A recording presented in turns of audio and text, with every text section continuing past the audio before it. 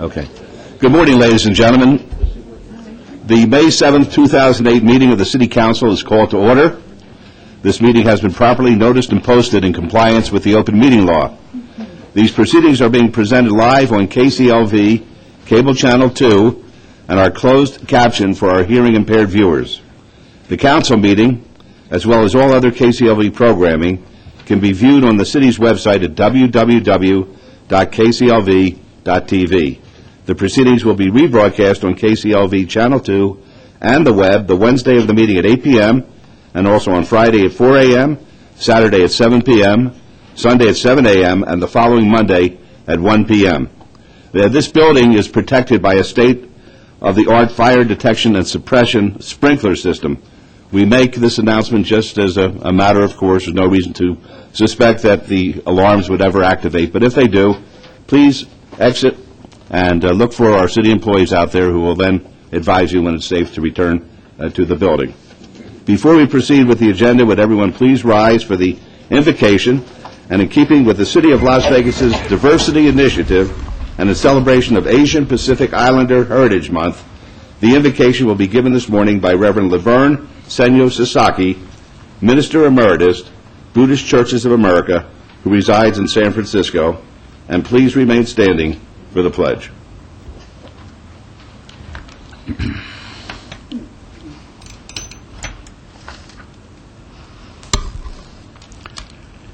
Thank you, Mayor Goodman and members of the Las Vegas City Council. It is again my distinct honor and privilege to deliver this invocation. The Buddhist religion has been and still is a major influence on the Pacific Asian cultural heritage. It is even bigger than Asia. Its global influence is such that the great British historian Honor Toynbee stated these startling words. He was asked the question, what is the most significant event of the 20th century? He said, it is not the world wars, not nuclear fission, not the computer, but the coming of Buddhism to the West. I therefore share with you these words of Buddhist wisdom and compassion called metta, which can hopefully bring true peace in the community, nation, and the world. First, with a sound, the wordless sound of a bell.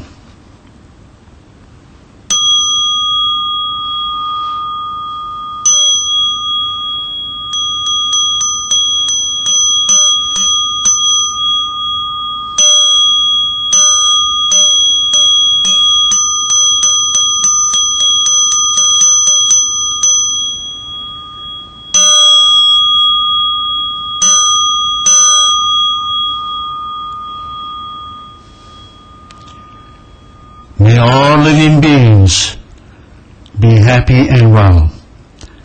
May no harm or difficulties come to them.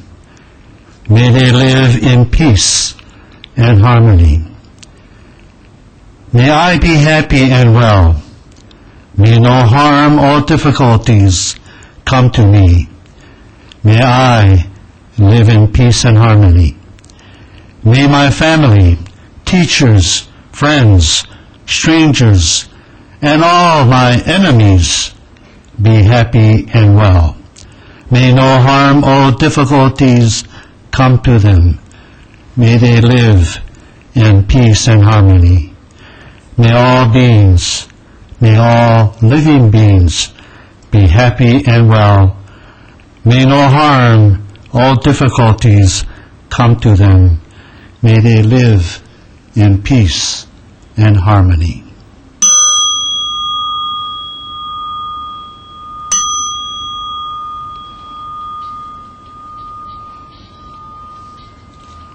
Thank you.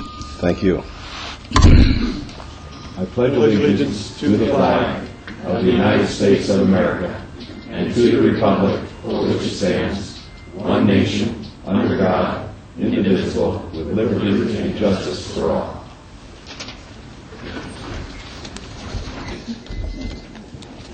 That's cool.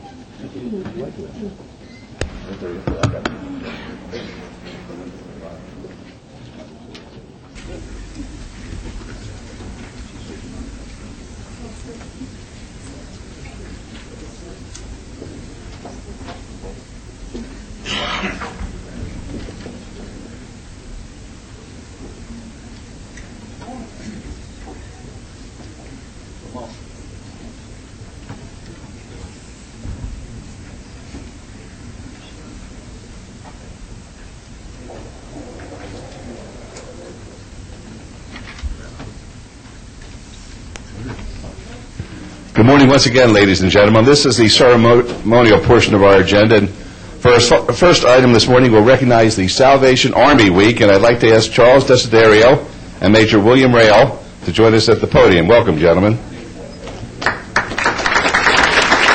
Charlie, how are you? Major, how are you? Nice seeing you. Thank you. The Salvation Army has been serving Southern Nevada since 1945, and since then, the agency has grown to provide a range of services to our community. Today, the organization provides nearly $20 million in program services to Clark County and has hundreds of officers, employees, and volunteers to do the work. The organization is an invaluable resource to both individuals and families in need, providing vocational training, lodging and meals for the needy, addiction treatment, chapel services, senior services, and after-school programs.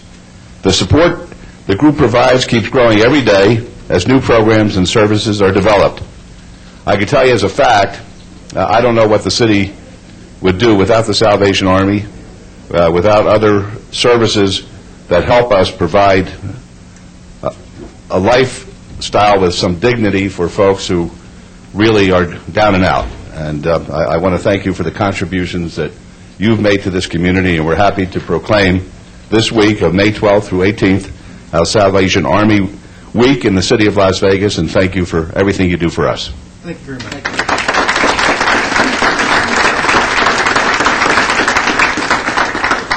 On behalf of the Salvation Army, it's my pleasure to accept this proclamation and to say that no government or no nonprofit agency can do all the work on its own strengths and resources. We have a great partnership with the city of Las Vegas, a great relationship with the city in terms of providing resources and hope for those who really need help.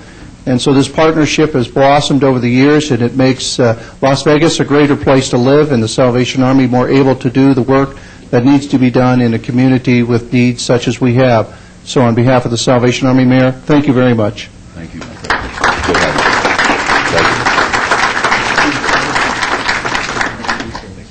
Thank you. It's always good seeing you, my friend. For our next item, we'd like to recognize May as Historic Preservation Month, and I turn to the maven of historic preservation, Bob Stodall. I don't know whether maven could be used in the masculine as well as in the feminine, but it's a non-gendered meeting for me, and Bob is the chairman of the Historic Preservation Commission, and I asked him to be here to accept this proclamation. It's important to celebrate the role of history in our lives and contributions made by dedicated individuals in helping to preserve the heritage that shaped this wonderful community in which we live. This year's theme is This Place Matters, and Las Vegas couldn't be the place it is today without the help of many individuals and organizations within our community who are dedicated to making historic preservation a reality. And I'd like to ask the following folks to please join us up here at the podium. We have three groups that we're recognizing for their outstanding support and advocacy for their efforts in advancing education and appreciation of historic preservation. The first is Preserve Nevada, represented today by former Senator Richard Bryan. Dick, where are you? Come on up, please.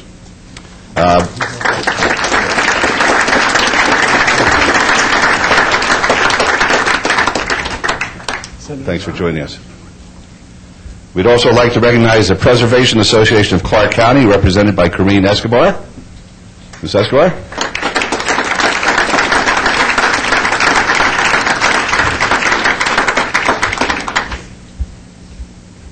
Thanks for joining us. And finally, the Atomic Age Alliance, represented by Mary Margaret Stratton. Ms. Stratton?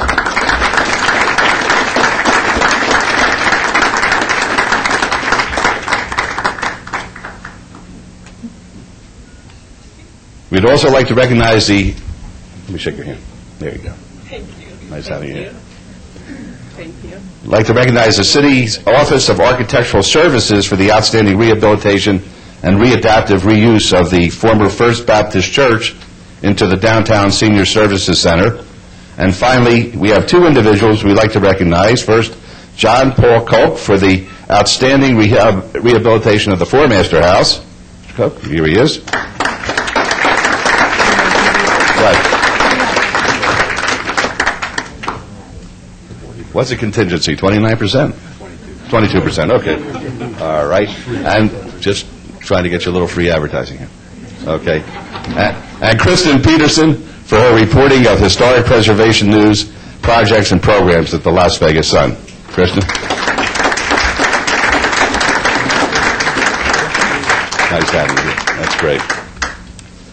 And we're going to proclaim today, May 2008, as National Historic Preservation Month, and urge all the citizens to join us in recognizing and participating in this very special observance. Just as an aside, before I turn the mic over to Bob Stodahl, the city really is dedicated to historic preservation. We have several projects of which we're very proud. Of course, you heard about the Baptist Church reconversion, and that's a wonderful facility. We've done whatever we can with the old Las Vegas High School, which is a magnificent building. We've taken the post office right down the street, the U.S. Post Office and Courthouse. We're making that into a museum, and we are in the process of just finishing off a wonderful, wonderful renovation of the Fifth Street Elementary School, which will be an intellectual marketplace and cultural activities in our downtown here. So we are committed, but we couldn't do it without the leadership and the cooperation of all of you folks who help us attain the goals and our vision. Bob? Mayor, Council, thank you for your support of all the things that the mayor just outlined, which was going to be my outline, but you just took it away from me again. I would like to recognize Clay T. White. She is a member of the city's Historic Preservation Commission. She's with the Oral History Program at UNLV. But really, the thanks goes to the groups that are up here, from Preserve Nevada to PAC, to the Alliance, and to the City of Las Vegas. Simply thank you very much, Mayor and Council, for all the work that you're doing, and look forward to the Fifth Street Grammar School. That is going to be a wonderful site. Thank you. Thank you. Thank you all of you. Thank you very much. Thank you very much. Thanks for joining us here today. Tom Page Alliance would like to present you with this here. Can I drink it? You can look at it and Oh. think about it. Okay, thank you. This from the Atomic Age Alliance, and a gift, and I will share it with my council. I just wanted to know whether I can imbibe, but considering the source, I think I'm going to pass. Okay, that's it. A cocktail culture is right. Okay, for our next two items, Councilman Brown will recognize National Law Enforcement Week and then Asian Pacific Islander Month. Councilman. Thank you, Mayor. If I could ask Sheriff Gillespie to join me, podium.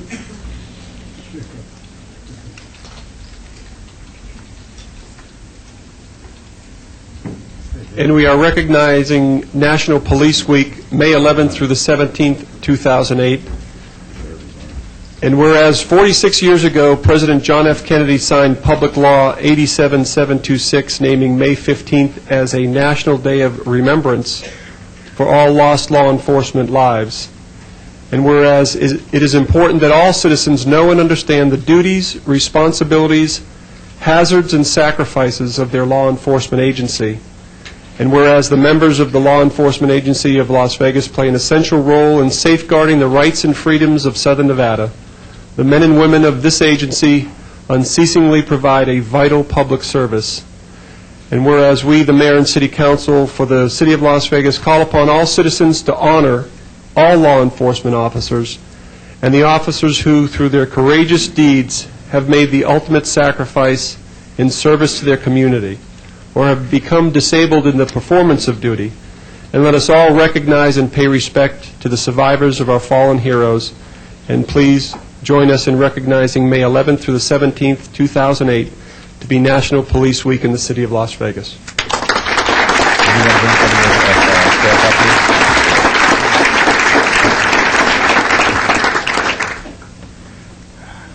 Council, Mayor, on behalf of all law enforcement in Southern Nevada, I accept this proclamation. And I can tell you, we are very fortunate here in Southern Nevada that we have the support from our elected officials to perform the difficult tasks that many of these men and women out here in uniform have to perform each and every day. And this is a difficult month for many of us because it's a time when we pay tribute to those that have made the ultimate sacrifice in our profession. But it's also a time for us to reflect on the positive work that we do.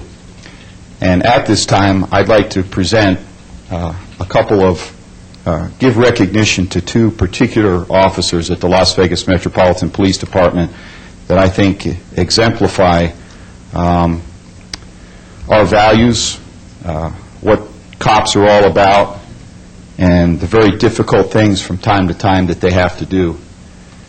And because bullets went a little bit left or right or not necessarily where they were intended, these two particular officers are with us today, and we're not honoring their memory. So I felt it very fitting that we give them that recognition today. The first officer that I'd like to step forward is Dale Jones.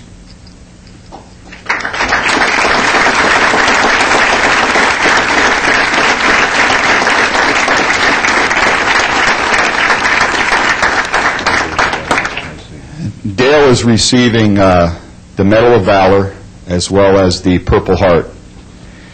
And he and the officer that will be coming up after him, this is in regards to the same event. But I'll read the Medal of Valor citation. On February 26, 2007, Officer Dale Jones responded to a fight call with other officers from the Southwest Area Command. Details were broadcast that the suspect abandoned his vehicle and fled into the backyard of a residence. Upon receiving consent from the owner, officers began to search for the suspect, who was believed to be armed. Officer Jones, while trying to ascertain the identity of the suspect, heard Officer Laura call out, "Let me see your hands." He then heard sounds of gunfire being exchanged. Officer Jones drew his weapon and ran to the hallway door, where he heard his fellow officer go down to the floor, stating he had been hit. The officer leaned into the bathroom to get a shot at the suspect and was struck in the face and hand by rounds from the suspect's weapon. Officer Jones, hearing his fellow officer crying out in pain, fired through the locked door in an attempt to subdue the subject and prevent additional rounds from striking Officer Laura. Once the subject was incapacitated, Officer Jones, ignoring his own injuries, provided first aid to stabilize Officer Laura. Officer Jones performed an extraordinary act of heroism which extended above and beyond the normal call of duty, and performed at great risk to his own safety to ensure the safety of his fellow officers. Therefore, this certificate is presented in recognition of valorous conduct to Officer Dale C. Jones.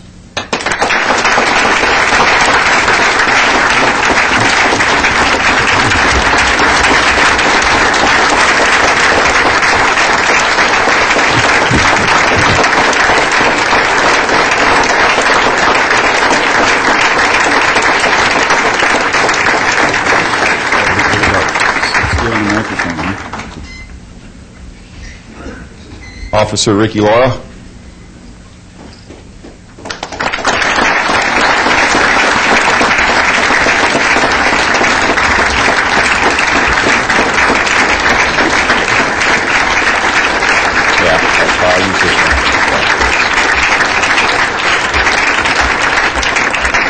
You got to stay up here.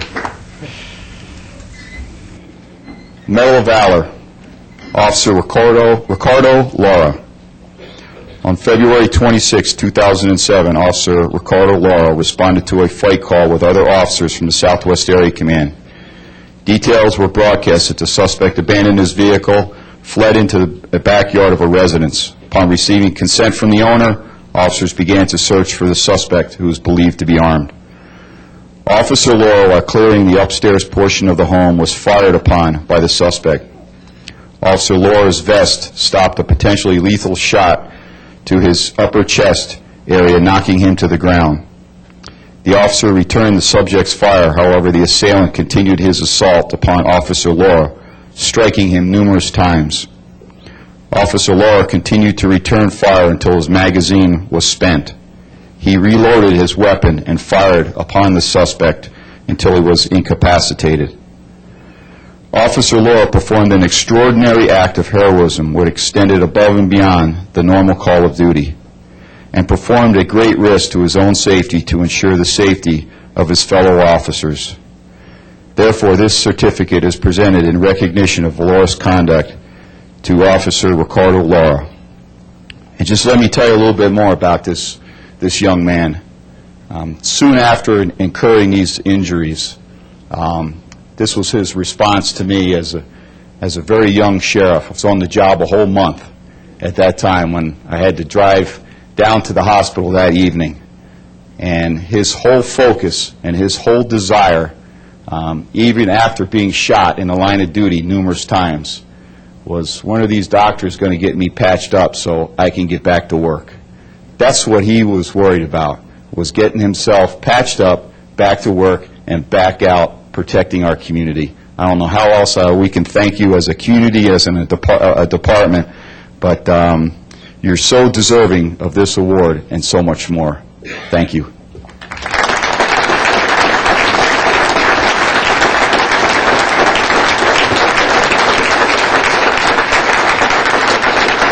That's yours in here as well as Dale's. Okay.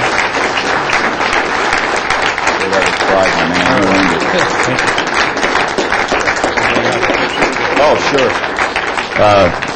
Ricky, Ricardo, Dale, would you come on up and get some pictures with the mayor and council? You stick around when you do this endoscopy thing.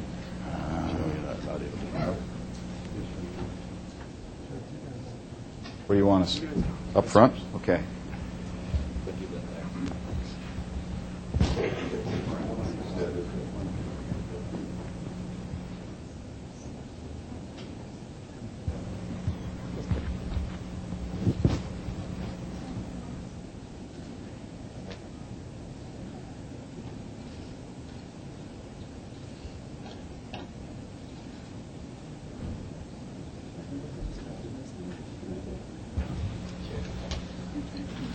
Thank you, Sheriff.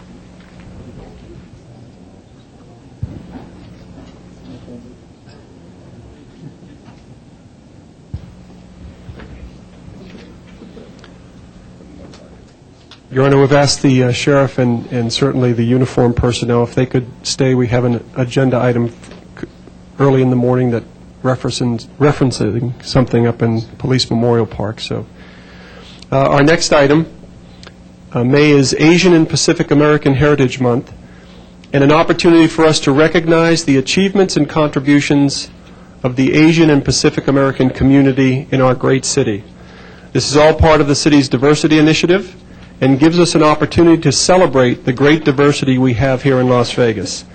And first off, I'd like to once again thank Ramon Torres for all the great work he does on behalf of the city in our many, many diverse communities in Las Vegas. Also thank Reverend Sasaki for the kind invocation this morning. Many of you enjoyed the Tyco presentation in City Hall Plaza this morning as we kicked things off. And Ramon, I'm not sure if the performers are here or did they have to head back to school? Back to school, that's a good thing. That's a good thing. Today we're paying tribute to three organizations that support the Asian American community in Las Vegas. Asian Americans have played a significant role in the development of our community from the very beginning. One of the pioneer families of Las Vegas was the Tamiyasu family, who farmed this valley in the very early 1900s. And since then, our Asian Americans, both immigrants and native-born, have truly influenced the development of Las Vegas. This morning, we'd like to recognize a few individuals that have contributed greatly in the past and continue today to influence Las Vegas. For that, I'd like to call up the following: Miss Kathleen Blakely, the president of the Japan America Society of Nevada.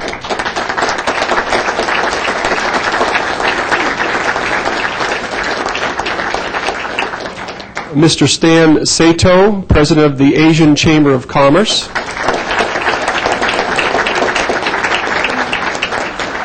and Mr. John Fukuda, the President of the Asian Real Estate Agents Association. Nice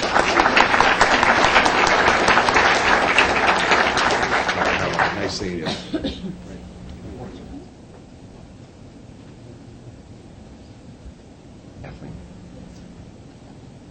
Well, thank you.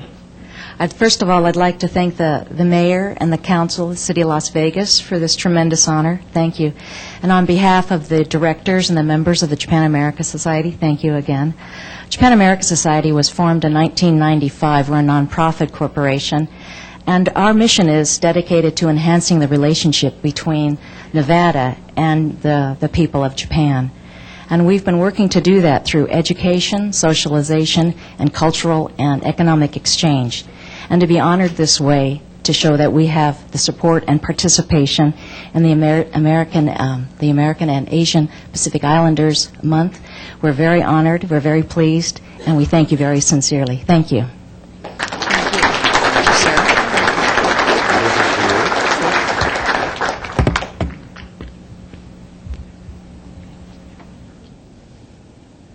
Mayor, Council, on behalf of the Asian Chamber of Commerce, our Board of Directors, and our members, we want to thank you so much for recognizing us today here.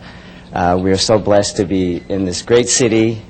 You're the greatest mayor that we could ever hope for, and so we thank you for all that you guys do that allows us to just be in this city with such great members, great membership. There's a couple of people that are with me today that I'd like to recognize, if I could, that are a vibrant part of our chamber and the community, the Asian American community. First off, Dr. Eleanor Chow, if I could have you stand, please. Thank you.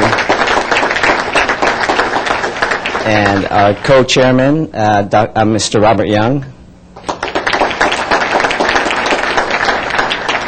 And our Director of Operations, Betty Atkins, please say hi. And our Office Manager, Sue Ryu. Thank you. But again, on behalf of the Asian Chamber of Commerce, thank you so much for letting us do what we do, and to especially you guys out there, Metropolitan Police Force, thank you so much. Without you guys, we wouldn't be able to be here, so thank you so much for everything.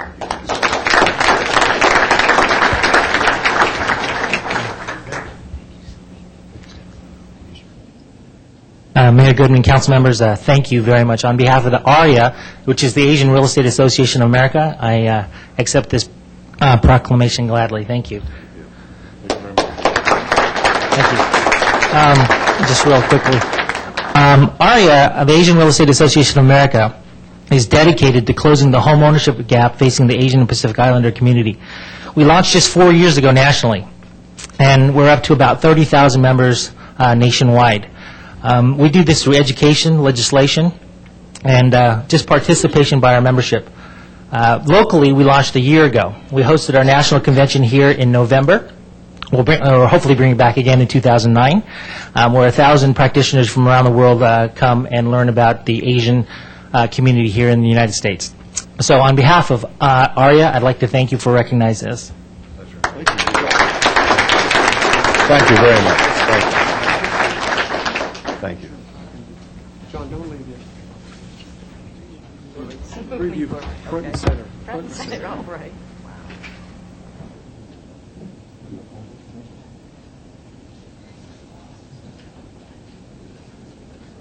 Thank you very much. Thank you so much. Thank you.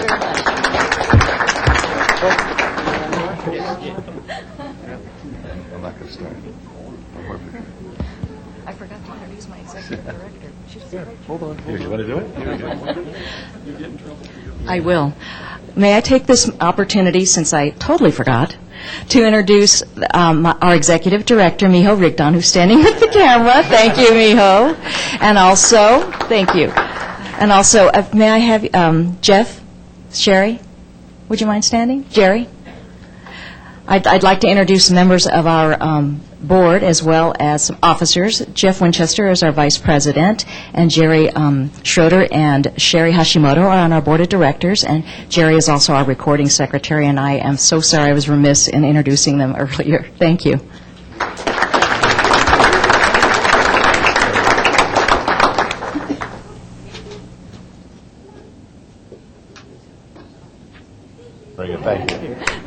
Thank you. And welcome, Councilwoman Schroeder.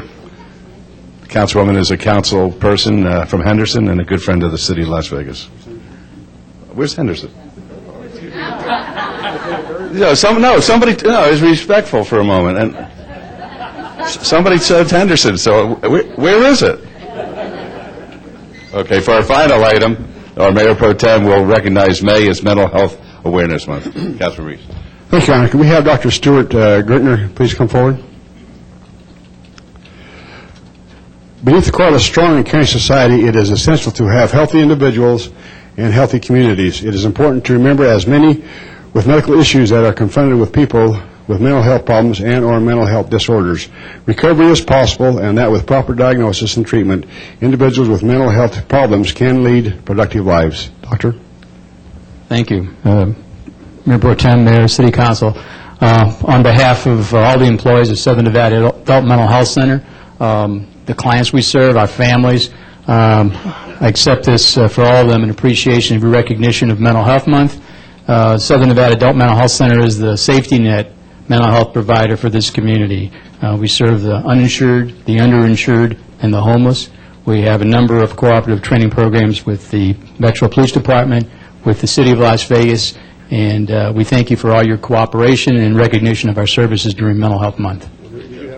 And there's a short video I think we bought which can say a lot more than I can about our services and clients.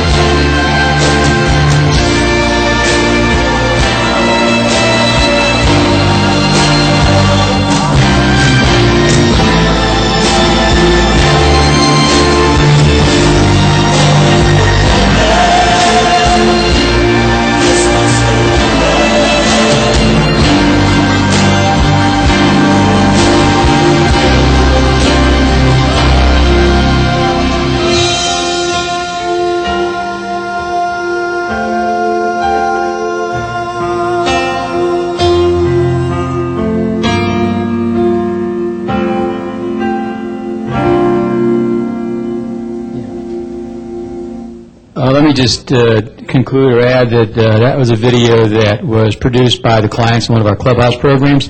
developed and produced by themselves, and it's another example of one of our psychosocial rehab programs that we have. Final word, I also want to again just thank Metro who's here today. A number of these officers I know personally, and we train them on a monthly basis with their crisis intervention program. They do a great job for this community and work hard. They're very responsive when we need them, and so I just want to put out a good word for them as well. Mayor, thank you. Thank you, Doctor. You did a great job. That's it. That's it. Okay. Oh. That's it.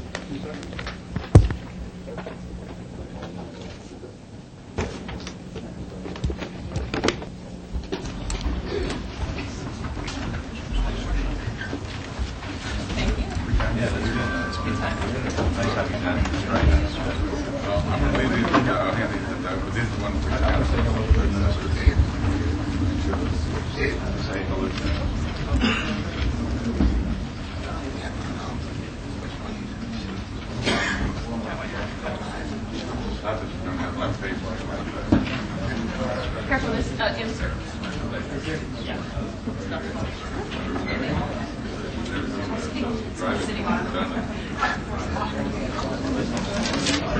Okay. Thank you. You and me in the back.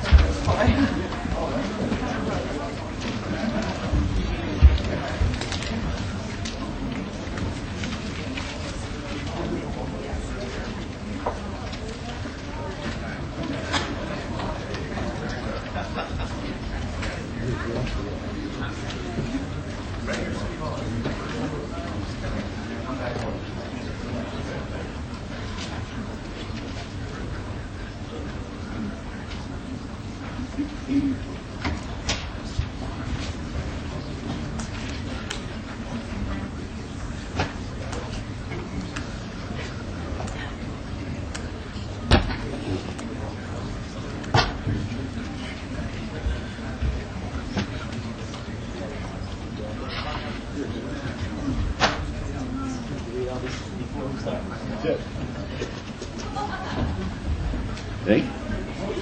You all right? Yep. Very nice. Not me.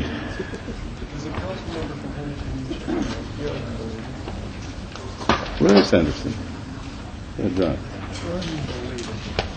Let's start. All right. Okay, item number 11. Any items from the morning session that the council, staff, and/or the applicant wish to be stricken or held in abeyance to a future meeting may be brought forward and acted upon at this time. Mayor Pro Tem. Thank you, Your Honor. We have item number 60 is termination of the Las Vegas Events Center request for proposal. Staff asks to strike. Item 61 is a work card appeal. Mark Sorrell. The Metro is asked to strike. And item 62, continued funding of Harrison, Camp, and Jones regarding arbitration by Asphalt Products Corporation. Councilman Reese requests that be held in advance until our 5/21/2008 meeting. Are there any items we need to bring forward at this time? Hearing any on honor, I make a motion to bring these items forward and take appropriate action, please. All right, thank you. Before we vote, I let the record reflect that I will be abstaining on item number 62 based on the fact that I have a partnership interest with one of the partners that's involved in that litigation, and I've been advised by the city attorney's office that that would be grounds for my abstention. So with that in mind, we'll vote. Let's vote. Opposed? Motion carries. Thank you. Item number 12, approval of the final minutes by reference of the regular City Council meeting of April 2, 2008, and the special City Council meetings of March 31st, 2008, and April 7th, 2008. Is there a motion to approve the minutes, please? Yes, Your Honor. No additions or deletions. I make a motion for approval of the minutes, please. Thank you. Let's vote, please. Opposed? Carries. Thank you. Items 13 through 54 are on the consent agenda. They're considered to be routine. They're recommended for approval by the departments and may be enacted in one motion. Are there any items that the council wish to bring forward at this point? Your Honor, Yes. if I could bring forward agenda item number 14. Number 14, all right. Any other items, please?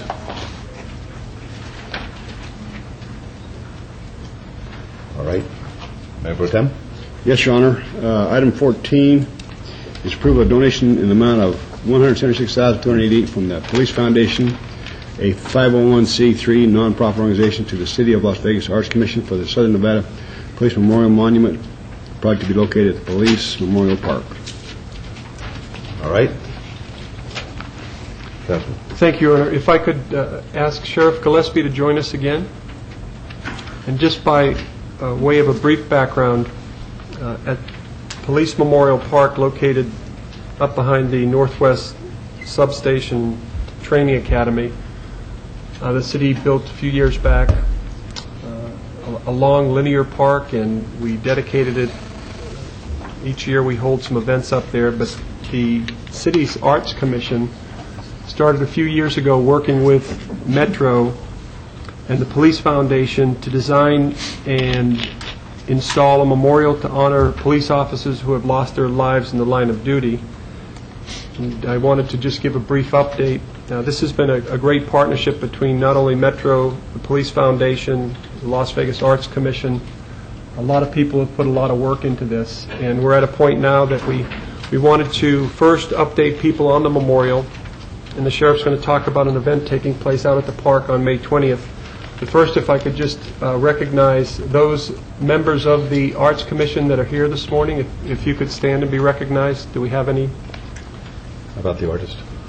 He's here. Right there. Adolfo. Oh. Give a wave. Thank you for the work you've done. Adolfo Gonzalez, the artist. Oh, Adolfo's back up. Okay. I can't see that far, Adolfo. And we're getting pretty close. Some of you remember we actually had a rendering of the memorial down here. And as it stands now, through public outreach and certainly work from the foundation, we've raised a significant portion of the funding. And now we're at a point where we're very close to fully funding it. I have asked the manager's office and Mr. Vincent in financing. The city, the respective wards have the residential construction tax, which by state law can be used for neighborhood parks and projects such as this. It's not only is the memorial going to be very significant for those that wear the uniform, but the park itself and certainly this memorial is going to become a significant amenity for those that just want to go out, stop, reflect, and we hope, we pray that there'll never be another name added to this memorial or to the Police Memorial Park. But the feedback we've received, not only from Metro, but certainly the citizens out there, that this is a special place, and the memorial is just going to make it that much more significant. And we would like to today certainly accept the funding that's before us, and the shortfall in the approximate amount of $60,000, we're going to direct the city to use the RCT funding to complete the project and accelerate the groundbreaking and move forward with this memorial. So Adolfo, thank you. Sheriff, thanks for your patience. And if you could, Sheriff, just comment about the event taking place on the 20th. Thank you, Councilman. Before I do that, I think it's only right that I, representing all of law enforcement here this morning in Southern Nevada before you, appreciate what it is that you've done, Councilman Brown individually, as well as you, council as a whole, and of course the mayor, his support. And not only this monument, but the park itself. You know, on the 20th of May this year at 9 a.m., we're going to honor those again that have made the ultimate sacrifice. When we do that, many of the families that lost those loved ones come. And it's a difficult time for them. I can only imagine the memories that it rekindles. And for them to see the outpouring of support, not only from law enforcement and the community, I think it goes a long way to continue to heal those memories. And this monument, which is actually a project, I believe, was started when Sheriff Keller was just finishing up his second term as sheriff, from a conceptual idea through Sheriff Young, and now I'm being afforded the opportunity to see it be completed. And it would not be completed without Councilman Brown and all of yours help, as well as many people in their little committees throughout the valley that have committed to this monument itself. But I want to thank you again for that, but more importantly, I want to encourage everybody that's sitting here today, everybody that's watching this in their homes, that if you have time on the 20th of May at 9 a.m., Police Memorial Park, it's up on the West Cheyenne, a little bit west of Hallipie, Metro Academy Way. When you hit that street, just turn right. You'll run right into the park. It's a great ceremony in honor of those, but more importantly, it sends that positive message to those family members that, lost a loved one. But thanks again. I really appreciate our partnership that we have with you folks. Thank you, Sheriff, and I'd like the record to reflect that May the 20th, in the morning hours, was the time scheduled for this council to review our budget responsibilities, and as a result of having the opportunity to attend and support what's going to be taking place, the staff has moved it to the afternoon, so we will be available to be there. Thank you. It's most appreciated. Thank you again, Sheriff, and thank you for those from Metro here. Just to clarify for the record, the donations, the public donations to date, have totaled $176,000. The Las Vegas Arts Commission has allocated an additional $50,000. We're going to make up that funding gap with the RCT funds. And again, Adolfo, your dream will come true shortly, so everyone's excited about it. Your Honor, with that, again, thank you, Sheriff. I would move for approval of agenda item number 14. Very good. Let's vote, please. Opposed? Motion carries. Thank you. All right.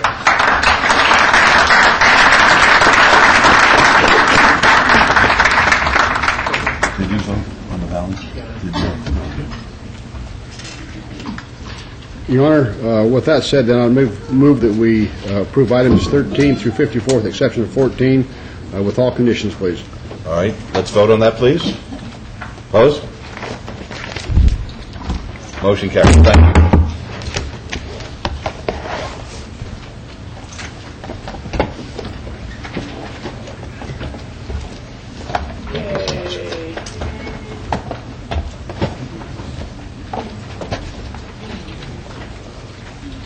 Item 55 is a public hearing to consider the report of expenses to recover costs for abatement of nuisance and assess civil penalties located at 7929 Aspect Way. The property owner is Shane Scott, and this is in Ward 4. It's a public hearing, which I now declare open. Mayor and Council, Devin Smith, Manager of Neighborhood Response.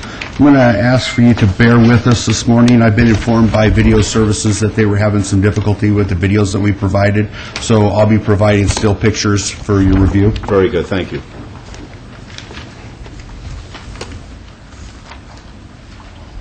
Take your time.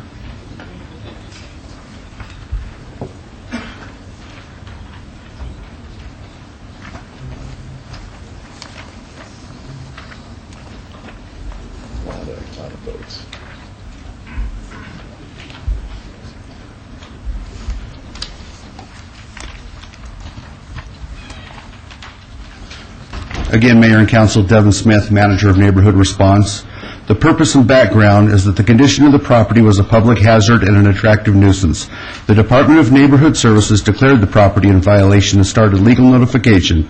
When no corrective action was taken nor an appeal filed, the Department of Neighborhood Services hired Trademark Builders to remove all high, dry, and dead vegetation. To date, there have been 9 inspections conducted at this location. The value of the property based on the sale date of September 2004 was $530,000. The recommendation that the City Council approve the report of expenses in the amount of $2,905.75 for the work completed by Trademark Builders. All right, thank you. Are there any questions of Mr. Smith? All right, folks, a public hearing. Would anyone like to be heard?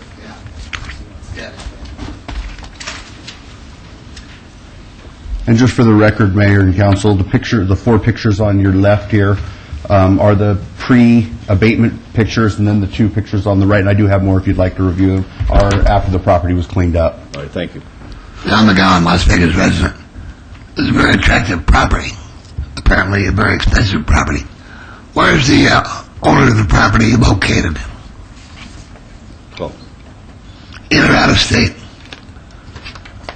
you could answer that question if you... While you're looking it up, what kind of a fine was imposed against this property owner? And if none, why not? Thank you. Thank you. Yes, on the public record when you get around to it. Any... Actually, the property owner, the last known address for this property was a Las Vegas address. Fair enough. The owner. Okay. Good morning. My name is Anthony Hardy, 123 Sir David.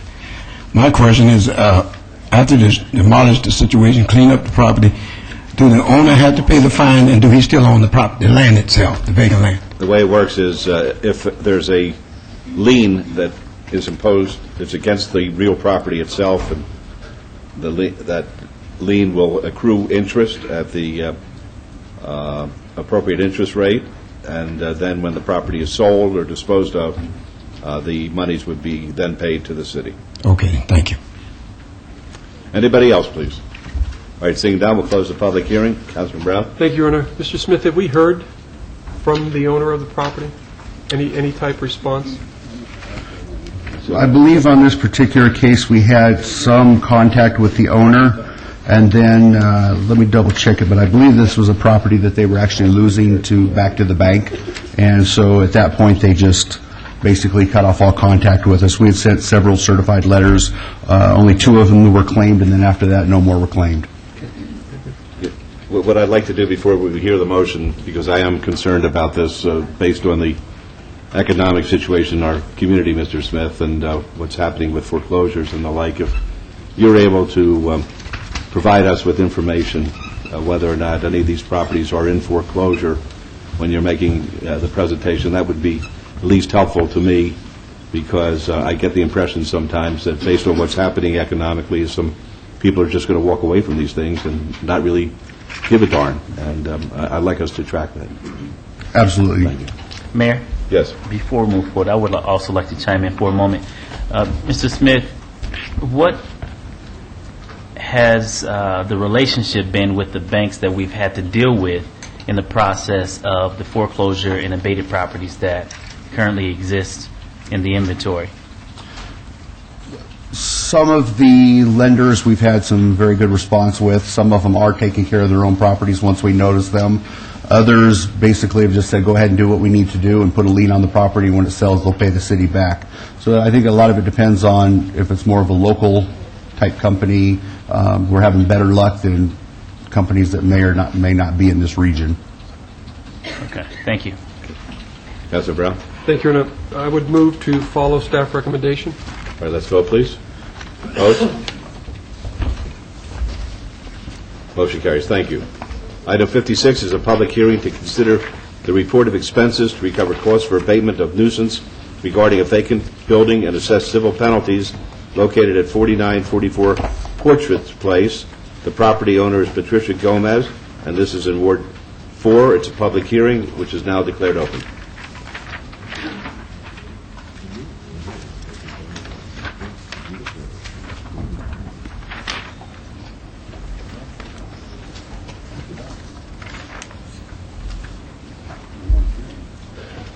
Same thing.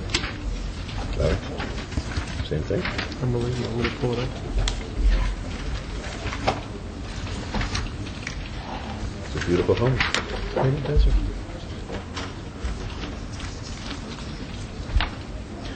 Again, Mayor and Council, Devin Smith, Manager of Neighborhood Response. The purpose and background is that the condition of this property was a public hazard and an attractive nuisance.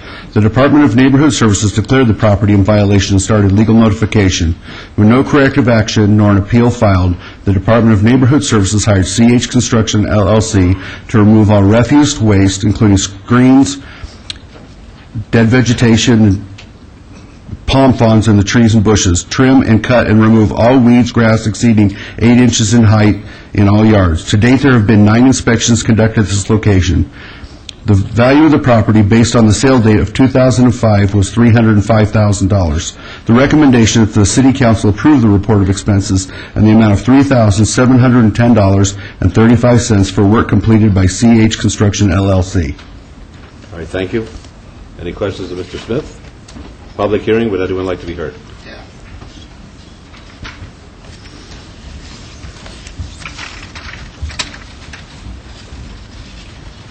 McGowan, Las Vegas resident. I commend Mr. Smith and his associates for the excellent work they're doing. It's very hard work. They've been doing it like that for quite a while. But I have a word of recommendation and respectfully advice to the City Council. Stop handling property owners with kid gloves. The only appropriate way to handle those property owners, all property owners, not just Gomez, but all of them, who are negligent, is zero tolerance. You need to put the fear of God into them, otherwise they'll just keep stepping on you and all residents of this city. We have a serious situation going on with foreclosures. There's a drastic need for an increase in funds to help those people who are dislocated or disrupted, particularly those with mental issues, increasing because of the home foreclosure issue. And so these routine situations like this, you need to handle with utmost dispatch, get them out of the way, so you can get on with the more important business of the City Council, which you swore an oath to of office to protect and defend the Constitution of the people of the City of Las Vegas. Thank you. Anybody else like to be heard? I don't want to waste your good, valuable time, but I just want to correct. The lady's name is Patricia Gomez, right? Okay, a lot of these people doesn't show up, although I know y'all do your leaning and cleaning up and charge the bill and so on, and as you say, we do have foreclosures and whatever. But I feel these people, I know you notify them, but they're astonishing me by not showing up themselves to even let you know what's going on or their condition, because maybe they can get some help sometime. But sometimes this property seems like these people abandon these properties and then put it in the hands of the city, have to clean up behind them, and then they just walk away. These are pretty frightening, even in good times. Thank you. Anybody else like to be heard? Mayor and Council, just for the record, this is an out-of-state property owner, and we do believe that this is a property that she is losing back to the bank. Well, it's a terrible shame because Councilman Brown pointed out to me that he located where these properties are situated, and it's a very beautiful, gated, exclusive, wonderful community, and it is mind-boggling that they would get into this kind of condition in that kind of an environment. It's mind-boggling. All right, Councilman, I'll close the public hearing. Thank you, Your Honor. I would move to follow staff recommendation.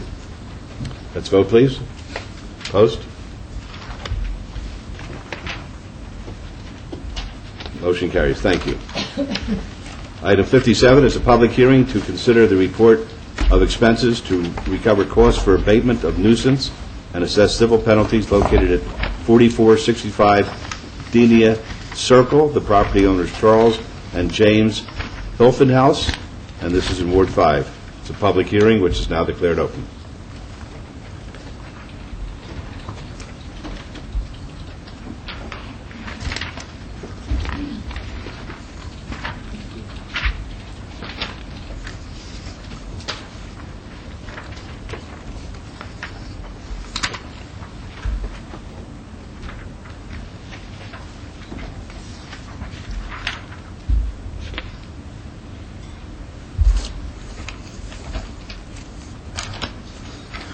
Again, Mayor and Council, Devin Smith, Manager of Neighborhood Response.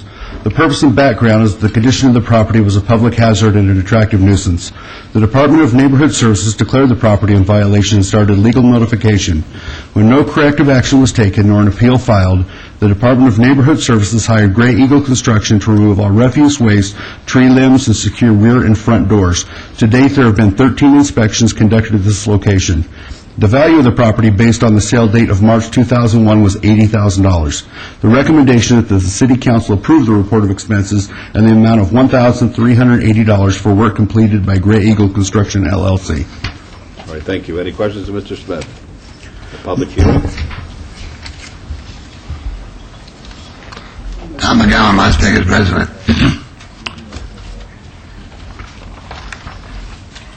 Can you hear me? Yes. Good. I couldn't hear you, but it's all right. Couldn't have been that important. I submit the same recommendation on this item as I submitted on item 56. Impartially and unbiased. Zero tolerance.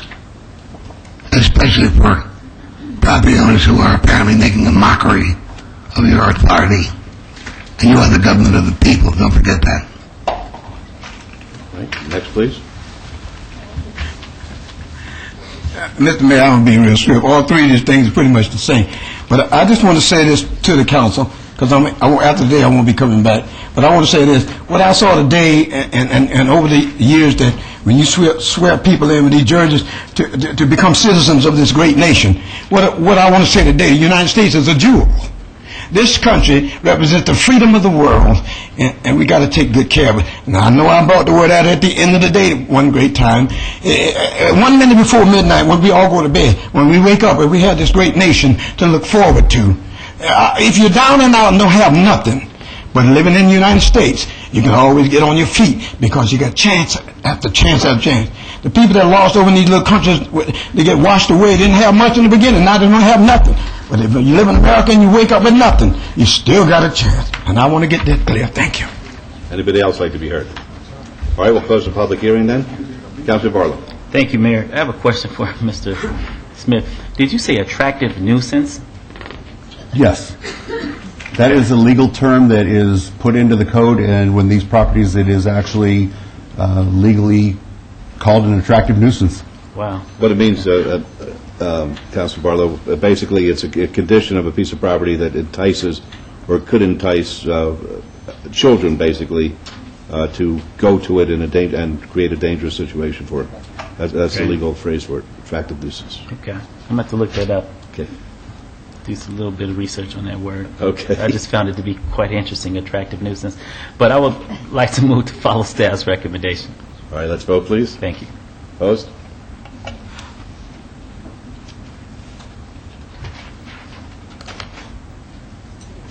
Okay, motion carries. Thank you. And just for the record, Mayor, Your Honor, that is another out-of-state property owner. All right, thank you.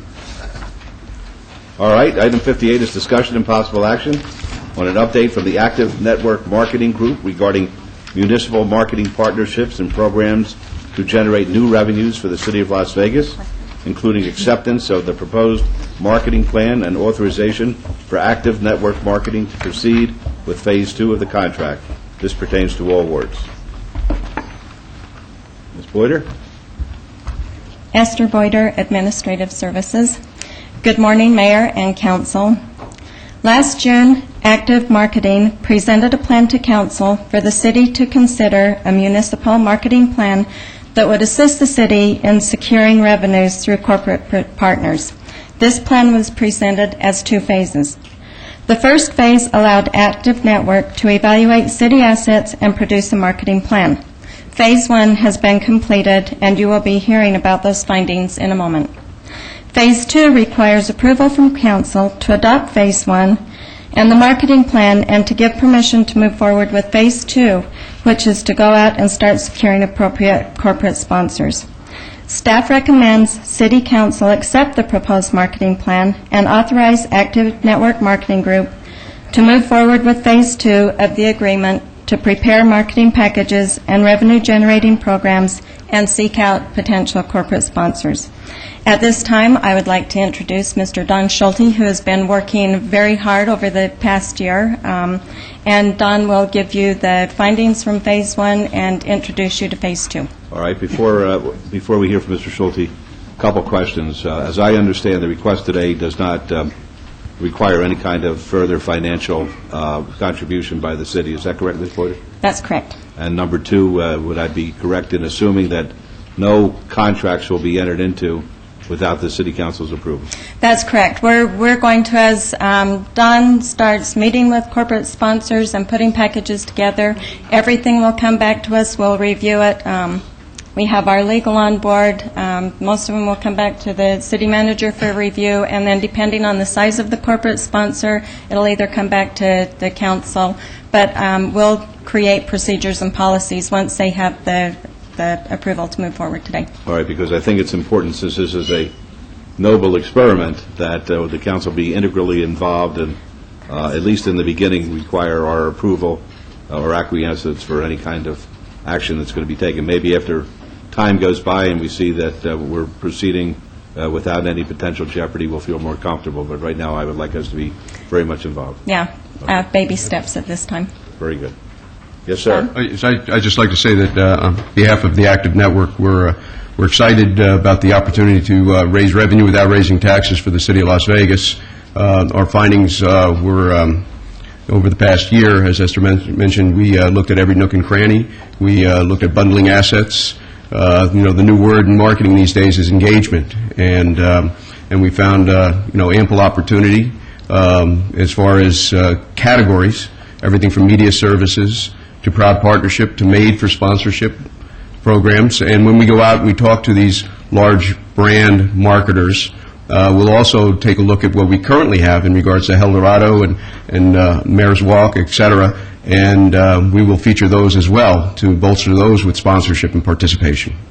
So, Very good. Are there any questions at this time? Councilman Ross? Thank you, Your Honor. I'm looking at your executive summary and the chart in the backup on that executive summary, and I'm looking at the third year estimated revenue. Can you speak to that chart for a minute in regards to the first year estimated revenue, second year, and third year? Yes. What exactly are you pointing at? That's pretty much compounded. Appendix A timeline, example of a sponsorship and marketing program plan timeline is what I'm looking at in the backup. Yes, the third year we would, again, these would shift and change based on opportunity and what comes up and, taking advantage of timing, of course. But we would add on to that banking and, again, affinity credit card is a possibility. And like I said, these could change, but that would be on top of the other programs that would have been going for 3 years and expanding, and hopefully at a rapid rate. And this is all, of course, potential and estimated. Yes, and as a matter of fact, these numbers are probably very low. And the reason I say they're very low now is because we just completed in another market one of these programs, and our findings were well surpassed what we anticipated. And we see, in valuing that market versus this market, greater opportunity here. So these numbers could actually double. And that's kind of what I'm getting at, because we have a unique market here. Clearly, and again, we're trying to be conservative to a large degree, and not overpromise. But now that we do have some results back, hard numbers, with I've shared with some of the people in another market, clearly these are low. And I was going to change them, but again, I wanted to speak to that, as a matter of fact. Well, you can put them down as conservative, and then we can be optimistic. Well, actually, even conservative, I would double these numbers right now, and I still would think that I'm conservative. Please do. And then I like what you said, Your Honor, about what he said about generating revenue without raising taxes, and that's beautiful, and that's the trail we need to go down. So, and again, another part that's probably important here is it's not just the revenue. In many cases, when we're working with these partners, if you will, these large brand marketers, they have other resources that we can bring in kind, where we can, spruce up parks. We can, they again are willing to do more than just write a check, and we're going to ask them, and that's what we have to do. We have to ask. Mm-hmm. No, that's great. That's so important to us at this time, particularly that you really push the envelope as hard as you can, because we have a wonderful asset. Our name is very important to us, and it's very valuable, and we might be able to make ourselves enough money where we can take care of other very needed projects in our community. Good. Yes. Any other comments or questions? Yes, sir. Yes, Councilor Wilson. Mr. Schulte, for the benefit of the folks that are watching at home, they don't have your package here. So could you just give us some examples of the types of partnerships that you envision bringing to the city? You don't necessarily have to name a particular business, but give us a couple of examples of what we're looking at. Well, it can be large or small. As far as creating a media services, we would call that, but that would be a digital network program that would be used. Yes, there would be advertising or brand marketing there, but there would also be used for Amber Alerts and for messaging and for promoting the city's assets. There could be. Break that down, though, Don. Break that. What does that mean? A partnership between us and whom? And what are we going to do? What are the people that are living in Las Vegas going to see as they're driving down the street or walking into a park? Break it down into simple terms. On the media services? Yes. There would actually be digital screens. Digital screens that would be here in the City Hall and also out in major areas or portals into the city. And that would be a messaging, could be a messaging unit as well. Okay. That's what they actually That's a big see. example. Give us a small example. A small example would be a dog park. If you look at dog parks, or even skate parks, but let's take the dog park, there's a lot of companies that have a keen interest in participating. Petco, there could be Ralston Purina. So what would the folks in Las Vegas see in a dog park? What they would see is actually some of the products that they have at Petco, or they would be actually to funding message boards, again, providing foods, providing discounts. And what the city would do is be able to bounce them back to that as a partner with Petco or PetSmart. They'd be able to bounce them back to the stores that are in this area, in the city of Las Vegas. So the beautification, there would be opportunity for exhibitions. Offset revenue that And an offset revenue you normally have to spend there. Maintenance. Mayor? Yes, Councilor Barlow. I have a question for you. Will this also include the opportunity for vehicles in some way as far as the City of Las Vegas fleet, such as what you see on the vans of the taxi cabs or the vehicles of the taxi cabs, an opportunity for the community to, whether it be wrap a vehicle or have some form of advertisement on the fleet, for example? There is an opportunity for that. Again, that's not to say that it's going to come back for approval, but when we go out, media services would be that category where there would be opportunity to wrap a bus, to wrap a building, or to even, we've done this in other cities where we actually just the tailgate signage, an opportunity to message as well with these brand marketers. And again, these brand marketers, they're not interested in getting the public angry at them. What they're trying to do is support and give back to the community. So they're very interested in messaging as well as clean up our city, go green, et cetera. And one final question. In our parks, I'll just say baseball, for example, you see in some of the Major League stadiums where they have advertisement throughout the stadium. Will we have an opportunity to do just that inside of our parks, inside of the diamonds, along the fence line, or on the backdrop in some form or fashion? How do you perceive that coming to life? We would look for continuity, and we would look to bundle these assets so as to a given park or ball field, we would like to put all the ball fields on the table, so that when we go to Brand X or Coca-Cola's or IBM or whoever it may be, that we ask them to write one check, and they only reach in their pocket once. So that's really what we're looking for, is a bundling, aggregation of all the ball fields, and then put it in an appropriate place at each ball field. Thank you. All right, thank you. Any other comments or questions? Yes, Councilor Brown. Thank you, Your Honor. To follow up with Councilman Barlow's comment, have we addressed in your first phase, or will we address in the next phase, some of the existing potential conflicts, like, for example, a Little League field or a soccer team? They, right now, are generating their own revenue for their respective leagues and teams. So, and I don't think that's unique to Las Vegas, so that's... No, it's not. And in fact, when we first started in Huntington Beach, California, one of the concerns with a beverage agreement was the fact that we were going to interfere with concessionaires. And so, again, we look to that as how can we support that as opposed to impact it. So we would work with them, and it is in the, Councilman, it is in the next phase, where we actually package, and with our policies and procedures, we identify what we really can and can't do, and we work hard with staff to make sure that that there are no hurdles that we have to jump. And this would be a question for perhaps Dr. Selby or Mark Vincent. Have we talked at all internally as far as the revenue stream? Would we anticipate this revenue stream going to the general fund? Would we set up some kind of dedicated target expense area, an enterprise fund? Have we gotten that far as...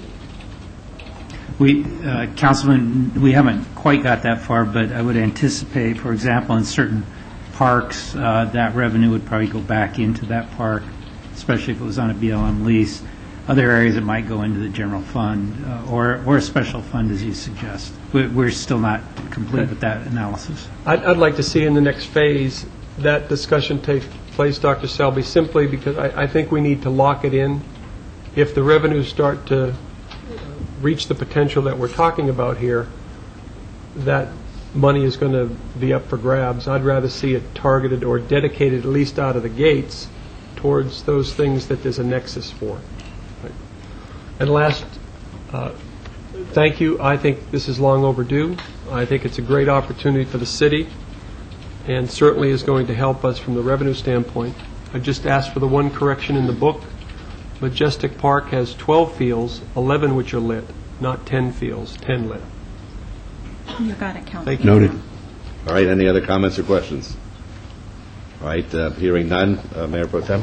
Yes, Your Honor. I would move to accept the report, the marketing plan, and authorize this group to go through to Phase 2 with all comments and requests in my motion, please. All right, thank you. That's a motion. Let's vote on that, please. Opposed? Motion carries. Thank you. Thank you very much. Thank you. Appreciate it.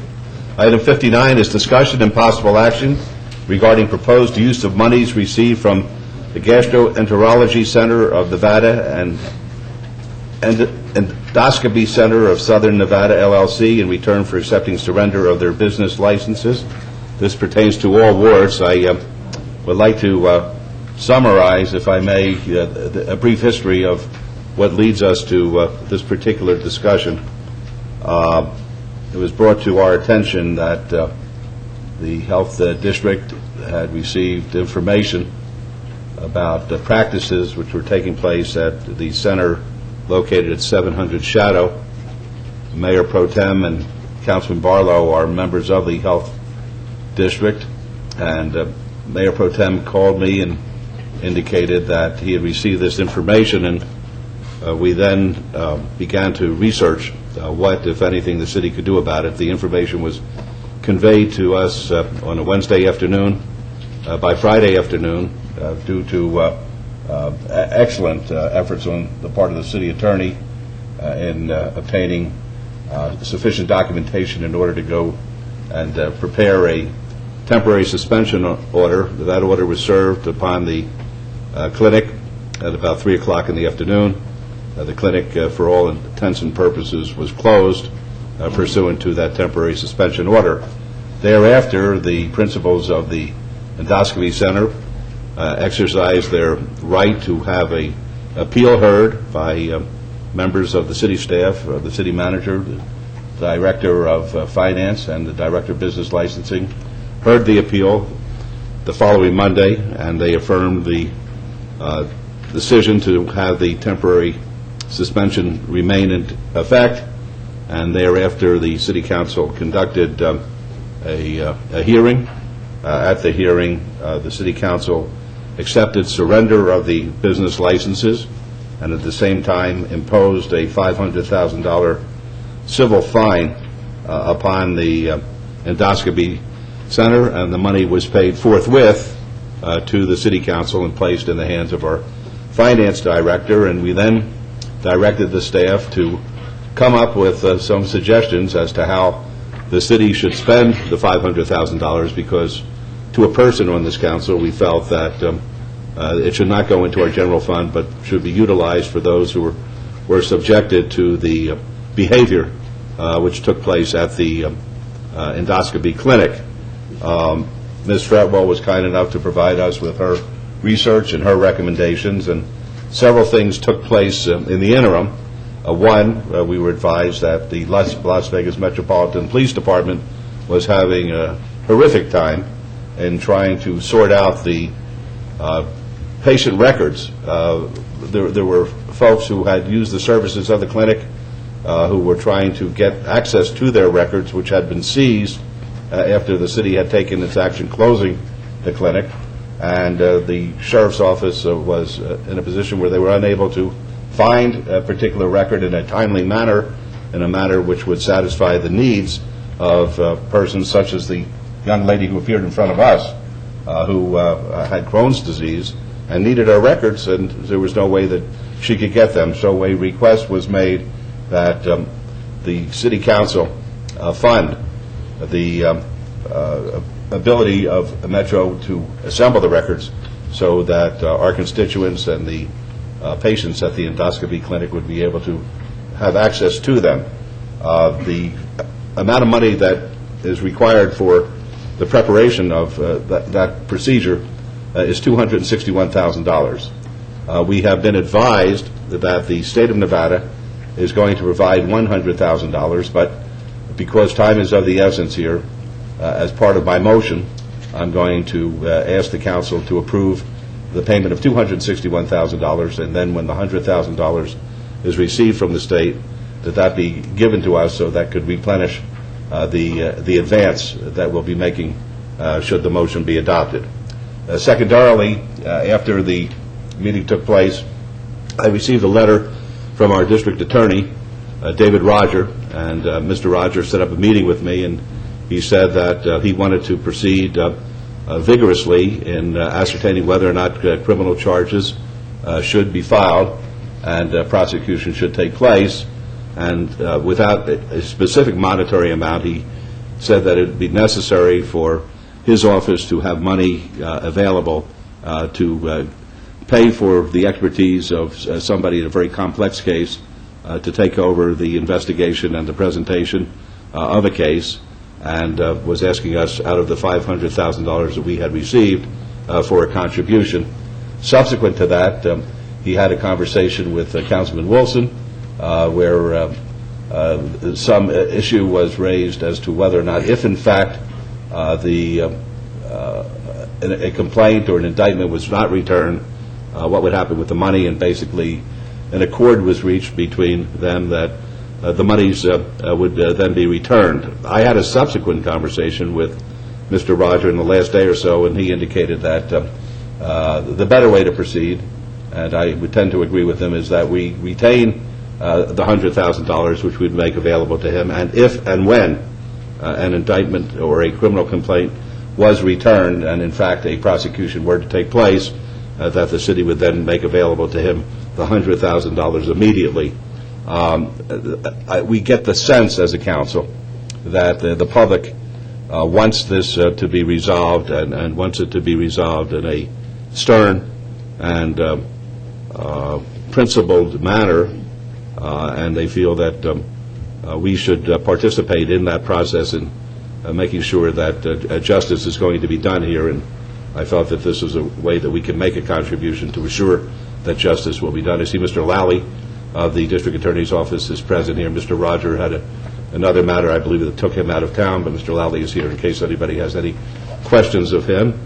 And the third area, and this was looked into with great detail by Ms. Fretwell, was the ability of Nevada Health Centers, Inc., a 501c3, to provide certain treatment, particularly of uninsured patients or underinsured patients who are directly linked to the Endoscopy Center of Nevada, who have contracted hepatitis C, and also were advised that hepatitis A and B vaccinations for active hepatitis C cases discovered, but not necessarily directly linked to the Endoscopy Center, could use funding, and also future testing of patients. So my motion is going to be, after we have input from the council, that the staff will be directed to issue a check for $261,000 to the Las Vegas Metropolitan Police Department to pay the folks who are going to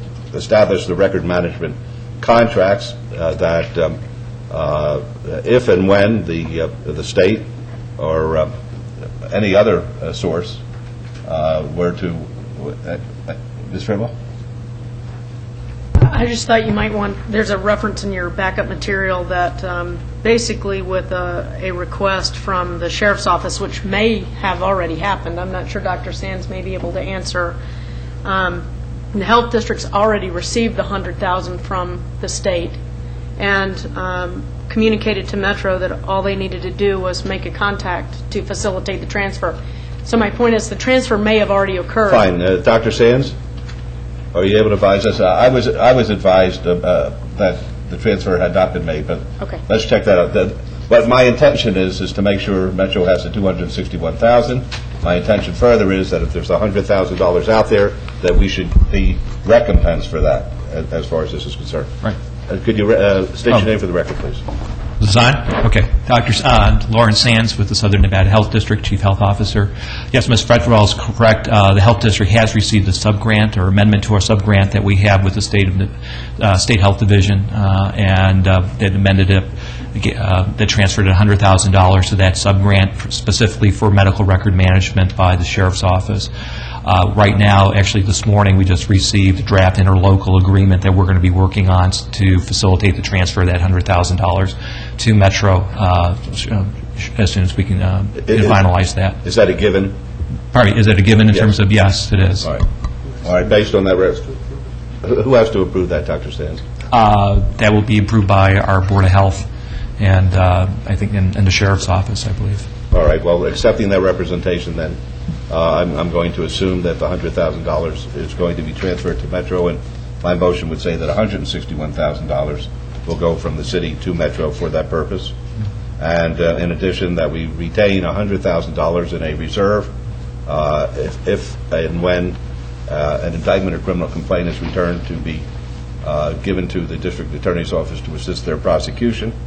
And further, the balance, which I believe would be $240,000, approximately $240,000, be used for treatment of uninsured or underinsured patients directly linked to the Endoscopy Center of Nevada who've contracted the hepatitis C, and that hepatitis A and B vaccinations be available for those who need them, and future testing of patients. In that particular order, I'm also going to make as part of my motion that this be brought back to us basically for a review and an accounting as to how the monies have been expended every 4 months.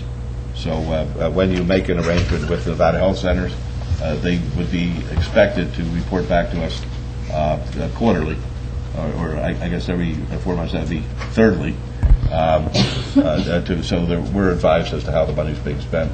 Same thing from the DA's office, that if in fact a complaint or an indictment is returned, that you would advise us of that, so we'll be able to tender to you the money immediately. And Dr. Sands, if you'd be kind enough to let us know when that interlocal is completed, that would put our mind to rest that we're all doing the right thing here.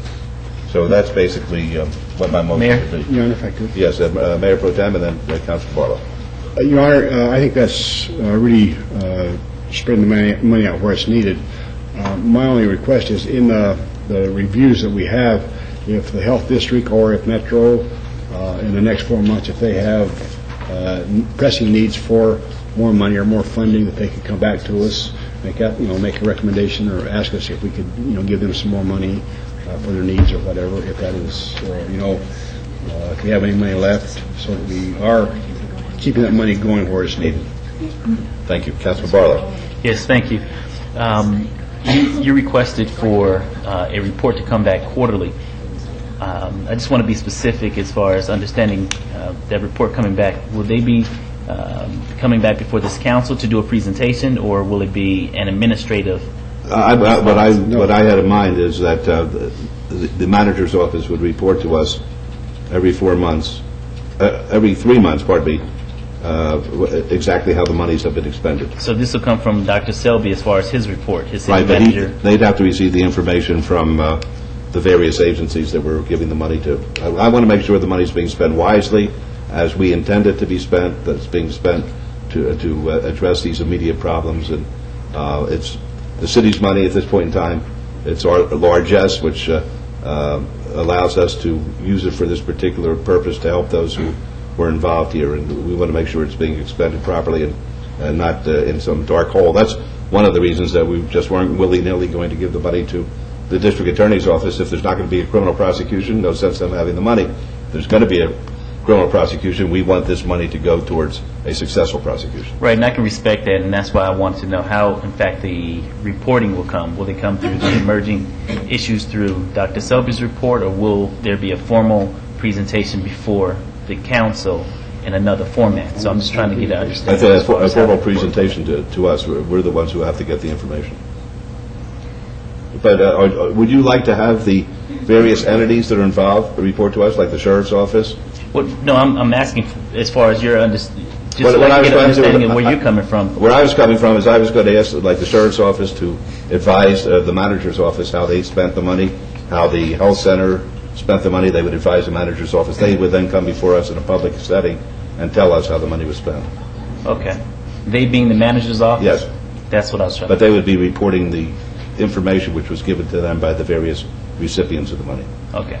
But if you ever, of course, if you'd like to have those recipients come before us, all we have to do is ask it. They'll be No, there. it's just a matter of clarification because I didn't understand as far as how that report will come back. Okay. So you just explained that, so I appreciate it. Thank you. Thank you. Mayor Goodman? Yes. Thank you. I'd like to likewise acknowledge and recognize and thank Chris Lawley for coming today. He's the Assistant District Attorney. Mr. Roger couldn't be here today.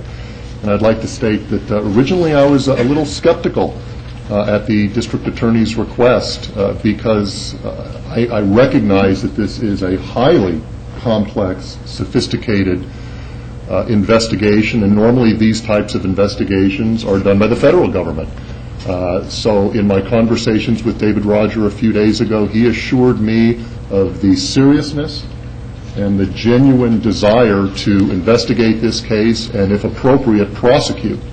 And I was very glad to hear that David Roger and Chris, you have that opinion and that desire, so you have my support for this motion, and I hope to see a prosecution if it's appropriate.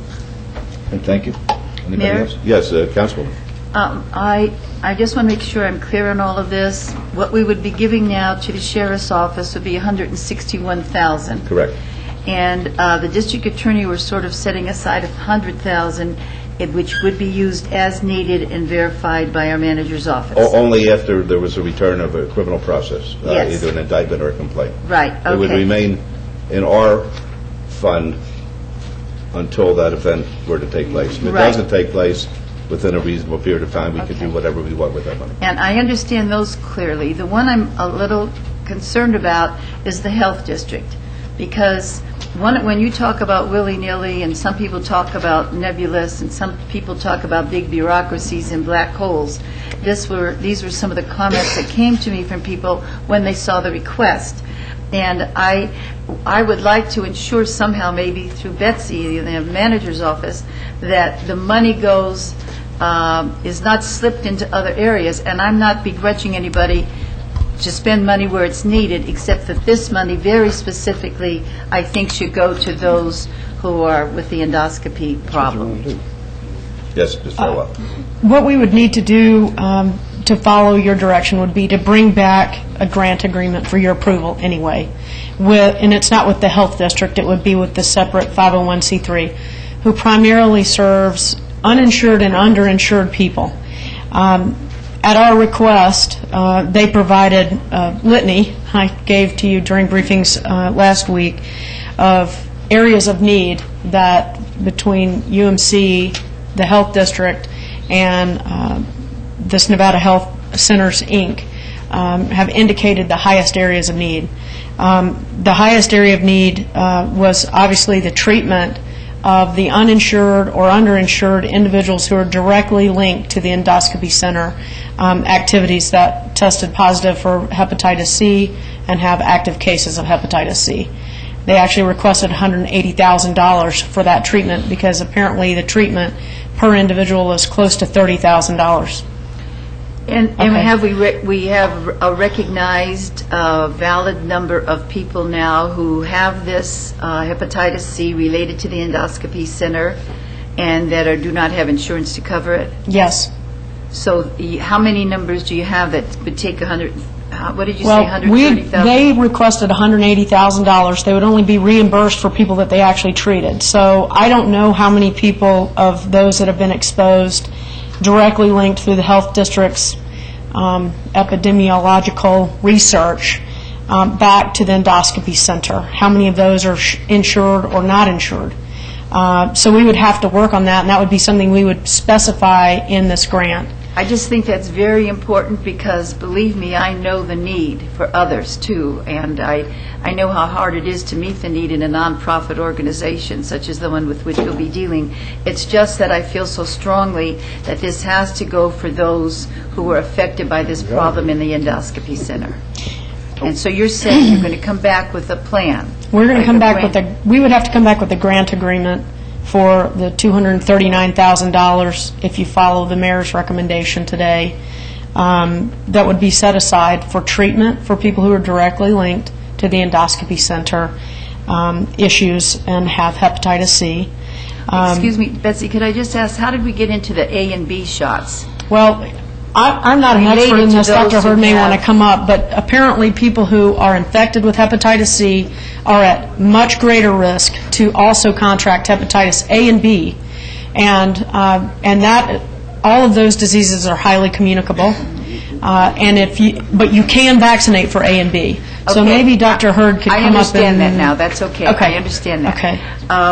But now you're talking about, in this grant, it would be $230,000? Is that what you said? $239 if you $239. transfer 161 to Metro. Okay, $239. I'm just wanting to know the number of those who have been identified. I mean, what is our number now? Is it 10? Is it 8? Right now, Dr. Sands with the Health District, for the record. Currently, we have confirmed 8 acute hepatitis C cases that are associated with these centers, 7 with the center on Shadow Lane and 1 at a center located in Burnham that we're, again, still waiting to get records so that we can confirm the details of that facilities before making a notification. And you're saying that if you have 8, it takes approximately $30,000 to treat each of those 8? It takes, well, again, somebody who has acute hepatitis C that may require antiviral treatment. It can cost up to $30,000 for an individual.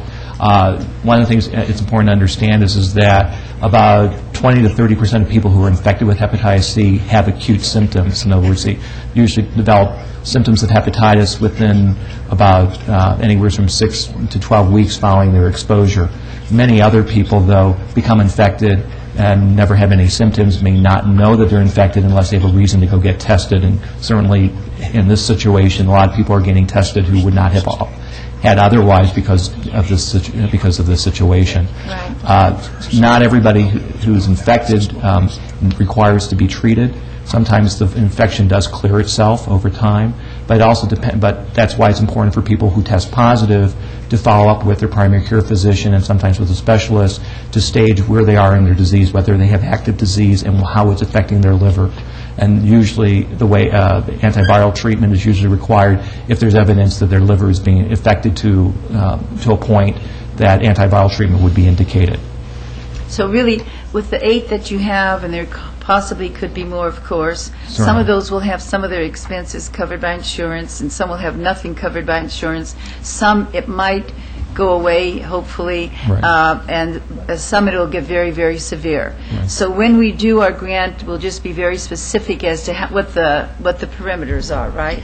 Absolutely. We need some time to work on this grant agreement, but if we knew the top of the range, then we can back into what can be delivered through the grant agreement to the community as far as health services. Then we can be a lot more specific about what qualifies, what doesn't, who's going to be providing it, et cetera, et cetera. And obviously, this would be something that would be done on a bill-back kind of basis. So we keep the funds, and then as qualifying claims come in, we would pay. And I think my questions have been answered for now, Betsy. I understand, and you're going to build this in a way that you have the parameters set, that we know specifically what's happening, because this is what people aren't understanding. They're, is it 8? Is it 17? Do you have it? Do you not have it? And who has insurance and who doesn't? And I know it's part of what medicine is about. You just don't know for sure. But if we have that set in a good framework, then that's fine. I just wanted to ask about that and make sure it's on the record. We're going to have a good framework. Yes, and Ms. Fredwell, you understand, we're not handing over a blank check. What we're doing is basically we're setting that money aside, and that's the grant will be paid as it's justified. Yes. Okay. Yes, Doctor. Please identify yourself. Dr. Carl Hurd, Chief Medical Officer and Interim CEO for Nevada Health Centers. I just want to add one other bit, or one other insight into this dilemma. The recommendation that I had made was really pursuant to a conversation that I had with Dr. Sands and also Mr. Eddy, who is in charge, Chief Administrator over outpatient services at UMC. What we're trying to do is look at the overall testing, how much testing has been done in this current circumstance. We received a grant from the Anthem Blue Cross Foundation to provide screening and testing free of charge for underinsured or uninsured patients. In that effort, we've screened about 700 patients and just under 1,000 patient visits because follow-up consultation and testing at Pursued. In our system alone, we've identified about 40 patients that are hepatitis C cases and are in the course of being referred to specialists for further evaluation and determination as to whether they're going to be qualified for treatment. We also identified about 8 hepatitis B cases as well. Again, that assessment is still underway with those patients. The reason I bring this up is because the patients that we're seeing, and as you can see within that one sampling, our incidence rate is about 5 or 6% within this particular population that we've screened. It's not going to be possible to trace each and every one of those to absolutely solidly back to the endoscopy center, although they presented as a result of having had a procedure done at that time, or there were sexual contacts or direct and immediate contacts of patients that had procedures at the endoscopy center. So there's really going to be 3 categories: patients that are probably infected as a result of the endoscopy center, patients that are probably not as a result of the endoscopy center exposure, and then there's going to be a fairly significant gray zone in that. And the recommendation I made was really one to trying to acknowledge that there is really no certainty in which patients are going to be absolutely traceable back to the endoscopy center. And as a result, I'd like to see the middle and first third considered in the approaches of this and future efforts that will come. And we appreciate that. And when the grant is being designed, that will be part of the discussion as to where you feel the greatest needs are. It's my personal feeling that there has to at least be a prima facie nexus to the endoscopy center in order for one to receive the benefit of these monies. And what I'll do is I'll work with staff, because I believe there are already GI doctors calling our company and saying we'd like to be able to pitch in. I think there's really been a consistent interest and support and assistance that the physicians and community would like to participate in the resolution of this. And what I'll do is work with them to make sure that there's a referral network available to support that effort. Very good. I think everybody understands what our intention is here. Our intention is threefold. Help the sheriff get these records together so the people will be able to get their records. Help the district attorney if there's a complaint or indictment returned to obtain a conviction or convictions. And third, to help those folks out there who have had a connection with the endoscopy clinic who have medical problems. And that's our intention. Good. Your Honor, if I could, I'm going to yield to Councilman Brown. He had a few comments, and I'm going to follow back to Councilman Brown and make those comments. Mayor, I support those 3 areas. I just need additional clarification. Just from some of the numbers in the backup, I mean, this is into the millions of dollars. We have $500,000. So absent this money, I think you've just indicated that there are other people, the insurance companies, other doctors stepping up. So my concern, if there is one, Your Honor, would be this is certainly found money. And I would, since we are not going to be able to solve, nor are we going to be able to address so many of the costs associated with what we're dealing with today, I'd really like to be focused. For instance, Metro. One piece of the documentation has a number down here as 491. Now, they've requested from us 261, which is now 161 with the additional grant. But if Metro now is going to have to fund additional monies from the Metro budget, that's the city's budget. That's 50% of the city's budget. So I want to have staff double check with that, as if we're going to end up paying out of the general fund, city's general fund, to supplement Metro's efforts, I'd like to balance that against that number. Then secondly, in support of the DA's request, I'd certainly want to ensure that if we're going to fund this or allow this $100,000 to be drawn down against, I would hope that there are other public agencies involved in supporting the DA. I wouldn't want the city to be the only one supporting that, and if we are going to support it, to make sure that that is a specific allocation, one time, and not some kind of obligation from the city for the ongoing, because this case, you'd know better, Your Honor, but it may not last 6 months, it may last 6 years. And if there's any kind of indication that we intend to fund this beyond that set amount, we can clarify that. And then the third, this is just overwhelming. And if we have $270,000, who makes the decision on how to best use that $270,000? And that could be gone in one patient or one day.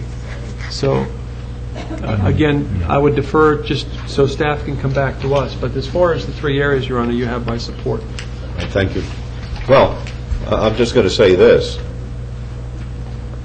I don't want to be critical of anybody else, but I haven't seen too many folks in this community and in this state step up. This council stepped up. I ask myself sometimes, what would happen if we didn't close them down? It might still be going on. I read in the newspaper, and you know me, I don't believe the newspapers, but I read the newspaper that apparently the medical board or people have jurisdiction over doctors that law enforcement wants to have access to their records, won't turn them over. I mean, sometimes Mr. Bumble said the law is an ass. And I think that's what we're seeing around here. People are saying they can't do this, they can't do that. I mean, that's the typical bureaucratic response to just about everything. I've often said that when I was actively practicing law, Mr. Lowry will back this up, where there was a fee, there was a remedy. And I'm asking everybody, as Councilman Brown said, stand up. You want to be ashamed of yourselves. It's outrageous that people haven't come forward who have jurisdiction over these matters and assert their position. As Mr. McGowan would say, that's their sworn oath. I'm calling for them to participate. And it falls on deaf ears. This is not our problem. This is the community's problem. I don't know whether the majority of the people who use the services at 700 Shadow were even Las Vegas constituents. Came from all over the valley. So step up. Mr. Mayor, I think as a council, we should go on record, either formally, if it doesn't have to be formally, to back up what you're saying here and urge, you're talking about people in the community. It's the government agencies, Right. the other entities. Where are they? I mean, a little bit seems to be coming in, and some type of address to the doctors that were involved. But where were they at the beginning, and where are they now? You would think they'd be coming through with more help. And I just want to I don't get to often say this, Mr. Mayor, but I really support you wholeheartedly with the greatest. Geez, I'm wondering whether I made a mistake there. But it's the truth. We don't know who these people are, and I'm so proud that our representatives, and I know it was Councilman Reese particularly, that day, and our attorneys, and everybody moved so quickly to help. And we were there. We're not the richest entity out here either. I just wanted to back that up if I could. I have a great opportunity to say how great I think the mayor and everybody else is in doing this. Thank you. But it's everybody with Your the Honor, city. if I could, I just want to put on record, from the Burnham location is in the county, and Metro has many of their files mixed in with Shadow Lanes. And just to let people know, these aren't alphabetical. They're not by names. They're by dates. So if you want to go in there and get your records, you got to know the exact date you went in there, or they're going to have to go through there like this, trying to find out where your records are at. It's going to be a monumental task for Metro to get in there and organize all these records. And they aren't just from the city. There's also some from the county. I think we made our position very, very clear. Yes, Ms. Frederick. Mayor, just to clarify, what we'll do is we'll probably end up bringing back 3 items: an interlocal agreement to transfer the money to Metro unless we can determine through the city attorney's office that we can do it without that. Second, we'll have some sort of interlocal agreement with the county that would specify any transfer of funds, as you indicated, Councilman Brown, to make sure we're paying for what we think we're paying for out of these funds. And then a grant agreement that we will begin working to negotiate with the Nevada Health Care Centers to try and aid in the treatment of people who have been exposed. And we'll do some additional research on any additional Metro costs, Councilman Brown, before we bring that interlocal back. All right. Did you want to be heard briefly? Just very briefly. Sorry. Thank you, doctors. Thank you, Mr. Mayor. I was a Tom McGowan, Las Vegas resident, and victim of the Deepak Desai miasma. I was going to ask you if you will allow public comment prior to council action on this item. I recommend that you do that. That's what you did. It doesn't change my course of action, however. I won't orate to you in deference to time and sensibilities, but I will submit my comments in writing. I recommend all of you promptly read this submission. It was submitted yesterday in entirety to the Legislative Council on Health Care. It will also be submitted to the Office of the Attorney General of the State of Nevada and the United States. There's far more to this issue than you have addressed so far. Not necessarily your fault for being perhaps misinformed or uninformed or a little tardy, but this issue goes back as far as 1975 at the beginning of the malpractice issue. So it's been about 33 years in the going, and it's going to go on a lot more. I recommend that you back up your announced position today with real action. First of all, how much does the county Board of Commissioners provide to the VA or anybody else? I believe he works for them. How much do they put up? What's the answer? 0? Well, I think they ought to put up the entire rest of the amount that's required. It may get up into many millions. And as a victim, I say this: we're not done talking. This may be the major topic from here on out. So those of you who may or may not be seeking re-election to this or any other office, it's a good idea to keep that in mind, that there are people in this city, not robots. All right. This really isn't for public. I understand, Mr. Mayor, but you gave me his crack, you got to give me mine. Okay. The truth is this. This is very big. It covers the state, the county. See, you're not in this by yourself. The citizens are in it. I mean, you open a big can of worms here. And what I'm trying to say, that all financial matters, it is just not the city's responsibility. You may have opened the gate, but the floodgate is open, and the people are not even stepping. 40,000 or whatever thousand victims, a lot of them people are not even stepping up. Well, you have something huge here. This is no game you're playing. This is serious. And like I said, I'm not coming back, but Oscar, I'm sorry, y'all open Chicago one, but it's not just your ballpark. This is huge. The state got to get in it. The county got to get in it. It might even hit the federal level. You got some heavy things going on here. You're talking about people's health. A lot of these people can make other people sick, and this thing can spread. You know what I'm saying? You're dealing with something heavy here. You open up something very big, and you should not take this battle on by yourself. This is heavy. It involves all of us. I'm going on down the little country road, but don't matter about me. But I'll pray for you later. Have a good day. All right. I'm hoping that Senator Reid, who I understand is attempting to get substantial funding, will be able to be successful. This is not a partisan issue. I hope that both sides of the aisle back there get off their duff and understand that we're trying to help everybody. They're not R's or they're not D's. They're people who were in the wrong place at the wrong time. All right, there's a motion. Let's vote on it. Post.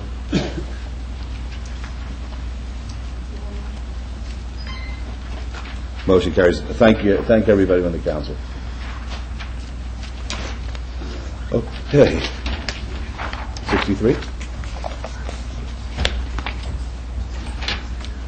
63, discussion and possible action regarding an increase in the monthly payment for animal sheltering services at the Animal Foundation located at 655 North Mojave, Las Vegas, Nevada, in Ward 3.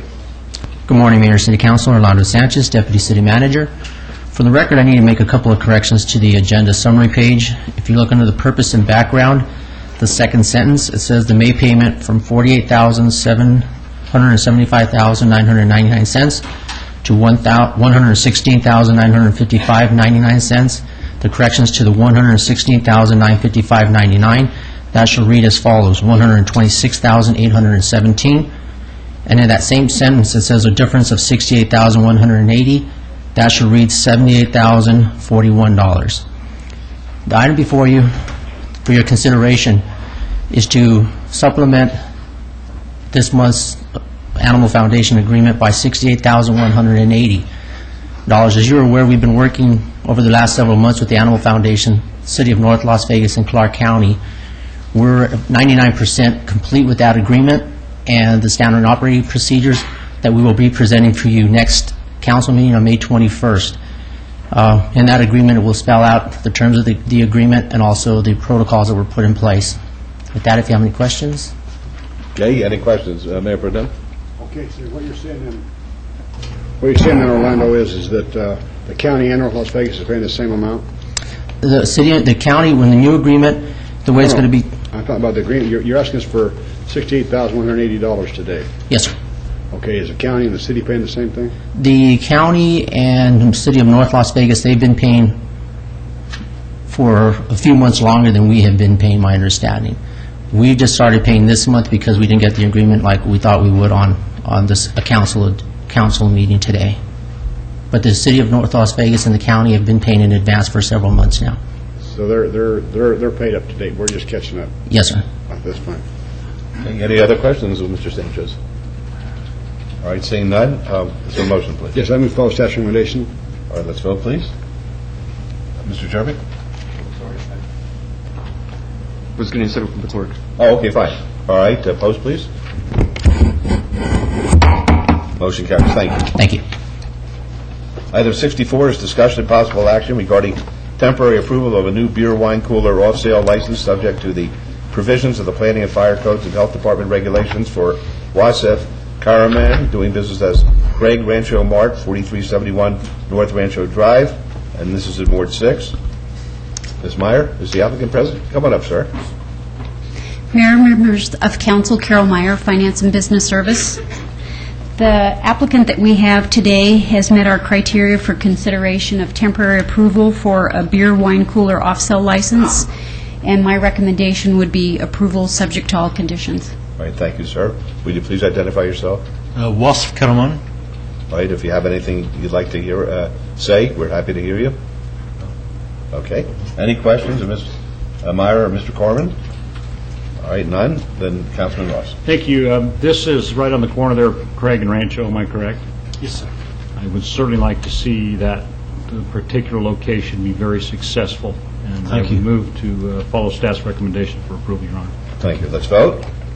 Post.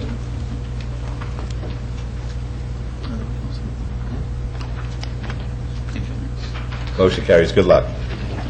Item 65 is discussion and possible action regarding temporary approval of change of ownership for a tavern license from Golf Enterprises, Inc. to EAGL LVGC Beverage, LLC, doing business as Las Vegas Golf Club at 4300 West Washington Avenue.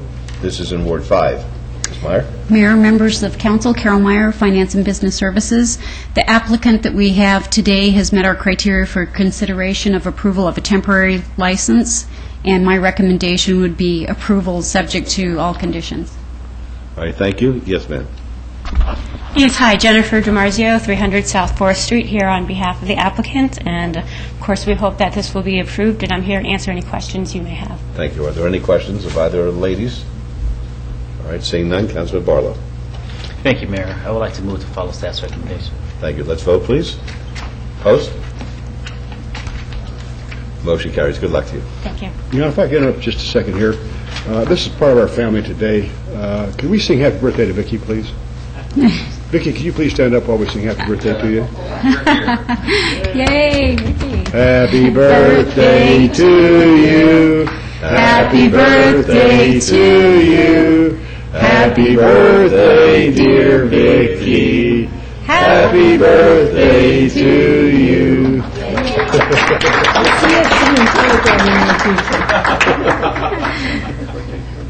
Yeah, right. Councilor Brown, after hearing that rendition, said, we better not give up our day job. Okay, happy birthday. Item 66 is discussion and possible action regarding a 6-month review on the suitability of Wendy Michelle Chor, key employee, Short Line Express, 500 South Decatur Boulevard in Ward 1. Ms. Meyer? Mayor and members of council, just to give you a brief history on where we're at today. Ms. Chor applied for a position of key employee with our office for the Short Line Express market last year, and part of that requires a background investigation by the Metropolitan Police Department. When we got the report back from the Metropolitan Police Department, it was unfavorable. I wrote a letter denying the application based upon her suitability. Ms. Chor appealed and was heard before council in November of last year, and she received support from her employer, and he submitted a letter in support, and Ms. Chor was granted the position with a 6-month review. So that's why where we're at today. It's her 6-month review. And I assume in those 6 months, everything's been just right.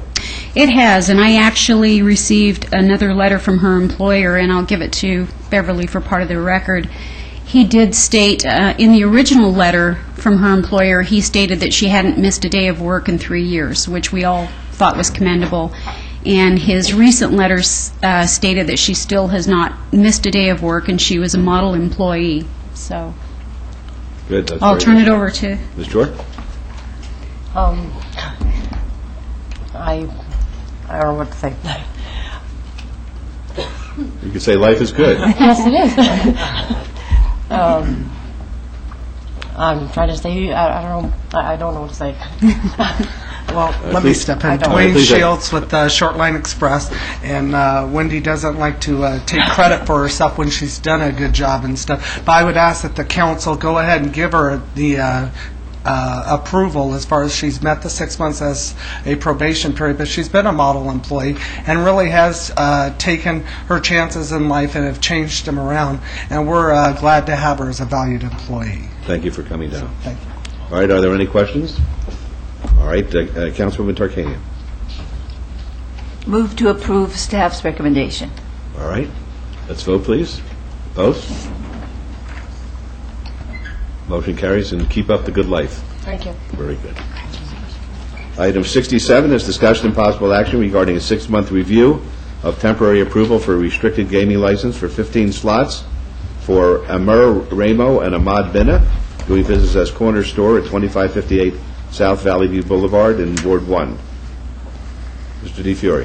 Mayor and members of the council, just a brief recap on where we're at today. This application that we're reviewing for the 6-month review is for the gaming license only.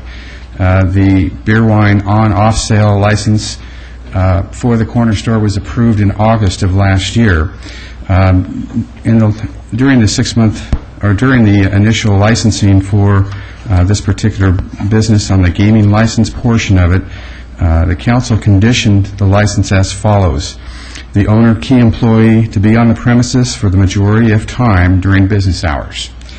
The outside payphone to be removed. Lighting will be installed in back of the building.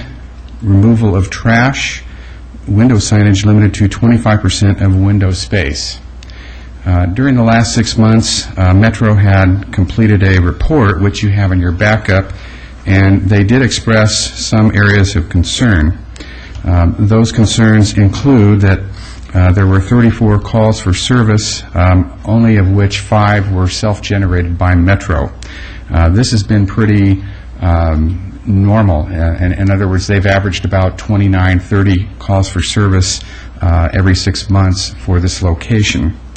The other concerns Metro has is that the residents of the Sunrise Garden facility, which is an apartment complex just south across the street from the Corner Store, Apparently, there are some seniors that go to the corner store to gamble, and while walking back across the street to the Sunrise Gardens, they have been attacked and/or robbed. Another concern that Metro has is during a site check that they conducted, that there were a group of individuals that were outside smoking, and the store has been providing with to their customers a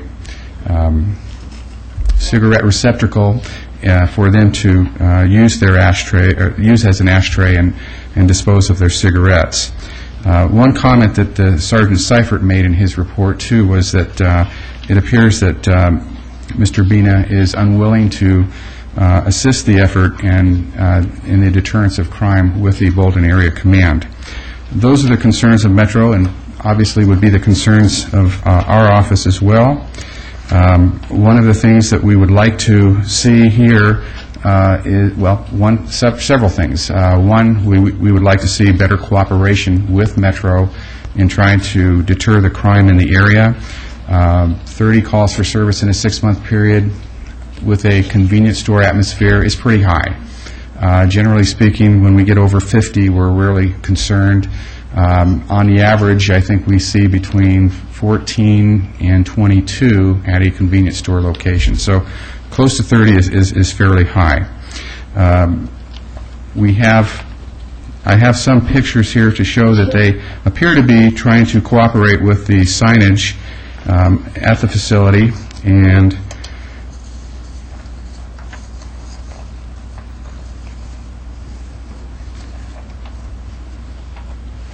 these pictures were taken on April 30th.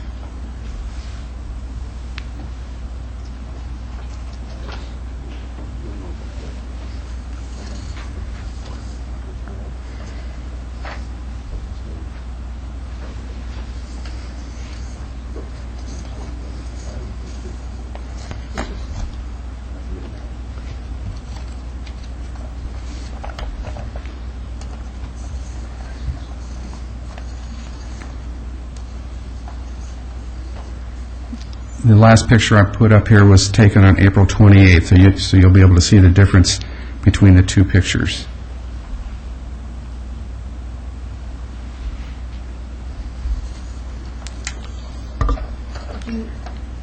Excuse me, Mr. Mayor. Yes. Could I just ask, would you tell us at what date these different pictures were? I got a little mixed up. Okay. I'll point to them. April 30th are the pictures I'll be pointing to first.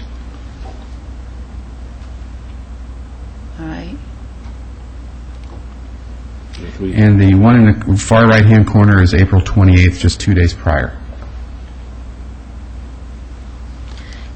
Could I also ask that means that during the time they had this temporary license, April 28th was one of those days, and they had been told that as a part of the condition that they should have it look like the way it looks April 30th? That's correct. Okay. I think from our inspections and from Metro's report, we see sort of a reluctance of the licensee trying to cooperate fully with Metro and with our office until it's brought to their attention. And I would just like to state, as far as the signage has gone, I myself personally, 2 members of my staff have been there throughout this 6 months, and what you're showing on April 30th is not what we saw. We saw what you saw on April 28th, so that went through several months of the temporary licensing. In order to work with Metro, I believe that one recommendation would be for them to have a security presence during the peak hours of the business operation. This is a 24-hour, 7-day facility open for business, and I think that it would be in the best interest of not only the store licensee, but with the city council and the city, that they do have physical presence of security at the location.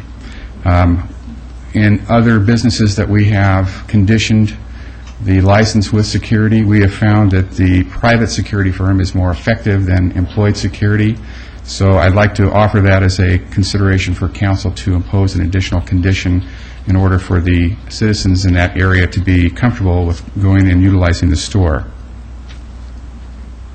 Do you have any estimation as to how much a private security guard costs? In one case, I know that 24-hour security, 7 days a week, has cost a licensee $10,000 a month. $2,500 a week. And if we at the start limit it to the peak hours, and just doing the math, one-third of that might be, if we had it from 2 to 10 p.m., one-third of that would be about $3,300 monthly. When you speak of peak hours, what are those peak hours? Well, in this case, as a deli, I'm just offering the peak hours maybe from 2 to 10 p.m., but it might be better for the applicant to be able to tell us when he has most of his customers in the store. Okay. Sir, I'm sorry, what is your name? I'm Ramo, 2558 South Boulevard. And what are the peak hours of your customer clientele which comes into your store? What are those peak hours? Usually my brother runs the store, but the way I know is for a whole day we don't make no more than $500 to $600, which is no traffic barely in there. But You say you only make $500 to $600 a day? for a whole day, so it means no traffic in that location. We're not busy at all. So during that $500 to $600 in a 24-hour For period, 24 hours. what point do you receive the most customers that travel into your store? Probably be around noon. Because around noon. Okay. Mayor, could I have the applicant clarify if that $506 a day includes the gaming part of it, as well as the No, just the food? Okay. Could I ask? Sure, certainly. What is the gaming part of it? No, the gaming is completely different. What is the amount of the gaming per month, per day? You gave us an estimation on the That's rest of it. weekly. Weekly, how Yeah, much? weekly. Sometime, week about, like last week was 2,000, week before was 900. The first of the week will be a little better, like 4,000. So that's. Thank you. All right, any other questions? Councilwoman? I must say, and you know I talked with you when you bought this, and I told you the problems that existed, and I told you the lack of groceries that were in the store, the lighting in the back, the display of all the cigarette signs and over almost the entire window. I told you how important it was to make a positive change. We have so many senior citizens that live in that area. And you said you were going to do that. You said you understood the problem, you were going to be like that, and yet, quite honestly, the problem has not improved. It may have even gotten worse. When you have Metro getting calls from senior citizens, when my office gets calls from senior citizens who are accosted by individuals who evidently watch them gamble, and then, it's only a short distance from their place across the way. And it seems that you didn't do all of the conditions that were placed on you. The payphone, you got rid of the payphone. But as far as the condition on the window signage and everything, you didn't do that until maybe 2 weeks before this meeting. And I know because I've been there, and you even are saying that's what your pictures are showing. So the condition that was placed 6 months ago wasn't met until about 2 weeks ago. And then you make a situation where it's easy for people to loiter. And there is a lot of loitering in front of your store. And the loitering is one reason why I'm assuming you put something to use as an ashtray out there. And then you hired a homeless person, at least that's what he said, to help you do work. And I don't know if you did or not. If you didn't, he's still there, and he's hanging around, and he's been causing some problems with some of the people. Then lastly, if you were supposed to be a deli and have food, remember we talked about the fact that, when we went in there, and I went in myself, the shelves almost didn't look any different. They had looked under the previous owner. I am really very, very concerned when you have senior citizens that have called us, as they have called us, because of being accosted in a situation, having their money taken from them. What's our solution here? I would be willing, if we could, to suspend the gaming license for 6 months and to see if an improvement is made if there's no gaming there. Or if we don't do that, then make the conditions and make them really strong and make them kept. But I'm hesitant to go with conditions again because I was so careful in explaining the need for the conditions the first time, and it's obvious that there was an ignoring of those conditions until shortly before this meeting. The information that I have had from Metro, where they've worked closely with us in that area, they worked very hard. This is a problem. This store is a problem for them in that area. So could I ask you, Mr. DiFiore, first of all, could we suspend the license for 6 months? And then see how the store operates, and if it clears up in the problem that we have, it seems to be related to the gambling, and see if they do the rest of the situation the way they should, and make some conditions on them. One of them is you leave your back screen door open. Metro went in there to talk to you about how you keep your place safe and how you don't make it attractive for criminals. And they told you, your back door is open. And it's easy if somebody grabs money from a senior citizen right near the front of the store, they can dash through the store, go out the back, and nobody can really stop them in that. And you could maybe place a screen door with that metal reinforcement. This is what I was told by Metro. The other thing is where you're keeping your money, and this is not related to what I'm doing here today, but the advice they gave you about watching where you keep your money in relationship and having people, keeping it in a safer place. I guess it's right in front of where the restroom areas are, where you have the register.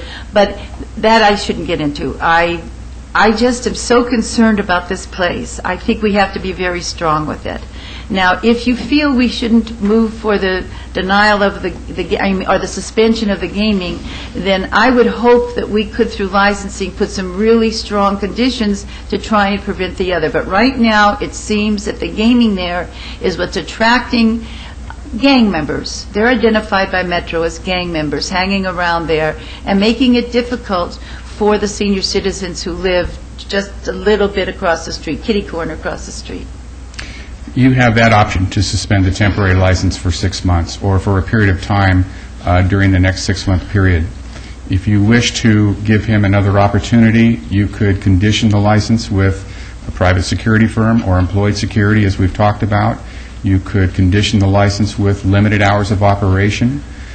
You could condition it with them being actively involved with the Metropolitan Police Department, Bolden Area Command, meeting with them on their first Tuesday or on a regular basis. These are things that you can add to the conditions that you currently have. It appears that they have met most of the conditions that are on the license at the present time.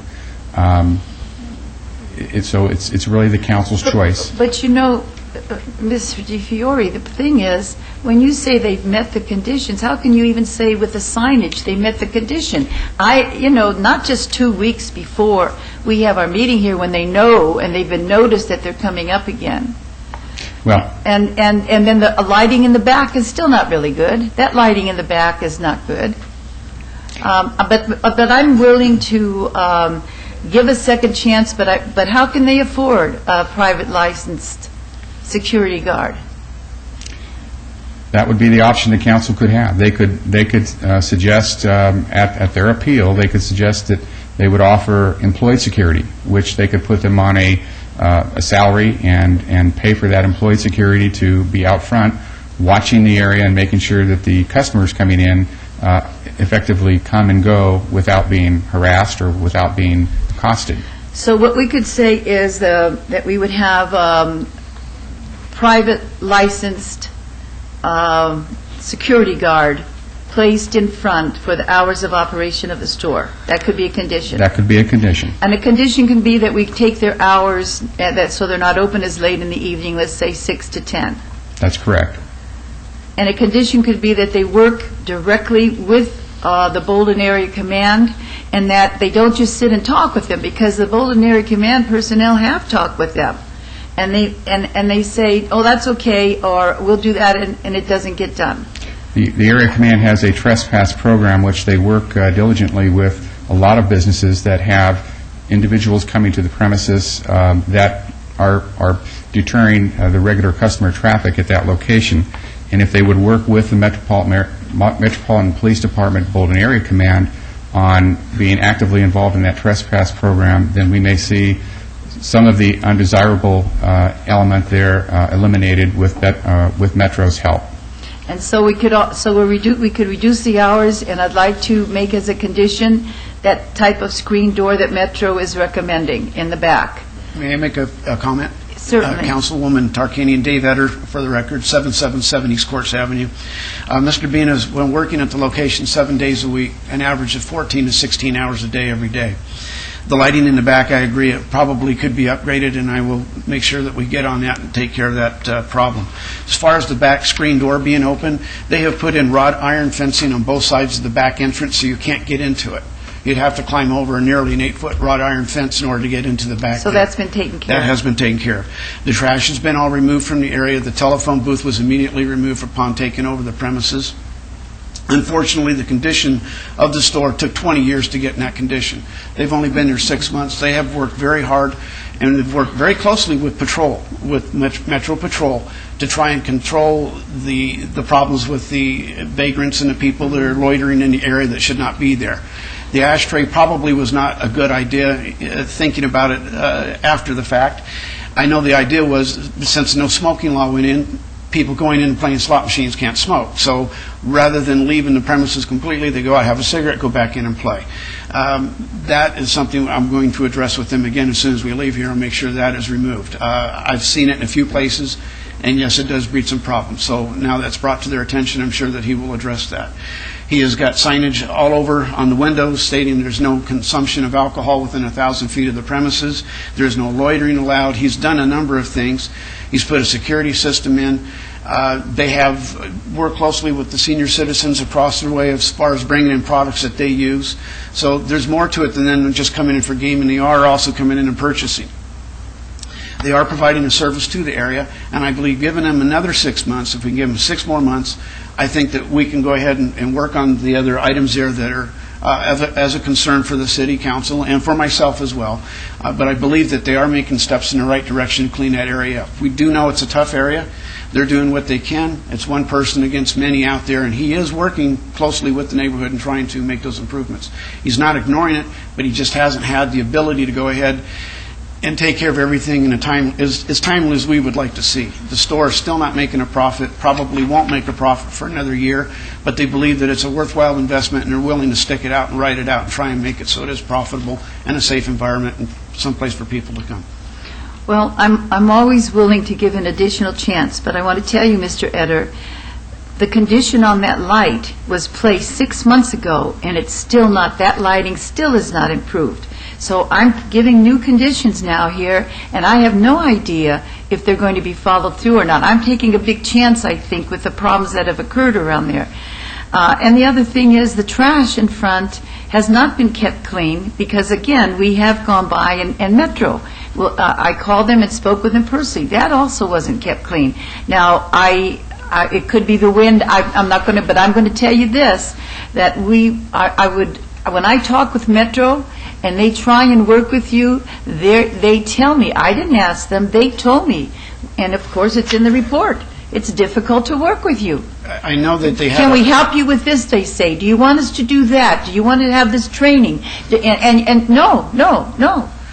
And you obviously need it. Mr. Bina has a little bit of a communication problem, and like I said, he has been working very closely with Patrol. I know that there was an incident with an undercover officer that was out there that had a confrontation with 3 individuals out in a parking lot, and I believe that was the only time that he's really had any miscommunication. He did also ask the patrol officers of the area to please contact the undercover agent so he could come in and sit down and talk to him, explain to him. That's not what, if it came across that way, that's not what he meant. He is willing to work and wants to work with the community and with the police department. Okay, but you understand that the accumulation of maybe a language problem has nothing to do with that light being replaced, has nothing to do with the signage. But let's go for another temporary 6 months on the license. and let's put those additional conditions in.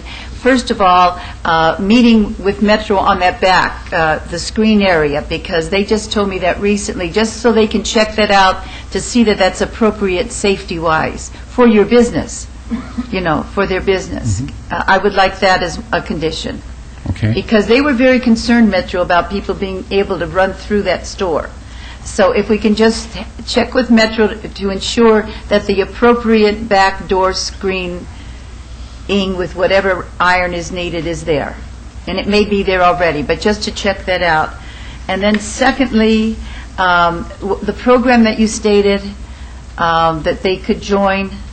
It's every area command has a first Tuesday which they can participate in and bring to the area command some of the concerns of the community, and the concerns of the community can be addressed from Bolden Area Command to the licensees here. Right, and I understand the first Tuesday, but then you said there was a certain program they had where they help businesses. The trespass program. The trespass program. The condition would be that they join the trespass program. And I will tell you that right down the street from you at Clark High School, I believe it's the second Tuesday of the month, that Metro is there to meet with the citizens, to meet with the businesses, to help them in their needs, because it is a needy area. But I think they should also start attending those meetings. I just think they need a lot of help in that type of thing. And then I'd like to change the hours from 6 to 10. That would be 6 a.m. to 10 p.m.? Yes.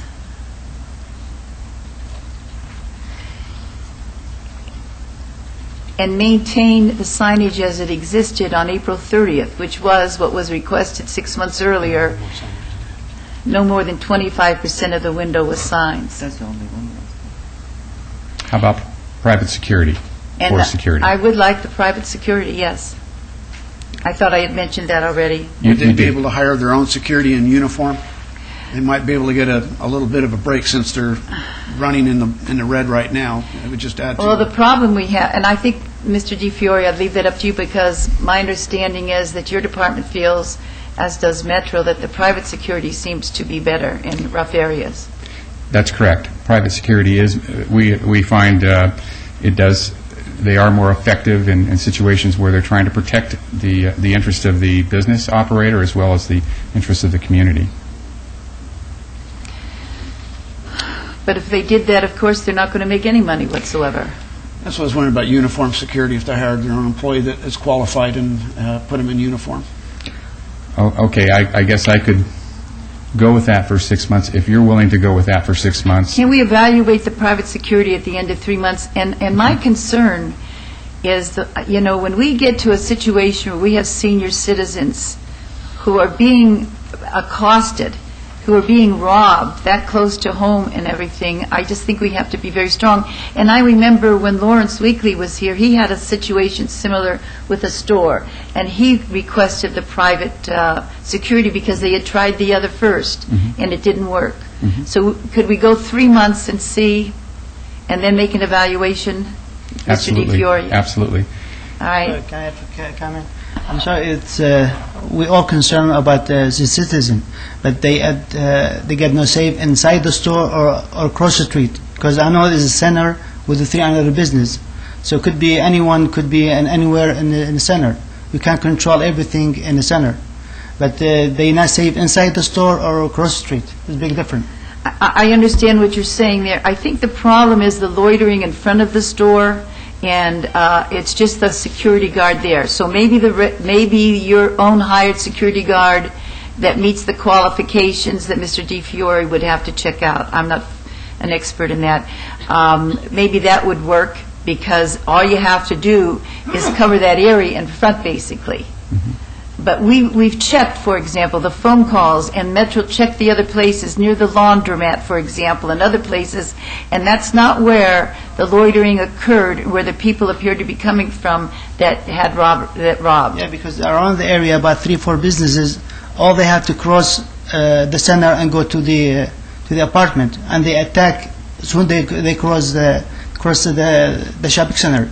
So it could be the problem from anywhere. But you see, if you have a guard there, that might dissuade them from hanging out there and seeing which lady won and which lady they're going to follow out the door. Councilwoman, may I ask just a couple questions in that regard? First of all, what is the specific location of this shopping center? It's on Valley View, south of Sahara?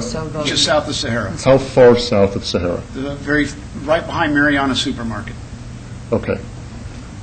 Just a quick observation based upon the demographics nowadays of this area. I'm not sure what we can do to rid this area of all crime and all problems. I mean, the nature of the area, I don't care what we do there, there's going to be a certain element that's going to visit this shopping center. Secondly, what other stores, are there other retail stores in this shopping center? Because the thought is, could be all of the stores. I'm 100% with you, Councilwoman, in the need for security, but could the security guard cost be shared by all of the businesses? It doesn't seem to me that the problems are unique to your business. If there's people loitering, if there's gang members walking around the shopping center, why can't all of the businesses pitch in for a security-type guard to patrol the area? Is there some way we can share the cost? Or the property owner. Pardon me? Or the property owner. The person who owns the property. Yeah, or the property owners of these other stores. And then finally, Mr. DiFiore, the calls for service. Generally speaking, when are the calls for service? Are they daytime, nighttime?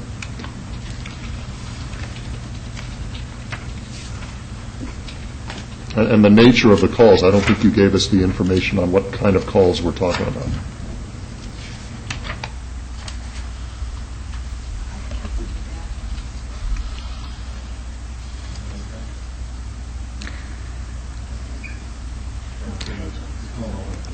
I'll just name off a few here. We have Salt and Battery at 1:16 p.m. in the afternoon.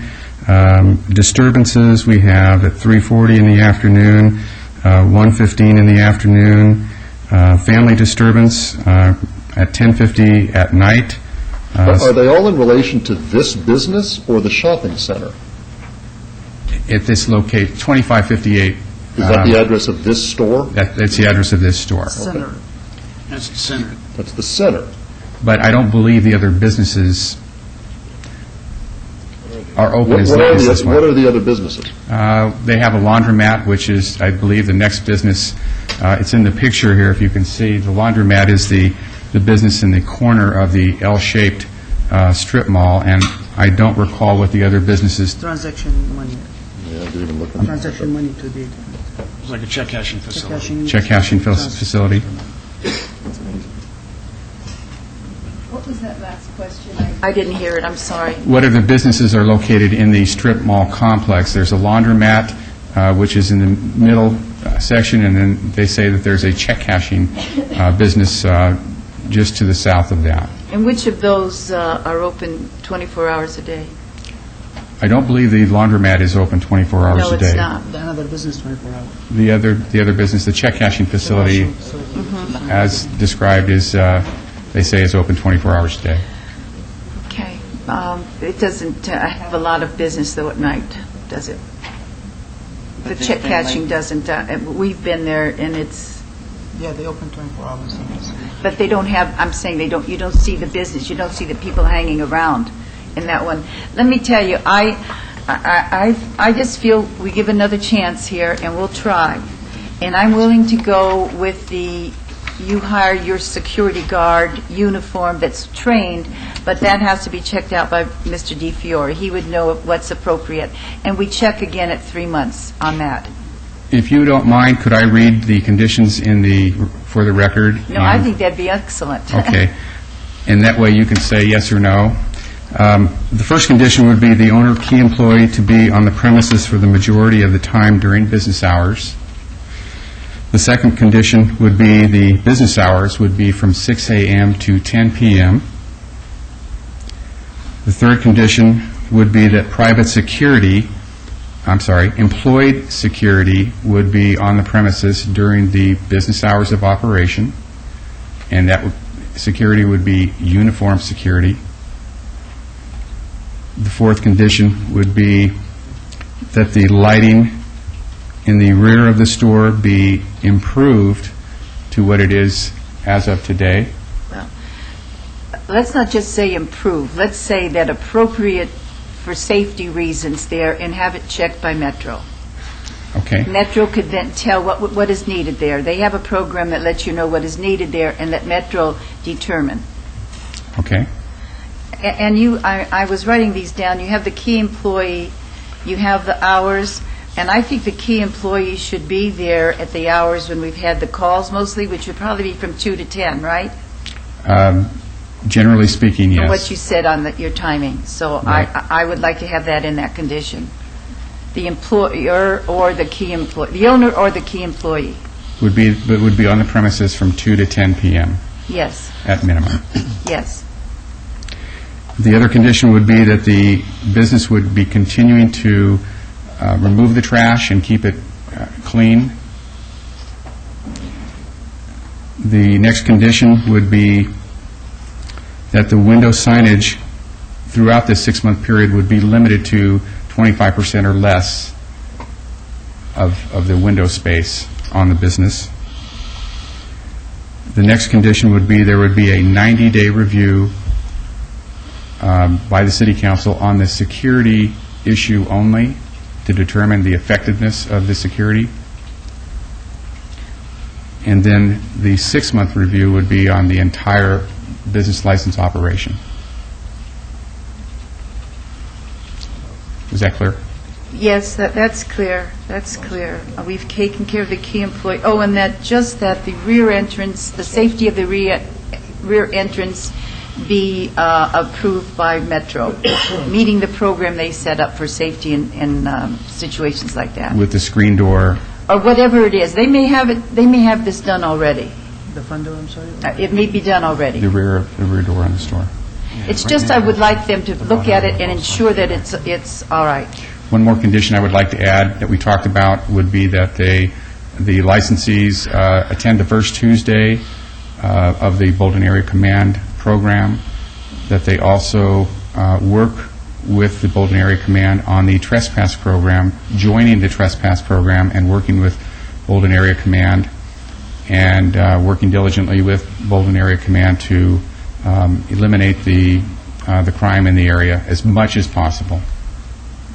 I think you've hit all the conditions, and I'm asking you, please follow these conditions. If you're hesitative about asking help from Metro, don't be hesitative, because they want to help.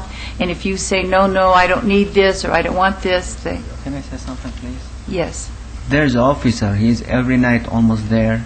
I mean, no one take his report unless except the detective. I mean, he know how much I work with him, help him out, tell him everything. Plus that, ask any senior, he will say if he like me or not, how much I help them. I mean, but there's some report you get it's not right or misunderstanding.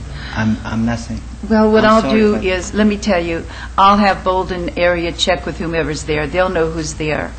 But again, you know, what Councilman restated about the having the entire the management of the property involved in it, I do think somebody should go to the management of the property and just say you've got a big problem in that area, and but we can work on that.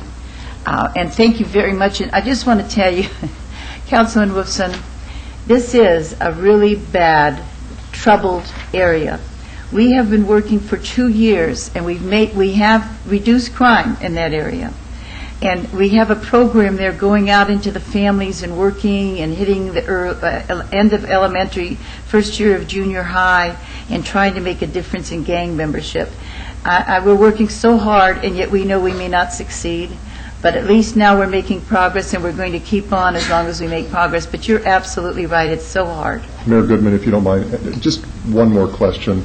I don't know if you can answer this, Mr. Edders and your clients, but by restricting the hours from 6 a.m. to 10 p.m., and as I understand it, by requiring you to have another employee act as a security guard, because normally how many employees do we have working at one time? 1 or 2? No, 1 plus me. I'm always with Okay, there. so there's generally 2 people. 2.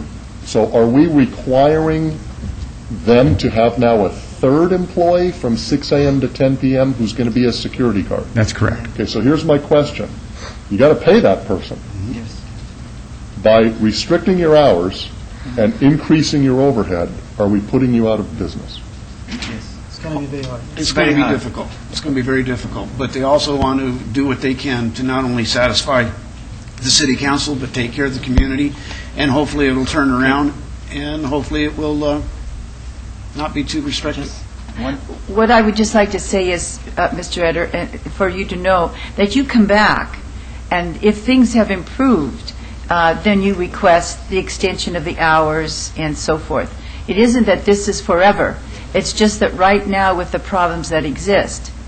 But you can come back at the time of the temporary 6-month hearing, and you can ask for additional hours. And go ahead, I'm sorry, I didn't mean to. I'm just saying, I always try and keep clean, even if not kind of a little bit slow. I always stay outside. I don't let nobody stay there unless someone, if he eat, he go outside to drink, to smoke, or he playing, he go outside to smoke. But other people, I never ever let them stay outside. I mean, well, I just have to tell you, the Bolden Area Command, 2 detectives, two staff members, 2 of my staff members and myself, we have seen people hanging out there, and we haven't seen it not clean. So there's some problem somewhere, and we'll work on this. It's just too many people who have seen the problem. And the police have spent a good amount of time in this. Okay, and this is so that's I move on those conditions, approval, temporary approval for 6 months.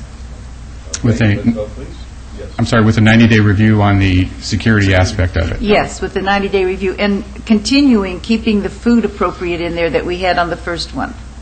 Because you go in there and there's not much on the shelves. Maybe it's the low business, I don't know, but to follow through on that. Okay. Thank you. Opposed, please. Motion carries. Good luck, fellas. Thank you very much. All right. 68, the report on 10-year fire station master plan for the city of Las Vegas pertaining to all wards. Chief Gammon.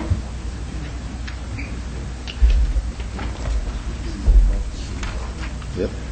Good morning, Mayor. Good morning. And City Council. I'm going to present to you this morning a 10-year master plan for fire station construction with the understanding that after the first 3 years that we may have to come back and make some changes based on the priorities.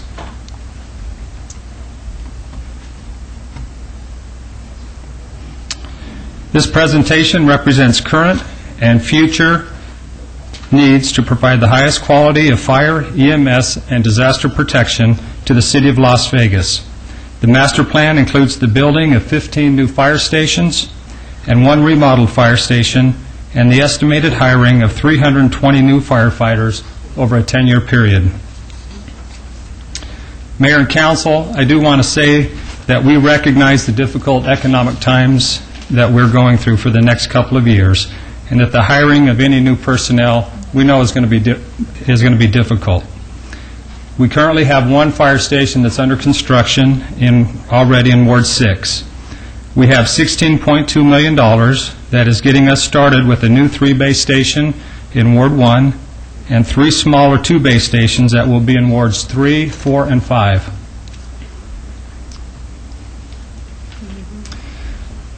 This map that you're seeing in front of you here, those stations that are in black are existing stations. The stations that you see in red are the proposed stations over this 10-year plan. And I don't know how clear it looks to you, but underneath you'll see a circle with a year in it, and that's the projected year that we anticipate that station would be constructed.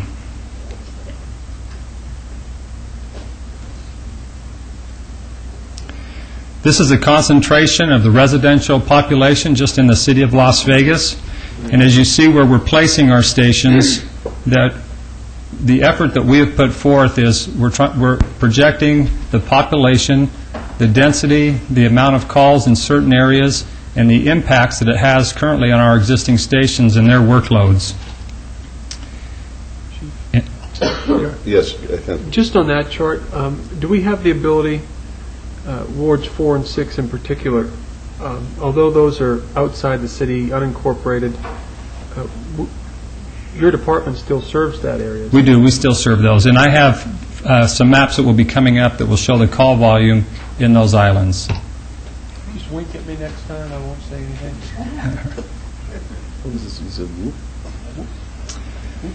This is for the year 2007. It's our fire EMS incidents by fire districts. The darker the color, you'll see where we have the higher call volume, and it's a little hard to understand now because I don't have the exact numbers for you, but we will have that in a later slide. We will be able to break down for you the city in each square mile and show you the amount of calls in that square mile for the year 2007.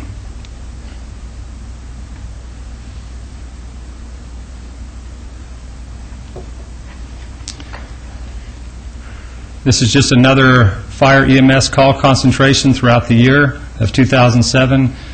The downtown corridor here, beginning in the area that we're in, down through Ward 3, is one of the busiest battalions in the United States. When you look at how the fire service breaks up their battalions, it's an extremely high call volume area that we're in right here, and this map shows that. One of the other criteria that was real important to us is the response times. And what we're able to do, since we have a CAD system that services the Las Vegas Fire and Rescue, Clark County Fire Department, and North Las Vegas, is all of our information comes off of the same computer. So what you can see here is our average response times per our units as compared to Clark County's and North Las Vegas's. And this is the same map that I give you on a monthly basis. I don't know if you've had a chance to view them yet. But, and this is something that I will continue to provide to you because it plays an important role in where we strategically place our stations. Your Honor? Yes, Captain. Chief, define response time. Response time is from the time that our 911 center gets the call. We hope to have it processed. Our goal is within 1 minute in the alarm center. So when a 911 operator gets that call and gathers the information, from the time that they get that till they push the button to dispatch the units, our goal is to be less than 1 minute. And then from the time that those units in the stations get that call till they get on the scene. And I'll show you in a future slide that the two slowest response times that we have would be where we would anticipate them in the far northwest, and they're still less than 8 minutes. Over the last few years, our response times have dropped from where we had double-digit numbers out in Ward 6 to now we don't have any stations that are averaging over 8 minutes. To what do you attribute that? I attribute it to a great fire department that's working hard. That's a given. But why would... Well, we have increased our fire stations over the last few years, which has helped. We have eliminated some types of calls that were raising our numbers that we felt were unfairly, where, for example, we had to stand by for maybe 30 or 45 minutes, sometimes an hour, on a metro call. Well, that would be that time would then go into elongating our response times. We didn't feel that that was fair, so we have restructured how we report our responses to true medical emergencies and fire calls. Your Honor, if I may, yes, Chief, you should point out there the fact that you have a rescue unit sitting at Centennial Hills Hospital. And you probably will later on in the report, but to answer the mayor's question, why are response times in the Northwest specifically decreased, there's a lot of things that attribute to that. Station 48 under construction, Station 141 I see on this map, which is the trailer space. Okay, so increasing that presence out there for EMS and fire and rescue has been significant. Where I'll get to here in just a few minutes, I'll be able to go through each of your wards and show you what you currently have and what we have projected, which is where we're at now. We'll start with Ward 1. Currently in Ward 1, we have stations 6, 5, and 10. What we have proposed is Station 46, and that's a station that we're in partnership right now with the College of Southern Nevada. We hope to have it go before the Board of Regents for a sign-off between the city and the community college at their August meeting. The money is set aside. Councilwoman Tarkanian has that. The drawings are We have drawings, we have plans, we know where it's going to go, and it's a great partnership with us and the community college. The best that we can tell, it's the first of its kind, where a public fire station has gone on a college campus, and it's something that we're really proud of and we're looking forward to. And on top of that, next to the station, it will have approximately 4,000 square feet of classroom space for the fire science program that the community college teaches, where those students will be right there next to the fire station. And during the briefing yesterday, I made a suggestion that I haven't told Councilwoman Tarkanian about yet. I know you're very proud of this model, and I'd like to suggest to you that you contact the College of Southern Nevada and have one of their movie classes or something along that line to make a documentary of this, because this is going to be a prototype for other cities, and this is the first one, the chief said. So you might want to follow through on that. It's something that's very special, from beginning to completion. From the very, right. From the very start. beginning. I think he's absolutely right. Even maybe all of you working so hard to work out all the MOUs right and everything. Well, we think that we're finally there. We're very close. And what's going to happen when Station 46 opens, that will then become Station 6, existing Station 6, which is at Upland and Jones. For our purposes here, we couldn't call it Station 6 because we would have two of them on there and it'd be a little bit confusing. What the plan is then is in the year 2010, Councilwoman Tarkanian has approximately $900,000 that is set aside that we can then refurbish old Station 6 at Upland and Jones.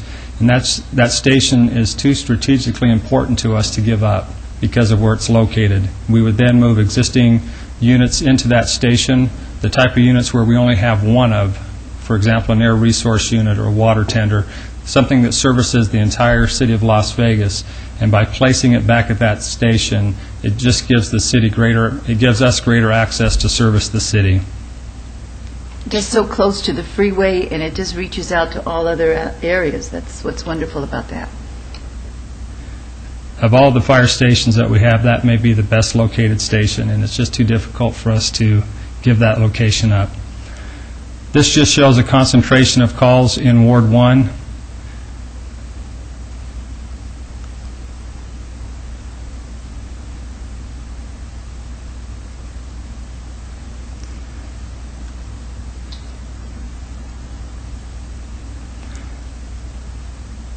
The importance of this map here in Ward 1 is the auto aid calls that we're receiving. As busy as our units are, if you look down here at the bottom where it says Station 12 to the City of Las Vegas, this new Station 46 will help take some of that load off of Clark County Station number 12. In 2007, they responded 1,030 times into the City of Las Vegas, and Station 22 responded 62 times into the City of Las Vegas. And as we go through each of these wards, you'll see how it kind of evens out. There's a number of times that we respond into Clark County and to North Las Vegas, and we keep track of those calls at the end of each year, and we're always comparing them to make sure that it's not ever getting too lopsided one way or the other. But what is important for us to do so that we don't keep it from getting lopsided is to strategically plan our stations like we're doing here. Mayor Goodman? Yes. This may be an obvious question, Chief, but I would assume that when you're planning to build new fire stations in new areas, that you're also in consultation with the other government entities. That's correct. So that you know that if Clark County's got plans, then you guys are working together so you're not overlapping and you're not multiplying services. That's correct. We meet every other month, as our Deputy Chief of Operations do, and that's one of the topics which they discuss, is what the next stations are. And we go through our maps and we make sure that we're not going to place two stations side by side and kind of waste resources.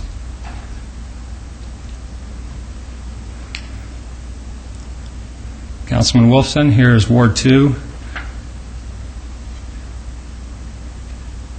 And what I'm going to show you on the next map is also the aid that you're getting from other stations. And one of the beauties of the system that we use here in Las Vegas is there are no boundary lines in the city of Las Vegas.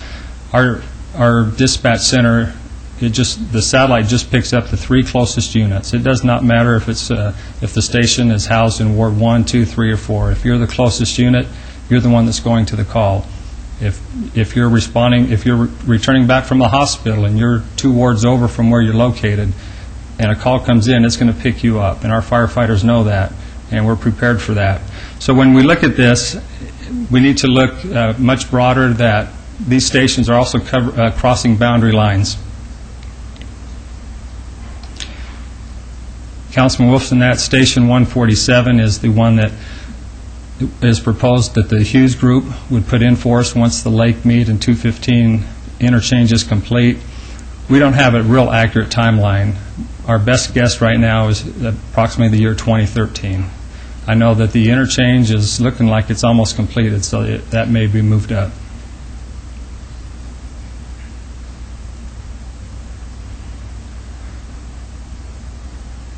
This is the number of calls that you had in Ward 2 last year. You had 530 fire calls, 5,922 EMS calls. And this is an example of what we talk about when we cross those boundary lines. If you look at Fire Station 43 and 46, they're going to service your ward pretty regularly, just based on the location of the stations. Chief, as far as numbers of calls total, how is Ward 2 in relation to the other wards? I think it's equivalent to Ward 6. They're probably two of our least amount right now. Ward 6, the problem that we have out there is it's growing so fast that we're having a difficult time keeping up. But in your ward, we're maintaining and we're holding pretty well. But that's also relying on Station 28 down here at the bottom to take in this area of the city with Hualapai, Durango, and Desert Inn.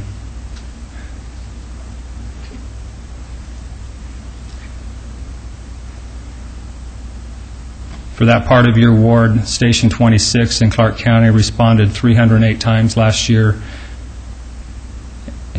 and Station 28 responded 654 times into your ward.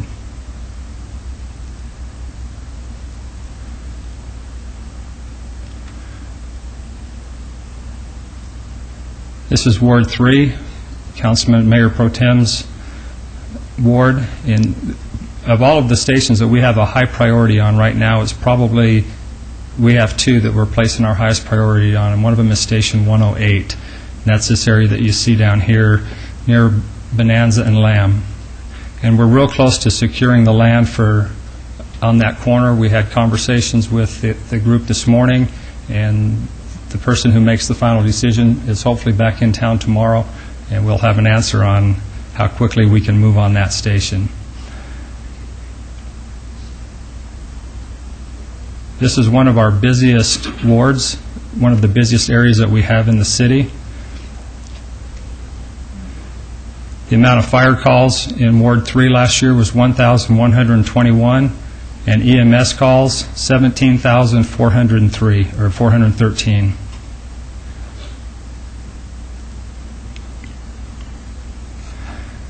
What's important to note on this map, and for as many years as I've been in the fire service, where you see Station 16 down here, there was a long period of time where the county east of Nellis hadn't been built up that much. It was still fairly sparse out there, and that station sat right on the city and county border.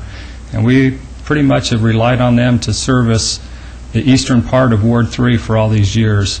If you look at the right above there, you'll see that Station 16 responded 2,217 times last year into Ward 3. You can see at the bottom that Station 14 responded 355 times, Station 20, 125 times, and Station 12, 1,030 times into Ward 3. That's when I talk about how busy Battalion 1 is, this corridor through here. Not only are these our busiest stations, but it's also we're drawing on the county and North Las Vegas to assist us also, just to keep up with the amount of calls that we have.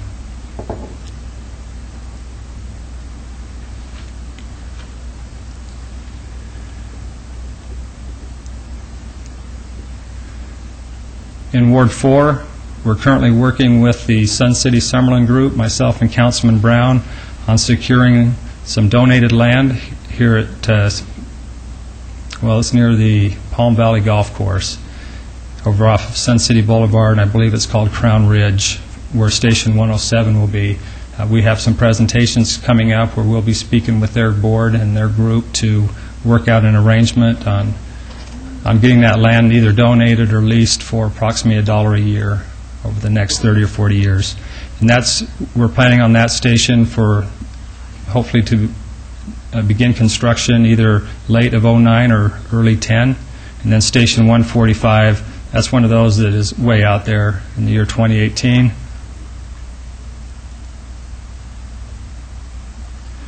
Here's a concentration of the calls in Ward 4. For last year, we had 468 fire calls, 6,728 medical calls.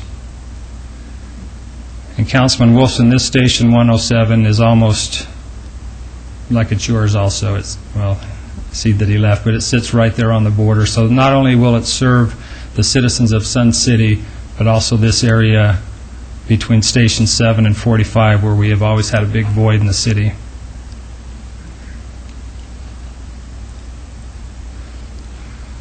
Ward 5, this is another very busy ward for us. We have 3 stations proposed. When I talked earlier about the 2 priority stations, 108 in Mayor Pro Tem Reese's ward and Station 103 in Councilman Barlow's ward, we have the land in Enterprise Park for Station 103. And I think it's also important to mention that we put together a committee last year, an internal committee made up of our firefighters from all different ranks, from firefighter captains, battalion chiefs, and our architects for the city. And they went to work on designing a much smaller fire station than what we're used to here in the city of Las Vegas. We've had the luxury over the years of having probably the nicest fire stations built in the United States. And what we have now is a 2-bay prototype design that will fit in with the community, that we can place on either 1 acre or 1.25 acres of land, much smaller than the 2.5 acres that we were used to. So we're also mindful of the economy and the scarcity of land. So our committee has worked hard to come up with these new prototypes. This Station 101, the year 2014, if that may be moved up, that's part of the Live Work Forest City station that they're going to build for us across from the World Jewelry Mart. So that's kind of on their timeline. And for that station there won't be any new staff that's needed. We'll take an engine and a rescue out of busy Station 1, since they'll be less than a mile apart, and we're just going to move an engine and a rescue into that station. And the same with Station 103. This Station 3 here, we have 2 engines in that station, and that station wasn't built to house as many men and women that are in it now. So we would move 1 engine into Station 103. And then Station 143 is another, we're working with the Alpha Omega Group on a possible station at Vegas Drive in Decatur.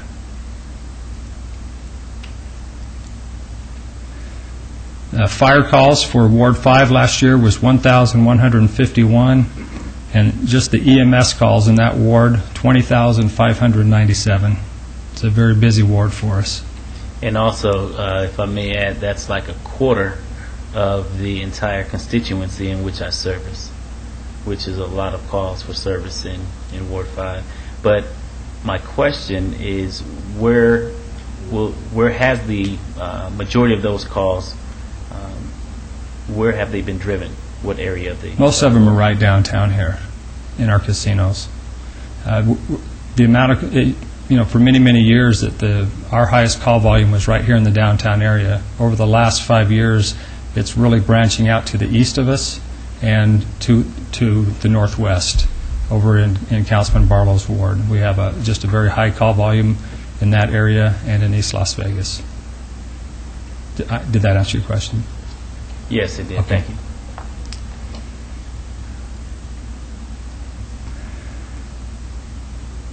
If you look at here, Station 53 responded 1,128 calls into Councilman Barlow's ward. Right about, you can't see it right here, but it's right on MLK, just up from Cary here, right about where maybe the 2007 is Fire Station 53 in North Las Vegas. Right now, they have a new Fire Station 53 under construction, which is quite a ways out. And when that new station opens, Station 53 will be shut down. And when that happens, we're going to pick up all those additional calls, those 1,128 that we relied on Station 53 to service into the city. we're not going to be the closest unit to that ward, or to that part of the ward. So that's why Station 103 is one of our top 2 priority stations to get built. And before we move forward, if you can also talk about Station 3 and the number of calls it currently has, and once Station 53 gets moved out, adding that number to Station 3 and possibly even Station 1, the impact and the increase of calls that it will be, as it will impact that particular area of the ward. I don't have the amount of calls per station right here with me. I can tell you that Station 1 averages about 13,000 to 14,000 calls a year, and Station 3 is in the 6,000 to 7,000 calls a year. And that's without picking up these additional calls that we're going to ask of them. I can get those numbers to you by this afternoon. I have a list here, but it's broken down into each individual stations and units on how, or not stations, but units, and how often they responded, but I think that might take up quite a bit of time to go through that.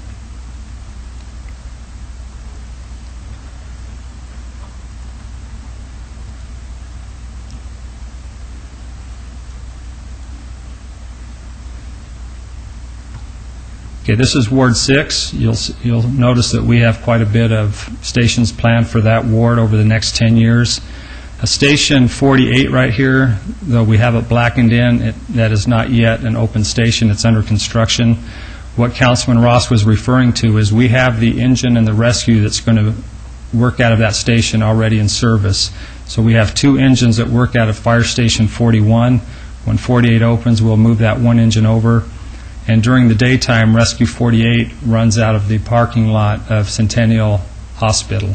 We have an agreement with them where they let our rescue run right out of their hospital. Then at night, they go back to Station 45, and that's where they sleep for the night.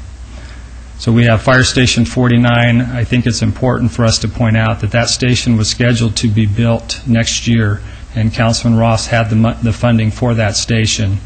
When we were anticipating the focus group and the 10,000 homes that were going to be built out there, we put a high priority on getting that station built.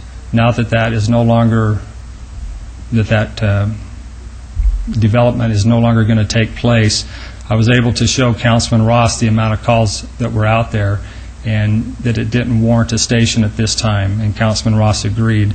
And he generously gave up his $7.7 million so that we could apply that towards $1.4 million that we had left over in our fire safety initiative so that we could build stations 103, 108, and 107. And that's what our goal is we're going to try to build those 3 much smaller stations for the price of the 1 large station that Councilman Ross was going to get. And Chief, if you don't mind, at this point, I would like to just thank my colleague, Councilman Ross, for being so generous in really looking at the city as a whole and sharing those funds with the needs in other districts such as Ward 5. So I want to thank you for that generous contribution. And we'd like to thank you also. It gives us a chance to, instead of building a station where we don't really need it, to refocus on the downtown area here, where for the last number of years our focus has been to build out in the northwest to try to catch up with the growth. And it's not that we've neglected the downtown area, Wards 5 and Wards 3, where we have the majority of our calls. This just gives us a chance now to add these 2 busy wards, the fire and EMS protection, because times are it's the same situation that the county is in. They're running as many more calls than they used to run, and we just can no longer rely on them to service our wards.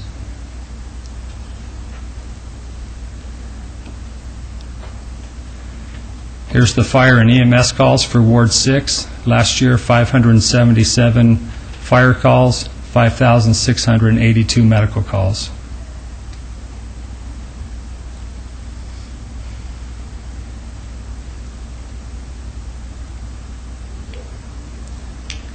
And then this is the auto aid calls where we received from North Las Vegas. Fire Station 56 responded into the city 469 times, and Station 55 responded 315 times into Ward 6. Your Honor, if I may. Yes. And this is a good time to point out, as Councilman Brown had mentioned earlier, the fact that we are covering those county islands within all of the wards that have those county islands. And likewise, the county is covering our edges. But I want to point out, too, Chief, that you probably aren't going to is when something occurs up on Mount Charleston, what happens to our units on that side of town. And if you could explain that for the council, that would be beneficial, I believe. Sure. It's the same process that we use here in town with our automatic gate. It picks up the closest units. And our units out in Ward 6, those are going to be the units that get picked up to respond out to Mount Charleston.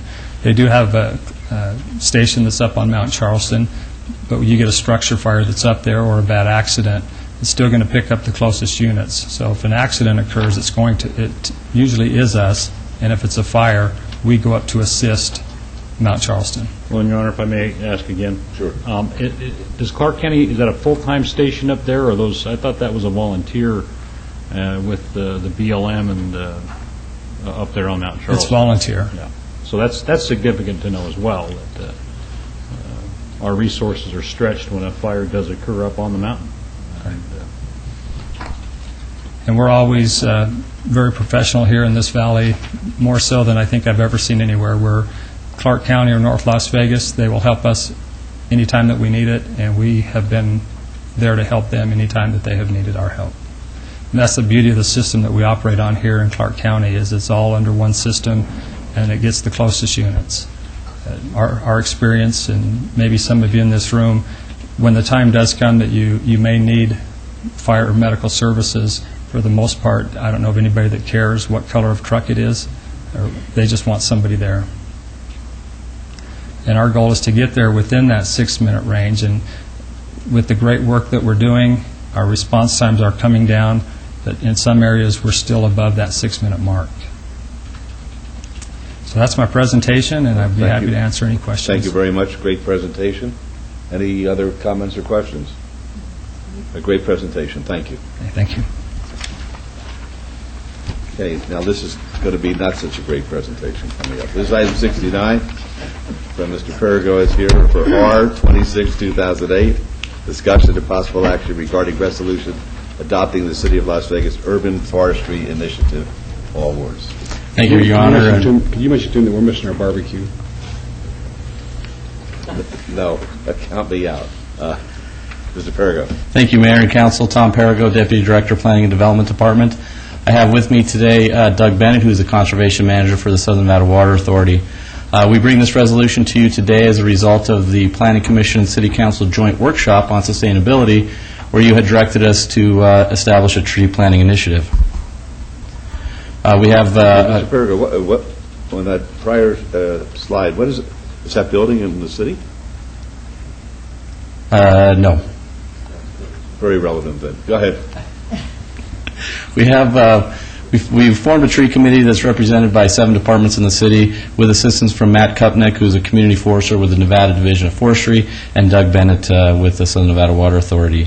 We have a number of tree planting events, and we are a Tree City USA. In fact, this year is the 15th year in a row we've been given the honor of being a Tree City USA by the Arbor Day Foundation. We have a number of tree planting events that take place in the city. Recently, the Earth Day Fair at Marabelli Park, Councilwoman Tarkanian's event.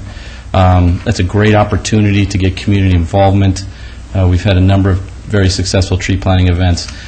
Thanks to the information that we've got from the Southern Nevada Water Authority, their aerial photography, we've been able to determine the canopy coverage within the city. And you can see from this image that in the southeast sector of the city, we have a 13.6% average canopy coverage, 11.2% in the southwest, and 4.7% in the northwest. Now, within those areas, there's a great variation. There are some neighborhoods that more established tree canopy where it's upwards of 23, 25%. So that's just the average. Overall, the city average is about 9%. This, hopefully this shows up on your monitors, but this is an example of the shapefile that we're able to make in GIS using the aerial imagery from the Southern Nevada Water Authority, and that is a foundation for us being able to establish a tree canopy coverage. Trees obviously help reduce energy by reducing the potential heat island effect as much as 5 to 7 degrees in the daytime temperatures. They also block the wind in the wintertime from the buildings, which can reduce heating costs up to 10%. Trees improve air quality. 25% canopy coverage has been shown to remove as much as 89,000 pounds of pollutants annually, and they also help reduce stormwater runoff. 6% coverage has been shown to reduce runoff by as much as 52 million cubic feet. It's important for streetscape. Trees can reduce crime and foster sociable neighborhood environments. One study in Chicago showed that neighborhood with healthy tree coverage reduced crime by as much as 50%. Streetscapes also contribute to walkability and can increase sales in commercial districts. One study showed that shoppers will pay up to 12% more for goods and services in shopping districts with tree-lined streets, and they can increase property values by as much as 10%. With that, I'm going to turn it over to Doug to make a few comments about tree coverage and some of the work they do at the Water Authority. Thank you. Good afternoon, Mr. Mayor, members of the council. I'm Doug Bennett with the Southern Nevada Water Authority, Conservation Manager. I think Mr. Perigo outlined most of the benefits, but one I think we often overlook is providing habitat, food, shelter to some of the wildlife in our valley. Often our urban environment can be an asset to those animals, or it can be something that pushes them further out into the desert environment. We know it's a harsh place to live. I think we're well known that we're not big fans of non-functional turf. That's well known. I think what's lesser known is that we are true champions of trees in the urban environment and provide us a lot of benefits, as Mr. Perigo pointed out, and we think they're worthwhile investments of the water resources in our valley if they're properly selected and maintained over a long period of time. I see the inventory that's being undertaken by the city as being a huge asset to managing these resources for the city. They're certainly long-range assets. Not only will this better help them manage those assets, we're hopeful that this will yield some information from the ground that can be incorporated back into these aerial images that Mr. Perigo was showing you, such that in the future we may be able to develop technology that aerial photography or multispectral photography can actually tell us what a species of tree is, how large it is, how tall it is, without actually having to send crews out on the ground. Meaning we'll not only be able to inventory what's going on city properties, but also in residential neighborhoods, neighboring jurisdictions. We'll be able to see the impacts of some of our landscaping policies. Are they helping or hurting the urban forest? And we think that's going to be very valuable. Not only are we contributing data and some staff expertise to this project, Southern Nevada Water Authority is also willing to contribute some financing to this project in the hopes that between both of our agencies we'll be able to come up with this new technology that in the future will give us much more valuable information at a much lower cost. With that, the resolution that's before you today for the Urban Forestry Initiative does three things. One, it sets an average tree canopy coverage target of 20%. Based on the research that we've done, we think this is achievable by the year 2035. Work with existing partners. We've already, as you can hear from Mr. Bennett's comments, we have a strong working relationship with the Southern Nevada Water Authority. We also are working with the Nevada Division of Forestry, and we're reaching out to UNLV. There's a number of people over there doing research on urban forestry as well. And then finally, to prepare an urban forestry management plan. With that, I'm happy to answer any questions and recommend adopting the resolution. Yes. How do you define a tree canopy coverage? How is that defined? Well, right now we're using the aerial imagery, which tells us the width of the tree and how much area that covers underneath it. That's when the tree. Are you talking about the trunk, or are you talking about the foliage? The full canopy of the tree. That's what I'm trying to define. The foliage, yes. The foliage. Right. Okay. At the tree's widest point, that would establish that tree's canopy coverage, and when they are all added together over an area, that's what we use to determine the canopy coverage. Very good. Thank you. Any other comments or questions? I do. Yes. Thank you. Thank you, Doug. Tom, the 20%, what does that compare to city of comparison to Las Vegas? Well, currently, we're at about 9 or 10% on average across the city. As you saw, the Northwest is the lowest. I think it was about 6 or 7%, but that's because it's a very young tree, so it hasn't had an opportunity to mature. And there's a lot of vacant land as well. So we think by 2035, with the opportunity for these younger trees to grow up and management of the older areas as they die off, we need to make sure we continue to replant the trees, that it's achievable. It's also based on standards from some studies that have been done for the Southwest, looking at what would be a reasonable coverage. And we did look at a number of older, more mature neighborhoods to see what kind of coverage we get, and it exceeds 20% rather easily. So we thought that was a reasonable target for the citywide as an average. So what you could do, not today, but Las Vegas and targeted 20% in the Southwest, how does that compare to other Southwest cities or other cities nationwide? I'd be interested in that. And then the type of tree, I mean, certainly the non-functional turf has become commonplace here, but are there certain tree, and I'm thinking of a palm tree. We see a lot of that in some of our new town center developments that aesthetically very appealing, but from a canopy or a coverage probably isn't as effective as certain other species. Do we try to, or from a land use standpoint, should we try to encourage certain trees to be used in certain areas? Absolutely, but to your first point, as far as we know, we would be the first city in the Mojave Desert to set a tree canopy coverage target, and combined with the earlier item, tree inventory plus a canopy coverage, we would be the first city in the state of Nevada to have this sort of a program in hand. To the second question, that's part of the urban forestry management plan that we'll be working out. Absolutely, certain species we definitely would want to encourage more in terms of providing the benefits that I spoke of earlier. But those are the kinds of things, once we get the inventory completed, we'll know what kind of diversity we have in current species and ages and sizes and so on. And then based on a lot of the work that's already been done by the Water Authority and some research at UNLV and some other, UC Davis did a study, I think we'll be able to put together a very comprehensive program that says these are the kinds of trees that should be planted in these locations to maximize the benefit and the advantages of the urban forest in the city. The last question would be, understanding that we're in the desert and that Southern Nevada is unique, that we have some very strong urban areas like the downtown core. We have, I guess, traditional suburban areas, and then we have in Valley at least some areas that are referred to as rural. From just in the Northwest, the higher density homes that in the mid-90s were averaging 4 or 5 units per acre and now are up to 10 or 12, that in itself is very limiting on the ability to create, I think, the canopy reach that you're looking at. And so I'd be interested as far as if we're looking at a target area and just because of the land use that's approved or built out, it's going to be restrictive. Do we then go to our neighborhood parks or our regional parks and try to build that benefit of additional trees and canopy, and being it the only opportunity in a certain area? Is that part of the resolution? It's not part of the it is part of the resolution insofar as the resolution calls for us to prepare an urban forestry management plan, because those are all the things that are considered in that plan. Definitely based on land use, there will be certain standards and recommendations.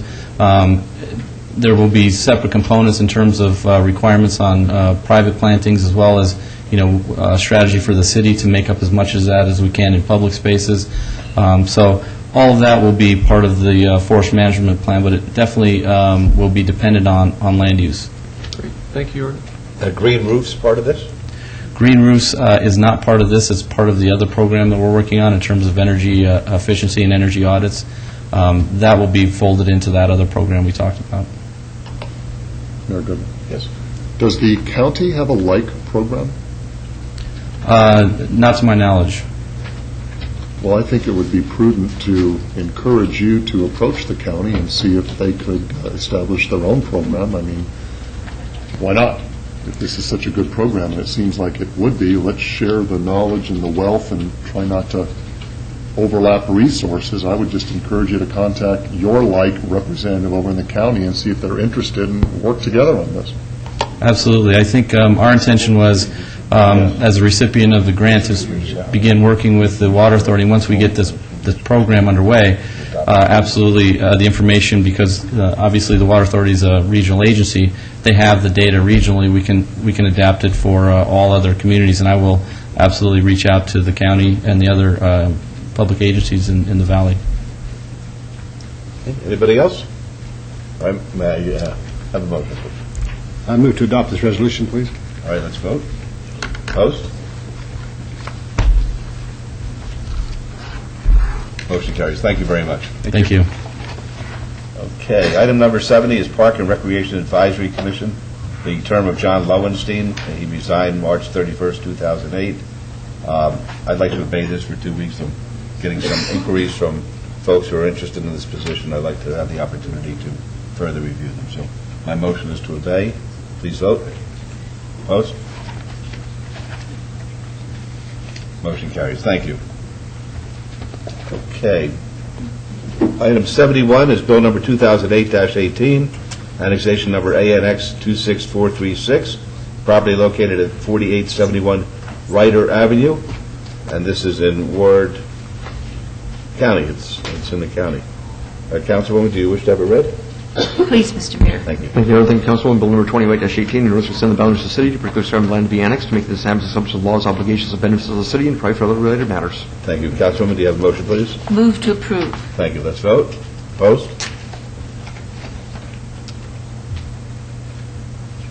Motion carries. Thank you. Item 72 is Bill number 2008-19, annexation number ANX 26466, property located at 6424 West Cheyenne Avenue.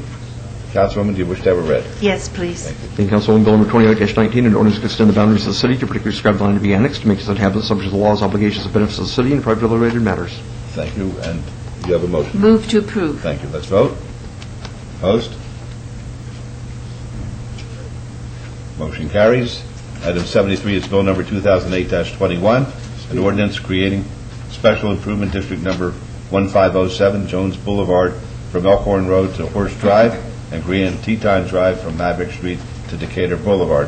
Councilwoman, do you want it read, please? Yes, please. Thank you. Thank you, Councilwoman. Bill number 28-21, in order to create the city of Las Vegas, Nevada, Special Improvement District number 1507, Jones Boulevard, Elkhorn Road to Horse Drive, and Grand Teton Drive, Maverick Street to Decatur Boulevard, describing details in connection therewith and other matters relating thereto. Thank you. Your motion, please. Move to approve. Let's vote. Opposed? Motion carries. Items 74 through 79, which are bills 2008-17 and 2008-20 through 2008-25. They're eligible for adoption at a later meeting, so we're going to move on to the new bills. New bill item 80, bill 2008-26, will be heard at the recommending committee meeting on Tuesday, May 20, 2008. Mr. Chairman, could you read that, please? I'll be happy to, Your Honor. Bill number 28-26, in order to extend the boundaries of the city to particular side of the land to be annexed, because it inhabits subject to laws, obligations, and benefits of the city, and provide for other related matters. Thank you. And Councilwoman, will you be available on May the 20th? Yes, I would. Thank you. Councilman Barlow, will you be available? Yes, Mayor. Thank you, then. Mr. Mayor, Yes. wait a minute. We switched around that meeting. Are we holding the budget on May 20th in the afternoon? And Yes, will we are, 3 o'clock, as I understand it. 1 o'clock. At 1 o'clock, so we should be through by 4? Yes, I'm sure we will be. Very good. And Mayor, Yes. just for clarification, is that Sure. May 20th or May 21st? May 20th, I believe. Okay, great. Thank you. 20th, correct? Right, Tuesday Okay. the 20th, right. Thank you. Okay, thank you, and the council meeting is in recess, let's say 1:30. Was that? That's not. To sit with us? That's a bad question. Let me take it to your office.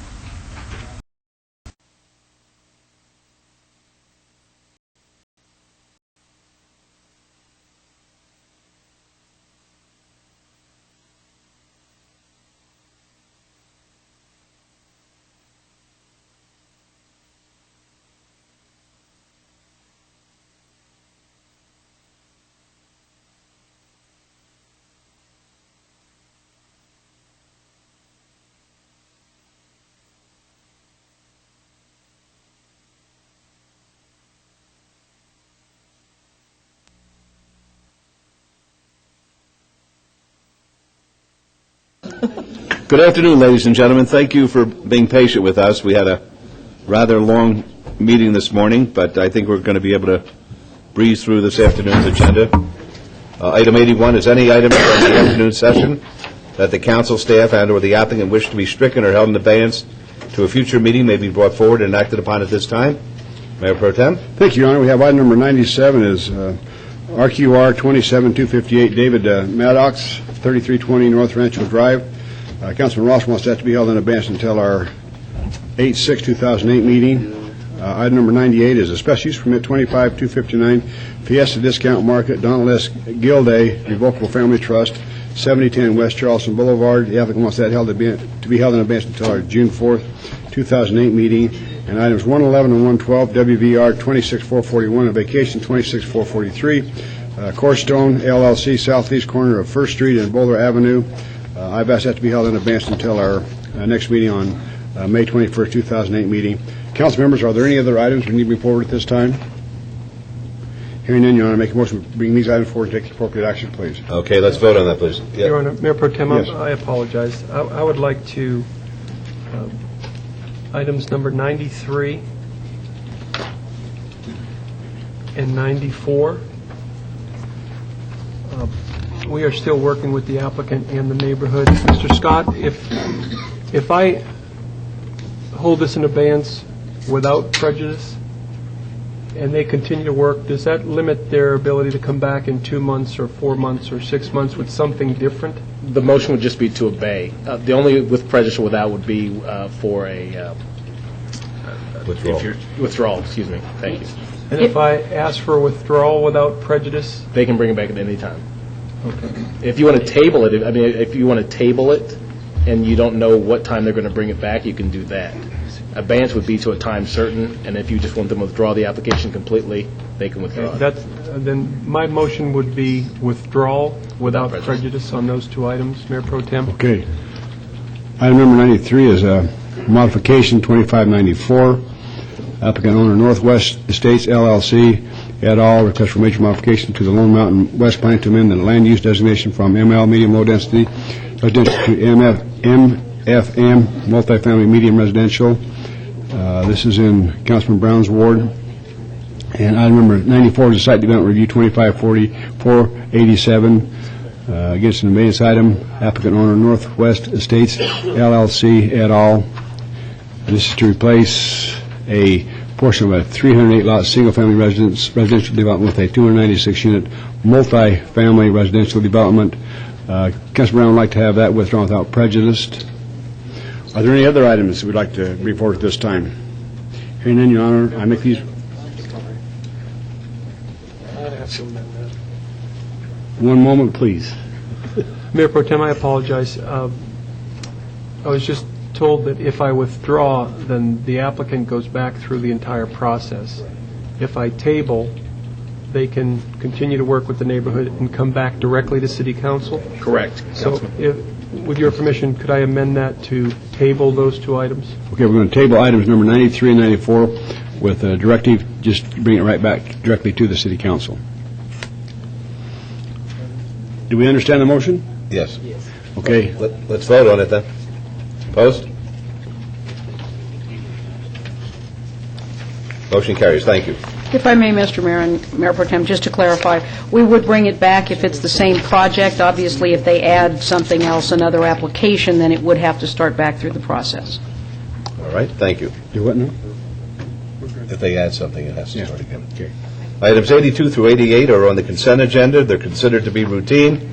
They're recommended for approval by the Department of Planning and Development. May I have a motion to approve the consent agenda items 82 through 88, please? Yes, Your Honor, no questions or concerns. I'll make a motion to follow staff's recommendation for approval of all these items with all conditions. All right, let's vote on that, please. Opposed? Motion carries. Thank you. Okay, moving right along. Thanks.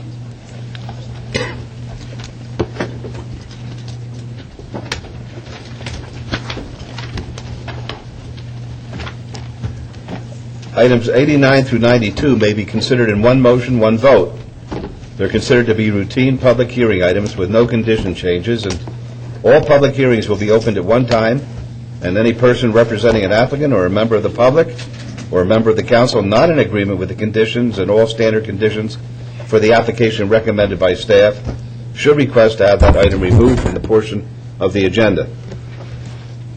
Items 89 through 92, they're all going to be public hearings. I'm going to read them into the record.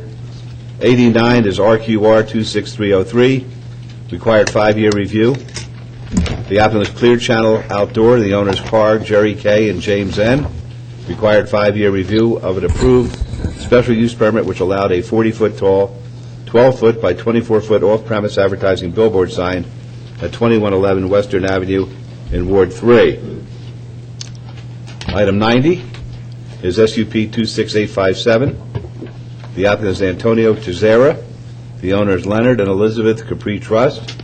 Request for a special use permit for a 1,650 square foot secondhand dealer at 4331 West Charleston Boulevard in Ward 1. Item number 91 is VAC 26793. The applicant owner is City of Las Vegas. Petition to vacate a portion of Giuliano Road and a portion of Azure Way, generally located on the south half of Durango Drive and Giuliano Road in Ward 6. 92 is VAC 27033. The applicant owner is GNLV Corporation. Petition to vacate a 480-foot portion of First Street and a 220-foot portion of Carson Avenue, generally located at Bridger Avenue and First Street in Ward 3. Now, these are all public hearings, which I now declare open. Is there anyone wishing to be heard on any of these items? Seeing none, I'll close the public hearings. Your Honor, I would like to just bring item 92 forward, have Chris come up just real quick and explain to us. I think it's important enough for our downtown area to see what's going on down here, and I'd just like to have Chris explain that to us. All right, let's have a motion then on 89 through 91, and then we'll hear 92. Okay, I make a motion to follow staff's recommendation for approval of items 89, 90, and 91 with all conditions. All right, let's vote on that, please. Your Honor? Yes. I support the motion. On item number 89, I need to be listed as an abstention. I am involved currently contractual negotiations with this company, and the attorney's office would like to review it. Very good. All right, let's vote. Opposed? Motion carries. Mr. Kempfer, want to tell us about item number 92, which is the 480-foot portion of First Street and 220-foot Chris, portion of Carson? I apologize. I think it's important enough that we need to see what's going on here real quick. I'm more than happy to, especially after our first win on yesterday. Thanks to the mayor. Thank you. I wasn't sure who forfeited when I got the message. Yeah, they did. Thanks to your chips, I think. I gave Mr. Kempfer coaches a girls softball team, and even though he has diligently worked for 3 hours a day, 5 days a week, his record going into yesterday was 0-12. However, when he came up to my office, I gave him good luck mayor chips for all of his players, and he called and he said that his team won by forfeit. The other, we ended 1-12, thanks to the mayor. I'm more than happy to describe it. If, as you can see from the overhead here, this is the nugget as completed, and as part of that, this is the Carson, and this is the rest of First Street. If you remember when we came before you, I guess about a year and a half ago or so, memory fades, but it was with the understanding that eventually we would take First Street all the way from Bridger back to essentially the Fremont Street experience, and we would also take the property on Carson and create this incredible overall portrait of a hotel casino with enhanced landscaping in the roadways. This is a view of the. Is this the new tower? Yes. This is the new tower that goes on the north side. In other words, essentially adjacent to the existing Carson. This would be where the new tower would go.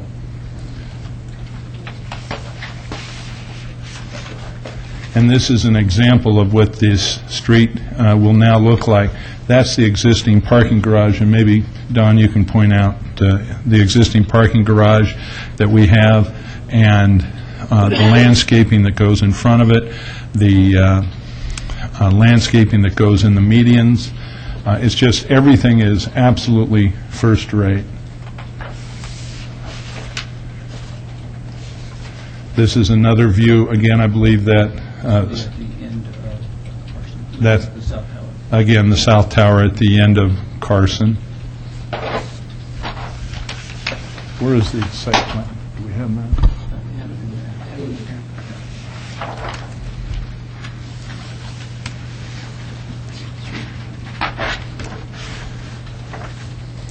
And I actually had a bigger board on this. If we can zoom in on this, it'll give you an overall. Let me make sure the light's not reflecting. Can you see that pretty well? Mm-hmm. Okay. This then is First Street.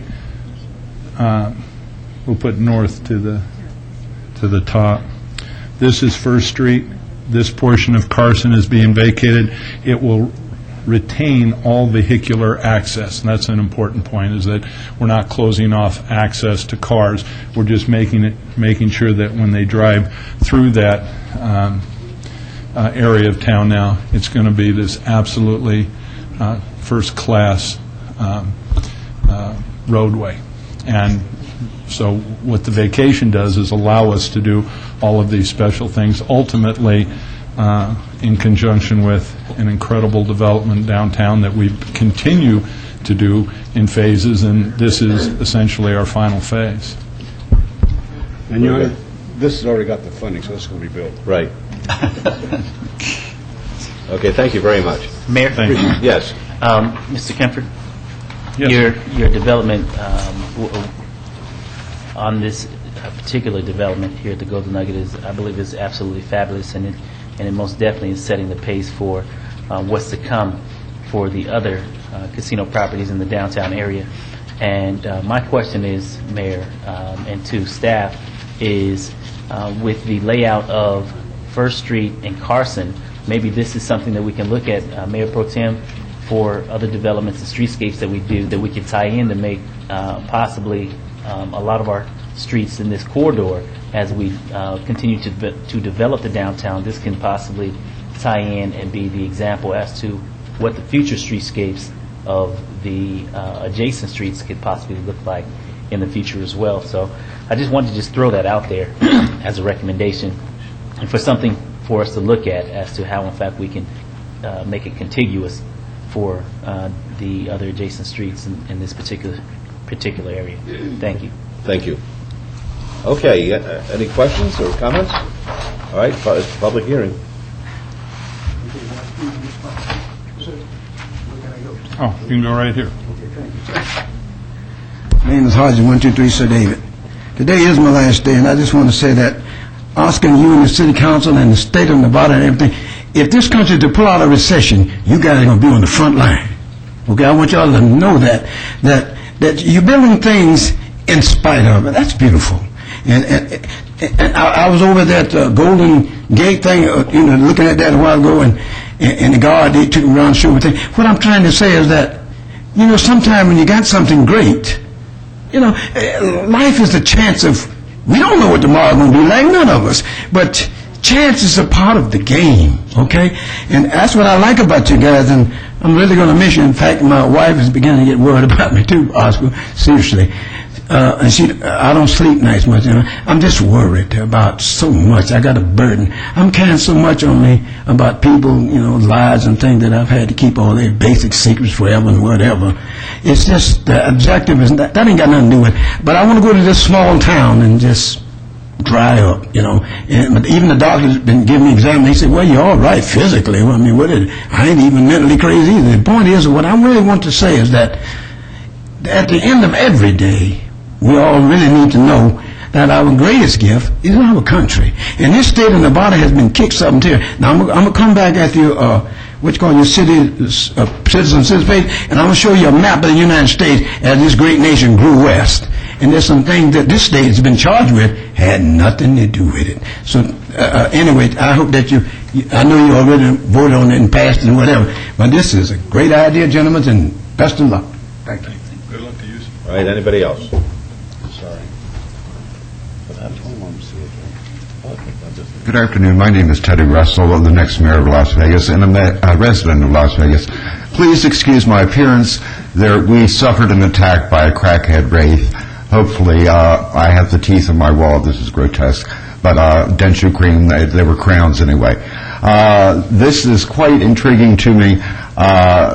Tillman Fertitas is evidently and obviously a genius. I am intrigued by his timing and his buying back of his own stock, and I'm also intrigued by an article in the City Life where a gentleman was demanded ID be produced when he was affluent and playing and middle-aged, and the bottom line of this interview was, you were scanning the machines and you weren't begging. So there's been some strange security guard behavior out of the Golden Nugget, which sometimes seems too full itself. But the bottom line is, and I agree entirely with Councilman Barlow, that this will be an impetus and perhaps a model for what we can do in that area. Mr. Fertitas knows how to get great talent and design and building, and they put their money where their mouth is every time for downtown Las Vegas. I'm exceedingly thankful, and I recommend approval. Thank you. Anybody else like to be heard? All right, seeing none, I'll close the public hearing. Have a motion, please. Thank you, Chris. I apologize for that. No, I just want people to see what you're doing. I think it's fantastic. And so, with that said, I want to make a motion to approve item number 92 with all conditions, please. Very good. Let's vote. Opposed? Motion carries. Thank you. Thank you very much. Thank you again, Your Honor. You're welcome. Item 95 is VAR 26447. It's going to be a public hearing. The applicant owner is DFA LLC. Appeal filed from the approval by the Planning Commission of a request for a variance to allow a 1,200 square foot off-premise digital billboard sign flush with the wall of the parking structure where 672 square feet is permitted, and to allow the off-premise digital billboard sign to be erected 58 feet above the elevation of the freeway, where 30 feet above the elevation of the freeway is the maximum allowed on 2.61 acres at the southwest corner of Bonanza Road and Martin L. King Boulevard. The staff recommends denial. Planning Commission recommends approval, subject to conditions. Is a public hearing, which is now declared open. Mr. Grosbeck.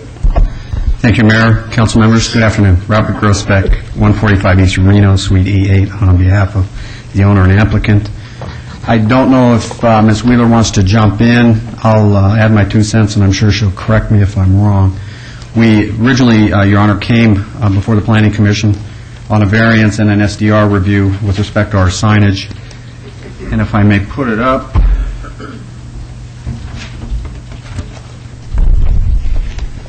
this represents the original sign on the east side of the structure, which we proposed or recommended at 20 foot by 60 foot. And I think that's where staff had the heartburn, was the size. The code allows for 14 by 48. We had an opportunity to meet with staff, with legal counsel, and Councilman Barlow after the Planning Commission meeting. And prior to that, of course, I appealed just the VAR on the sign and the height issue.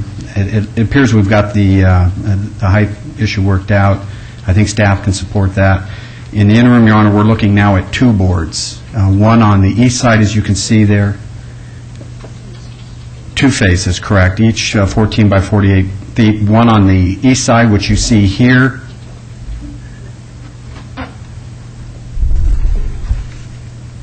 And the second elevation on the west side, which you see there depicted as Zenith Realty. Just so we're clear, Your Honor, we're recommending that we will limit both sides to the 14 by 48 as required by code. One point of clarification, we would ask that the record be amended and approval, if the council seems fit to approve this item, that the sign on the east side, it's referenced as being flush with the structure. It's actually proposed as being cantilevered about 8 degrees out to capture that traffic heading north on the flyover at the Spaghetti Bowl. With that, we agree with staff's conditions. I was with additional revised condition number 4 of SDR 26639 this afternoon, as well as the amended condition to VAR 26447, and we have no problem with either of those, Your Honor. We ask for your approval. I'll be happy to address any questions. Thank you. Any questions of Mr. Grosbeck? All right, folks, the public hearing. Would anyone like to be heard?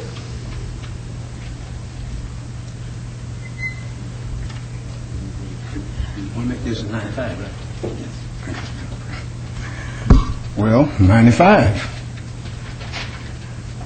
It has a split between the... You have to identify yourself for the My record. name is Anthony Hardy, 123 Sir David. It has a split between staff, they recommend, denial, but the planning is really split. They're in favor 4-3, so approval. So what I'm trying to say there, this particular item is on thin ice. But anyway, y'all make your final decision anyway. I'm not far against it.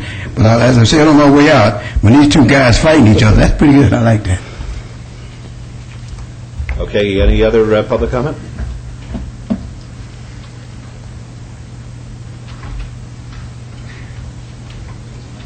Teddy Russell, resident of Las Vegas. I just wanted to be clear, this does enjoy the support as it is with Councilman Barlow, is that correct? I'm sorry? Are you for this as it stands now, and it's been settled? I'll let you know that momentarily. Oh, okay. Well, I was going to say, whatever Councilman Barlow has determined, if he is for it, I am also for it. Thank you very much. Any other public hearing? I don't even know what to say. I know, that's really the amazing thing. That don't matter. Look, it's America when you're around. That's right. When I show up, So you I better tell can us your talk name. on anything. You better tell us your name. What's the issue? Gilma Viglia. There you go. You haven't seen me in such a long time. I figured I'd come down to prove that I'm not dead. Yeah. So what's the issue? Nobody want to tell me what the issue no is? issue. Come on. The issue is these guys want to go home sometime this afternoon.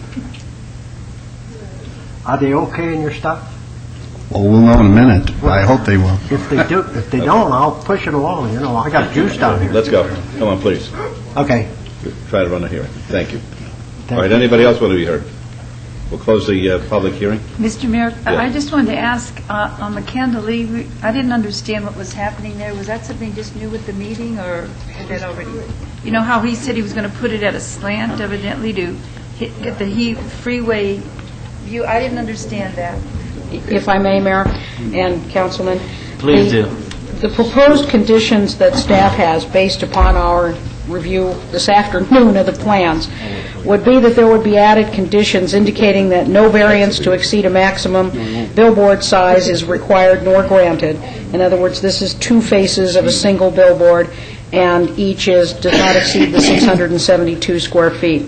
Additionally, we need information and a condition added that the applicant shall provide sectional drawings signed by a professional surveyor licensed by the state of Nevada depicting the finished grade of the US 95 freeway adjacent to and south of the subject site. The sectional drawing shall show the height of the proposed signs not to exceed 58 feet above the finished grade of US 95. That is in order to comply with the variance as it has been requested. Additionally, staff would recommend a condition that indicates that the boards shall be flush-mounted in location.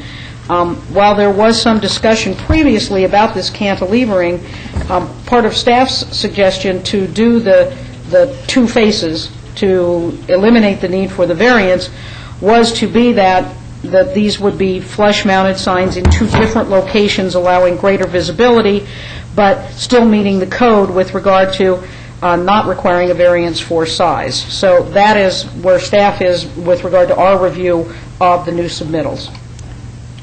And that's accurate. That is. I would point out, Councilwoman, just for your benefit, Mayor, if I may, as you can see, here, this sign depicts the cantilevering. What we're trying to do is just take it out a few degrees to capture that traffic coming over the flyover heading north, 15 north over. And with it flush mount, it takes away. The visual sight lines are diminished significantly, we believe. On the west side, we have no problem. It will be flush. Well, whatever Councilman Barlow wants and feels is the best, I certainly would agree with that.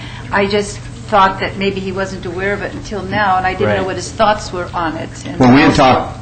Well, actually, yeah, it has caught me off guard because when we sat in on our meeting, both signs were to be flush because initially you were looking to have a sign on both sides, basically the original plans. And I recommended by disconnecting the two signs and making them one on each side, making them flush against the building would be more appropriate.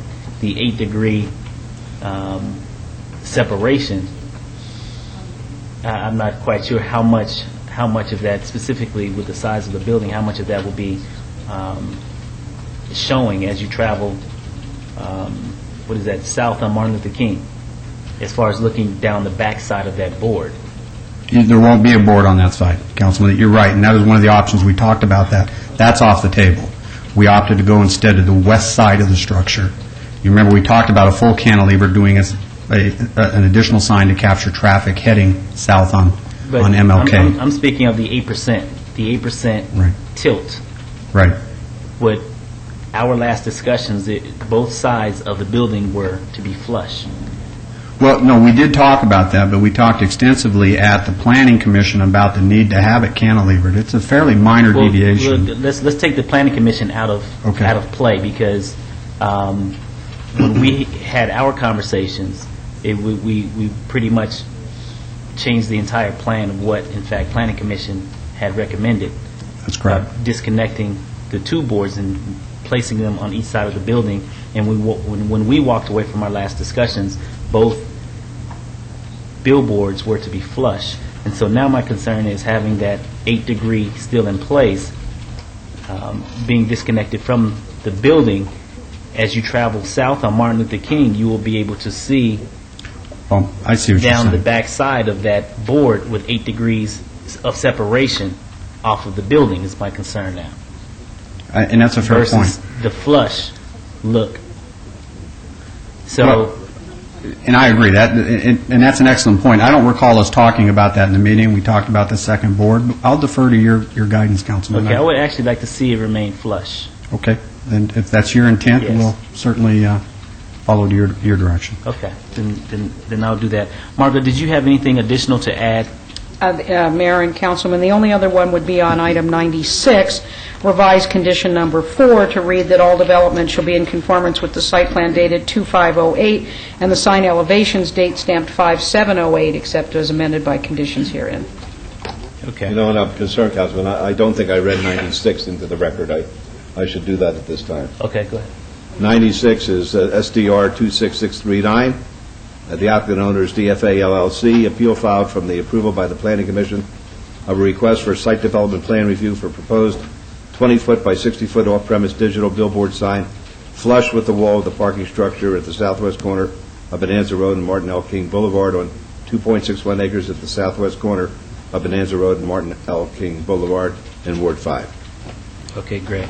Hey, Councilman, Your Honor? Yes. Councilman, before you make any motions, can I just ask Mr. Grossbeck a quick question?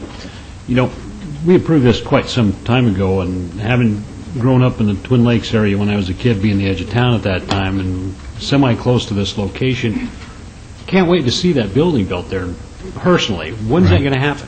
Well, we were just talking about that today. They're working on design as we speak, and the engineers and architects are working through the project. Our goal is to have it out within that 2-year time frame that we were initially approved on, but, obviously, there are just so many factors that I don't have a date, but I can assure you Mr. Ahern wants to see this thing out of the ground as quickly as you do. And if I may, Your Honor, again, to address the Councilman. Councilman, I mean, this is, you know what this is going to do for the economics in that area and beautification in the whole 9 yards. I mean, it's a fabulous location for this, but as I drove by it this morning on the way in to City Hall, I mean, there sits the equipment still, and looking forward to seeing this up in the air. So just thought I'd share that with you. Thank you. Mr. Mayor, I just wanted to add to what he said. It is a beautiful building, first one of its kind in that area, and it will be a focus for future development, I think. It's beautiful. I think from a timing standpoint, because we've done this in piecemeal, that whole corridor, you'll see, I'm hopeful here in the very near future, you'll see a final design on the hardware store across the street, Ace Hardware concept, and we're excited about that as well. Okay.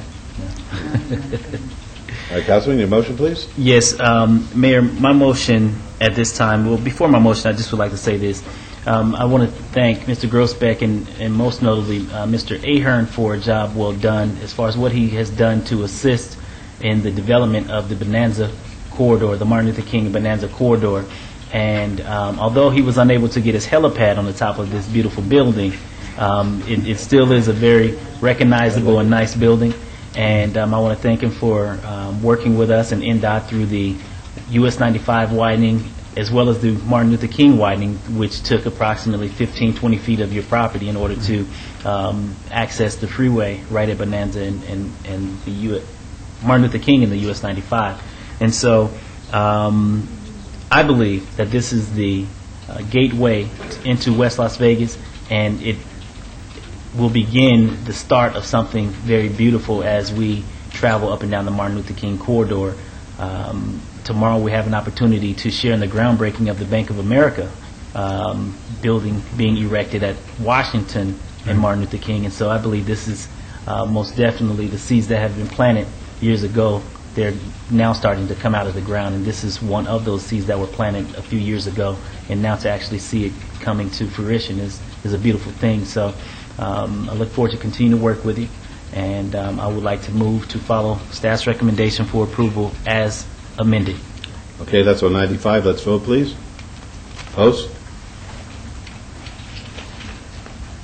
Motion carries. And 96, please. Yes, and for item 6, the site development plan review, I would like to move to follow staff's recommendation as amended. All right, let's vote, please. Post. Motion carries. And before you leave, Mr. Grossbeck, I would like to share a story with you. Ms. Fretwell and myself, on occasion, have what's called Town Hall. It's a little TV program on Tuesday night, 5 o'clock on Channel 2, and received a phone call, I'd say about a month ago, from a gentleman who indicated that he had been a victim of drugs, alcohol, and may even have said that he got out of prison. I'm not sure. And he said, "Can you help me?" And I said, "Let me think about it. Give me a call at the office tomorrow." The fellow called. I said, "What are you looking for?" He says, "Just any way to make a living and to stay clean." And there was something about the guy just talking to him on the phone that made me a true believer. I called your client up, got a phone call from the business yesterday. He's a great employee. Great. It's a great story. That's fantastic. Great story. Glad to hear that. Yeah. And I thanked through your client's secretary, I thanked him, but I'd like you to convey that to him as well. I will. Thank you, Mayor. Thank you. And Mayor, if I may, I want to take just a moment to thank Ms. Wheeler and her staff. She was very kind. Talk about 11th hour rush to accommodate my paperwork faux pas. I really appreciate that, and she's a great asset to the staff. She's my newest hero. Thank you. Thank you. Item 99 is SUP 26487. It's going to be a public hearing. The applicant is LV Inc. The owner is Solata Group. Request for a special use permit for a proposed tattoo parlor, body piercing studio at 1501 South Las Vegas Boulevard in Ward 3. The Planning Commission and staff both recommend approval, subject to conditions. The public hearing, which is now open. Mayor, Council, Brian Perkins, 1501 South Las Vegas Boulevard. Since our meeting, Councilman Reese, the other day, I went over to the chapel next door, and that man said in a gentleman's agreement that he would rent me the 4 back corner spots for my employees, freeing up those spots that are out on the street. Do you have that in writing? No, he said that he would write it up today, and so I'm still waiting for that. But he did verbally agree to that. I really don't want to do this, but I will, because I know you want to get open. I'm going to ask legal, can I approve this item today and ask them to bring that in and show it to staff? You could have a contingency condition just indicating that they are to provide probably the planning department with a copy of the lease agreement for those spaces within a certain period of time, if you want to do that. It's very important that we do this because we do have a huge need here. This is the old wedding chapel we closed up off to the north, and we do need to have those parking spaces. And so if you could do that, if you could get that to them by Friday, a letter, and I want it to be a legal letter, that you do have those 4 spaces for crossover parking. Mm-hmm. Okay. And Councilman, he could submit that to our office too, so we can take a look at it, just to make sure that it meets all the requirements of an access agreement, or a parking agreement. Am I failing my approval from you, Councilman, if we don't acquire those spaces? Well, but you come here and you're referencing that you do have permission to use these 4 spaces. No, I asked the gentleman yesterday, in which Mr. Dick said that he had something from the owner, and he said that the gentleman that I talked to is not the owner, and that he is the manager, and that information was just relayed to me just now. And so I'm still in a little question of it, but I have pursued this since our meeting the other day. And he said yesterday that he would draw something up for me today to rent me the back north 4 Well, corner spaces. I'm not going to deny your application, okay, without those 4 spaces. I was trying to put a little pressure on you to get you to make sure you get those 4 spaces. No, that's what I'm stating to you, sir, is that I'm diligently working any way I can to make these people happy, and you also. I appreciate that. It's a public hearing. Okay, it's a public hearing, folks? All right. Close the public hearing, then. I did have a meeting with the applicant as well as the owners to the south and to the east of this property. And this is a very unique piece of property. It's a little triangle there. It is on Las Vegas Boulevard. We are prohibited from having a real nice business there because of the parking spaces, the access and egress and ingress to this piece of property. It is challenging. This gentleman here works 2 jobs trying to make a go of this one here, and he has invested money into this project.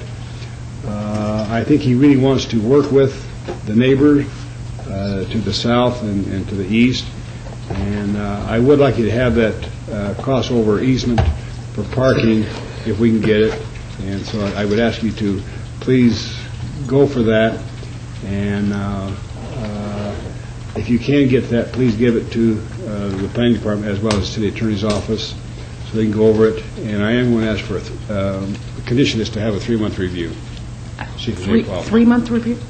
Was that a 3-month review, sir? 3 months. Would that be at council or administrative?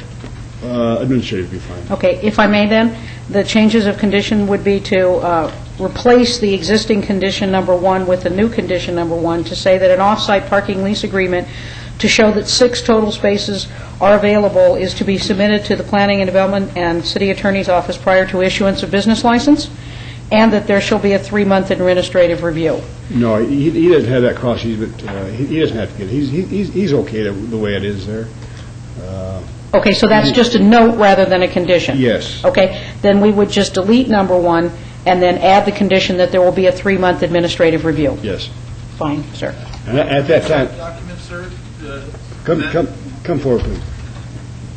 If I can produce that document tomorrow, do we still stand under the 3-month review? Yes. Okay. And that'll be from the time of issuance of the business license? Yes. That's my motion, Your Honor. All right, let's vote. Opposed?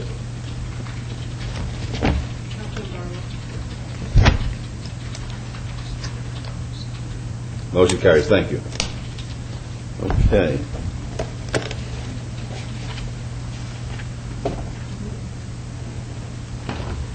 100, 101, 102, and 103. 100 is GPA 27069, General Plan Amendment. The applicant owner is IBEW Local 357.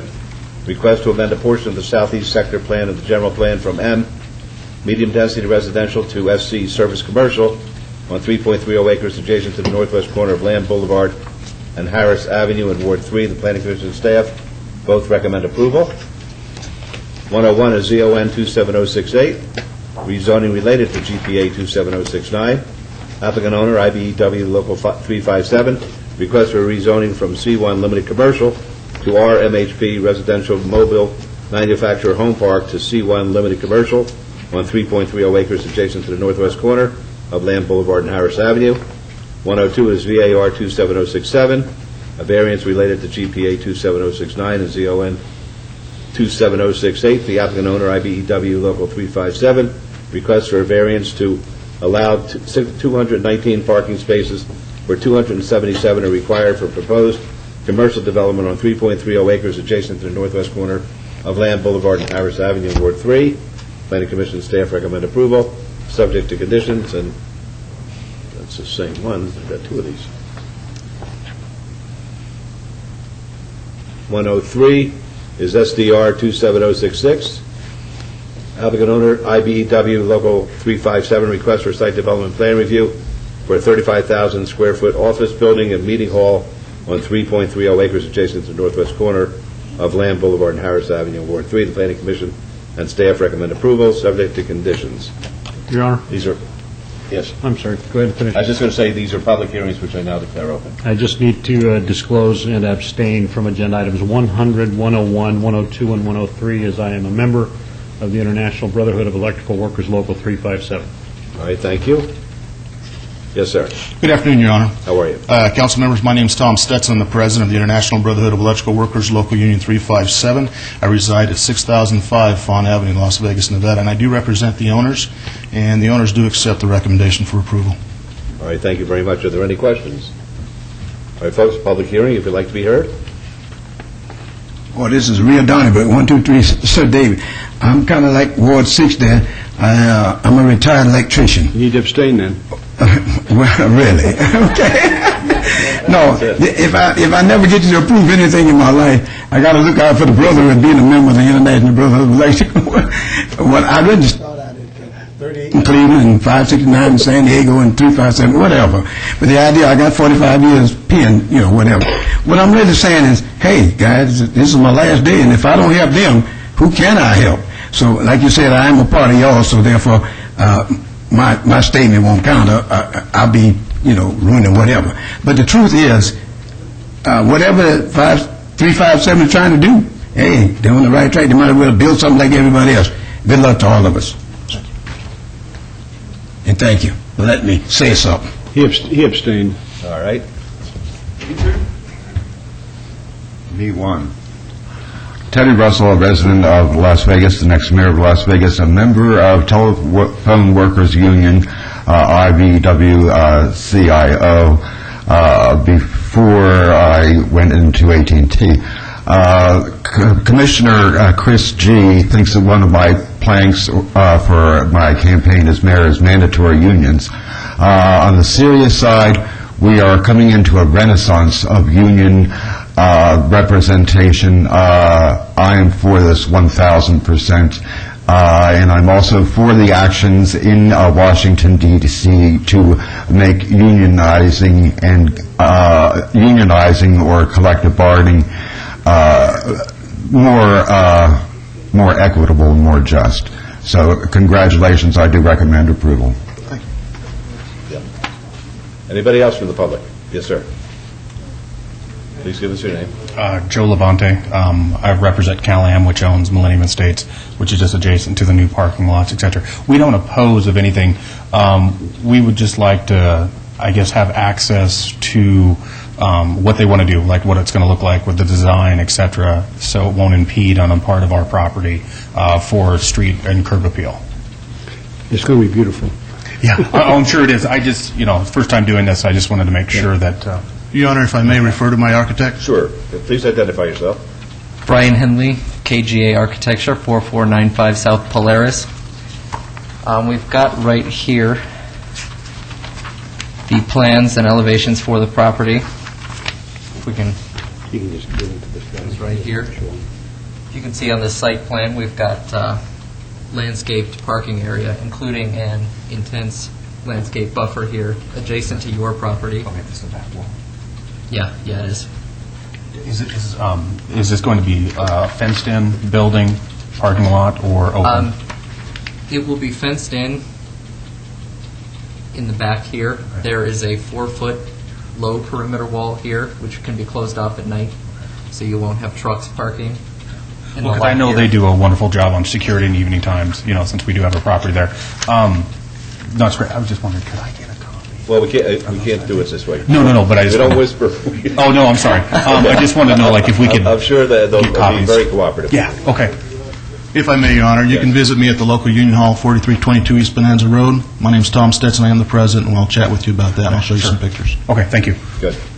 Okay, anybody else from the public? Seeing none, we'll close the public hearing then. Councilman Reese. Yes, on the GPA, you want to make a motion to follow staff's recommendation for approval with all conditions? All right, that's on 100. Let's vote. Opposed?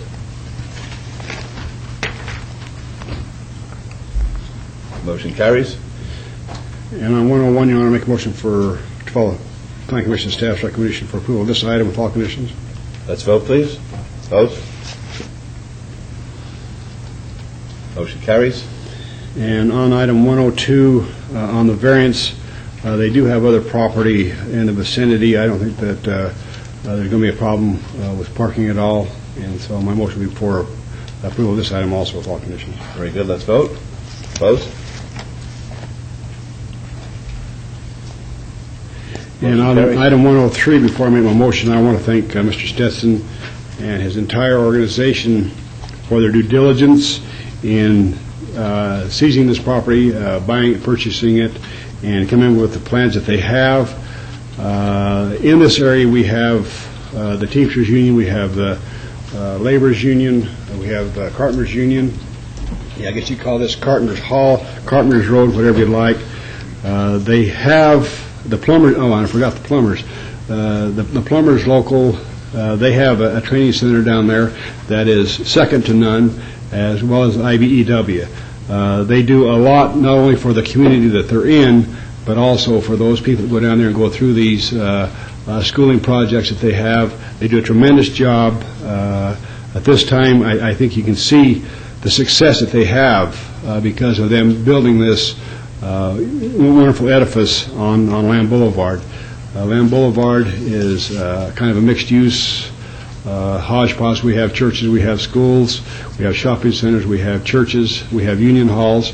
This is just an addition to there's going to be, again, it's not Ahern's property on Martin Luther King, but we're getting a nice edifice down there at this location. So I want to thank Tom and his whole crew that worked on this, as well as my fellow councilman. And with that said, John, I make a motion for approval. Thank you. Let's vote. Opposed? Motion carries. Good luck, folks. Thank you, Council, Your Honor, and thank you for the kind words. I'll pass that on to my members. Thank you. Thank you. 104 and 105. 104 is GPA 27207, General Plan Amendment. Applicant owner, City of Las Vegas.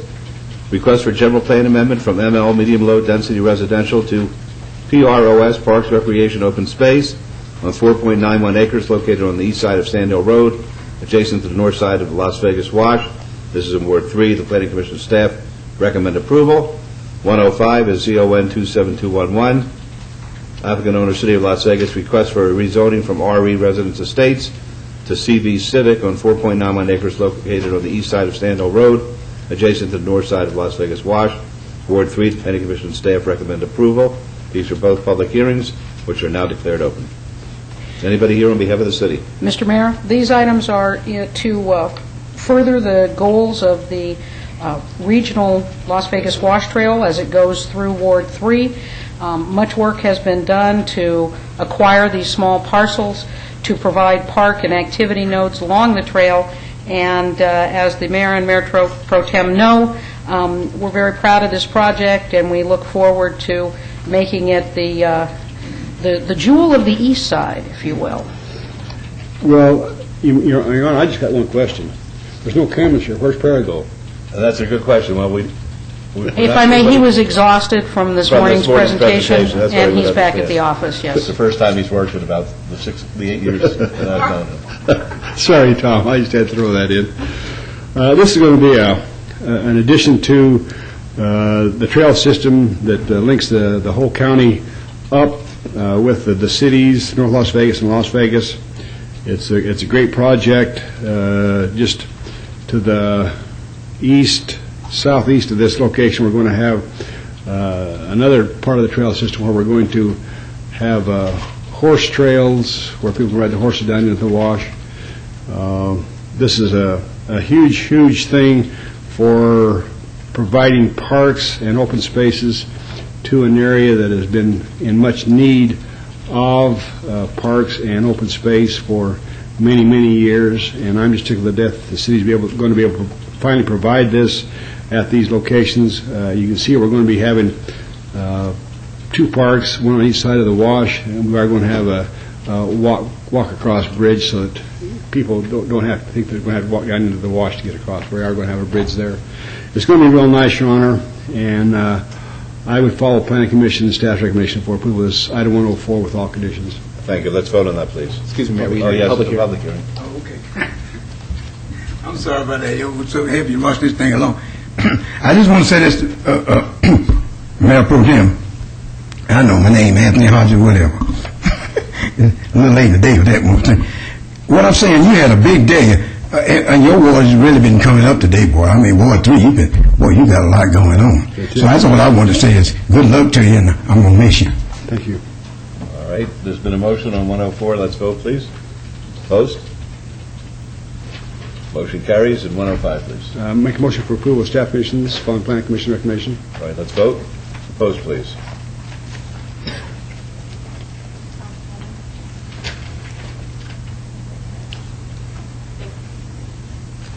Motion carries. Thank you. 106 and 107. 106 is ZON 27075, rezoning. The applicant owner is Down Syndrome Organization of Southern Nevada. Request for rezoning from PR Professional Office and Parking to O Office to a .58 acres at 5300 Vegas Drive in Ward 5. Planning Commission and staff recommend approval. 107 is SUP 27077, special use permit related to ZON 27075, applicant owner Down Syndrome Organization of Southern Nevada. Request for special use permit for a proposed social service provider at 5300 Vegas Drive in Ward 5. Planning Commission staff recommend approval, subject to conditions. These are both public hearings, which are now declared open. Yes, sir. Jason Keppel, 2727 South Rainbow, here on behalf of the applicant. We agree with all staff's recommendations and respectfully ask for your approval of this item. All right, thank you. Are there any questions of the gentleman? Okay, folks, the public hearing, if anyone would like to be heard. Seeing none, we'll close the public hearing then. Councilman Barlow? Yes, Mayor, thank you. If you will, please describe your organization, its existence, and what services you provide for the listening audience. The Down Syndrome Organization of Southern Nevada has been in Southern Nevada since 1998. The facility provides speech therapy, yoga therapy, and also Christmas parties, festivities for all the attendees of the center. How long have you been at this location? I believe since 1998. And your reason for coming before us today, how did you get here today in regards to this application? Please give the background information. I think you're going to get some help. Thank you. This All is right, Bonnie. please identify yourself. I'm Bonnie Hall. I'm the Director of Operations for the Down Syndrome Organization of Southern Nevada. And actually, the Down Syndrome Organization has been in existence for over 20 years. So we've been at the location at 5300 Vegas Drive since 1997, when we bought the organization, or Great. bought the building. And just explain to the council and to the listening audience as to why you're here today, or how in fact you got here today, being that you've been in existence at that location since 1997. We really wanted to get a business license and be able to have some of our therapies out of the building. And so every Monday morning we have physical therapy for our babies from newborn to 3. We have yoga therapy there Wednesday afternoons from 4:30 till about 7 p.m. We have dance therapy there every other Monday beginning at 6:15 to 7:15. And we also provide horse therapy at a location in Northwest Las Vegas, speech therapy at various different therapists across the city, and social activities for our members. Now, how is it that you've been operating for such a long time without the appropriate zoning, is the point I'm trying to lead you to. I don't think they ever applied for it before, to be honest with you. And there hasn't always been therapies held out of. It was more of an office complex there, and more social activities. There were not the therapies held, and we just really wanted to become legitimate. Okay. We wanted to have the proper zoning and licensing. So that's what I was getting to, so Yes.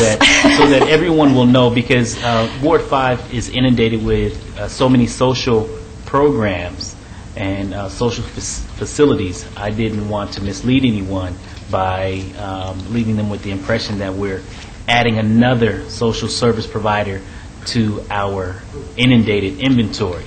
And so, being that you've been there since 1997 and you've been operating, this is just a matter of straightening out your zoning and providing you with the proper, not only the zoning, but the next item, Mayor, I'm not sure if you read it into the record, but I did. the special use permit, in order for you to continue to operate, but operate according to city's codes and licensures. Absolutely. Okay. So I just wanted to get that out into the public, so that's the reason for me asking you those questions. So if there's no other comments, Mayor, I would like to move to follow staff's recommendation for agenda item 106, zoning 27075. Thank you. Let's vote on that, please. Opposed? Motion carries. And 107, please. Yes, and I would like to move to follow staff's recommendation for the special use permit 27077. Very good. Let's vote. Opposed?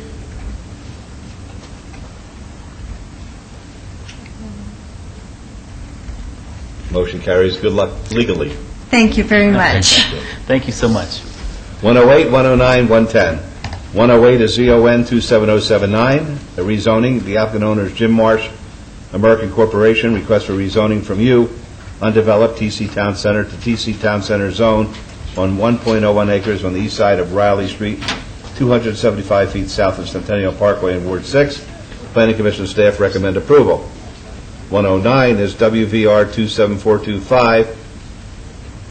The same applicant owner requests for a waiver of Title 18.12.130 to allow an existing private street to terminate without the required cul-de-sac generally located on Regina Avenue, approximately 150 feet west of Riley Street in Ward 6. The staff recommends denial.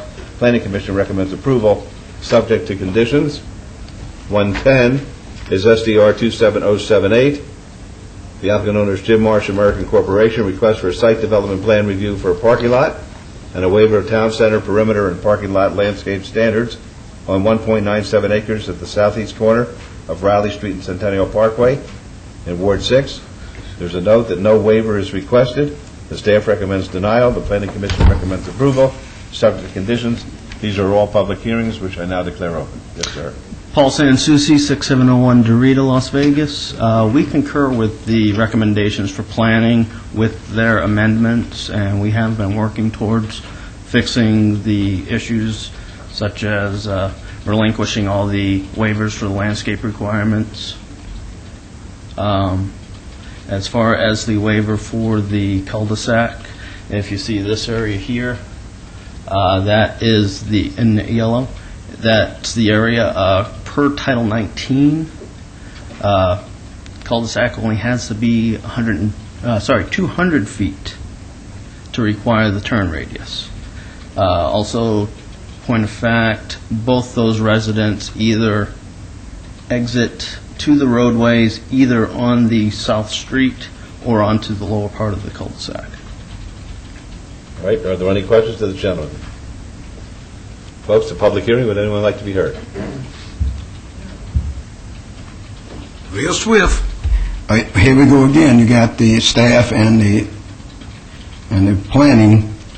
They kind of have each other a little bit, so y'all know you're going to do your thing, but I just want to say I love it when you have the two fights. I love it. The record should reflect that was Mr. Hodges. All right. Anybody else like to be heard? All right. Seeing now, we'll close the public hearings. Councilman Ross. Thank you, Your Honor. On agenda item 108, I would move to follow planning and staff's recommendation for approval. And let's vote. Opposed, please. Motion carries. And, Your Honor, if I may, Director, nothing significantly changed on 109. I would, we're having many issues, council members, in Your Honor, that with roads and cul-de-sacs do not conform to the city codes. We're having issues with emergency vehicles, utility vehicles making the necessary safe turnarounds in these access points. And I do not feel that there is enough justification for this waiver, so I'm going to move to follow staff's recommendation for denial of 109. All right, let's vote on that, please. Opposed? Motion carries. And on agenda item 110, the SDR, this applicant has requested waivers of town center development standards to allow no parking lot trees for every 6 uncovered parking spaces, to eliminate the requirement of providing landscape islands at the end of all parking rows, and to allow a 16% open space where 20% is required. While I recognize what Mr. Marsh is attempting to do with this project, there has not been any justification presented to me as to why we should waive town center standards in terms of landscaping. We've worked very diligently to maintain a quality area, and this is the gateway to the Centennial Hills corridor, the Centennial Hills Center, and to the Durango corridor. I feel that maintaining a green community and the open space requirements at this location is very important. And with that said, Your Honor, I would move to follow staff's recommendation for denial of SDR 27078. I look forward to a site plan coming back before Councilman Ross. that meets town center standards. Excuse me, Councilman Ross. That's my motion, Your Honor. All right, I'll hear the gentleman. We have taken Planning Commission's recommendation and withdrawn all the waivers for the landscape standards, and we are working to put the landscape islands on every 6 parking stalls, increase it to the 20%. I believe at this time we have about 24% landscape, and I do have a version of that map. You don't even have to do that, Your Honor, if I may? Yes. Director, where are we at with this? If I may, sir, the landscaping requirements have been met. The waiver is not in place at this time. However, the previous waiver with regard to the cul-de-sac is still in play, and therefore staff's recommendation would remain for denial. So then, Your Honor, with your permission, Yes. Director, if that's the case, then this SDR is not requesting any waivers That's correct, sir. and has satisfied all of our town center standards. Yes, sir, except for the fact that, as you can see, the waiver is still necessary to do their proposed project with regard to the previous item, which now has been denied. Correct. They would have to redesign to meet the requirements of that cul-de-sac, design it properly to city code, and then, were this site development plan approved, they would have to meet all of the landscaping requirements and the cul-de-sac design requirements. Thank you, Director. Then, Your Honor, my motion still stands to deny agenda item 110, so I look forward to another site plan when he comes back for another approval. All right, very good. Let's vote on that, please. Opposed? Motion carries. Good luck to you. All right, I'm going to call item 117. I'm sorry, Mayor and Councilman, I'm sorry about that. A denial of this would require, I think, a year, for him to wait for a year. Unless they do a significant redesign. Okay. Yeah. And it would have to be very significant redesign of this site. I'm sorry, I should have piped up on that one. Your Honor, if I may then, let me ask the applicant, would you prefer to withdraw this without prejudice? And Brian, if he does that, He can come back he at can any come time, back at any time. If you would withdraw this agenda item, the SDR, you can bring that back at any time once you redevelop that. That'd be fine. Your Honor, I would move to recall agenda item 110. All right, I've already read it into the record. Yes, sir. Now, What- Mr. Mayor, could we just ask a question down here, because we're all learners down here. Does that go back to the Planning Commission then, if he withdraws? Did we just ask that question? If he withdraws without prejudice, it So goes he'd back have to to the Planning start the Commission first. process all over again on that. And I Correct, didn't know if that's what Councilman Ross wanted or not, but if it is, that's fine. I do, and then I think we have to recall the last agenda item and rescind it, and then vote on it again, if I'm correct? Okay, so I'm recalling what now? Agenda item 110. Okay. That's my motion. All right. 110, of course, is SDR 27078, which is the request for site development plan review for parking lot and waiver of town center perimeter and parking lot landscape standards. We're moving to recall that. Let's vote on that, please. Opposed? Motion carries, and the motion now And is now, Your Honor, my motion would be to, allow a withdrawal without prejudice. Correct. so I would move to allow the applicant to withdraw agenda item 110 without prejudice. Very good. Let's vote on that, please. Opposed? Motion carries. Good luck. All right, we're at 113. Pardon me, 117. 117 is SDR 26819, Site Development Plan Review. Applicant is Cox Communications, Inc. Request for a site development plan review for a proposed 5,400 square foot second-story addition to an existing utility installation on .40 acres at 3850 North Tenaya Way in Ward 4. Planning Commission staff recommend approval, subject to conditions. It's a public hearing which is now open. Yes, sir.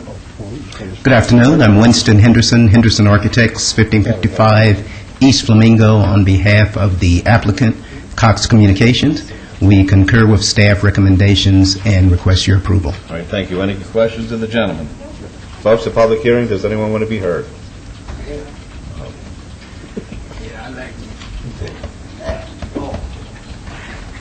I just want to say goodbye to Councilman Brown there in his ward. The staff and the planning, they both agree, so to Mr. Brown, the rest is history. Thank you. All right, the record should reflect that was Mr. Hodge.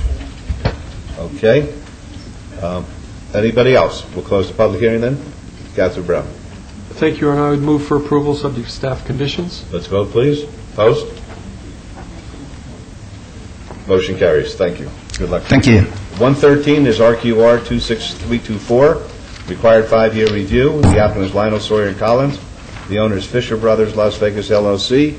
Required review of an approved special use permit, which allowed a 40-foot tall, 14-foot by 48-foot off-premise advertising billboard sign at 2900 Sirius.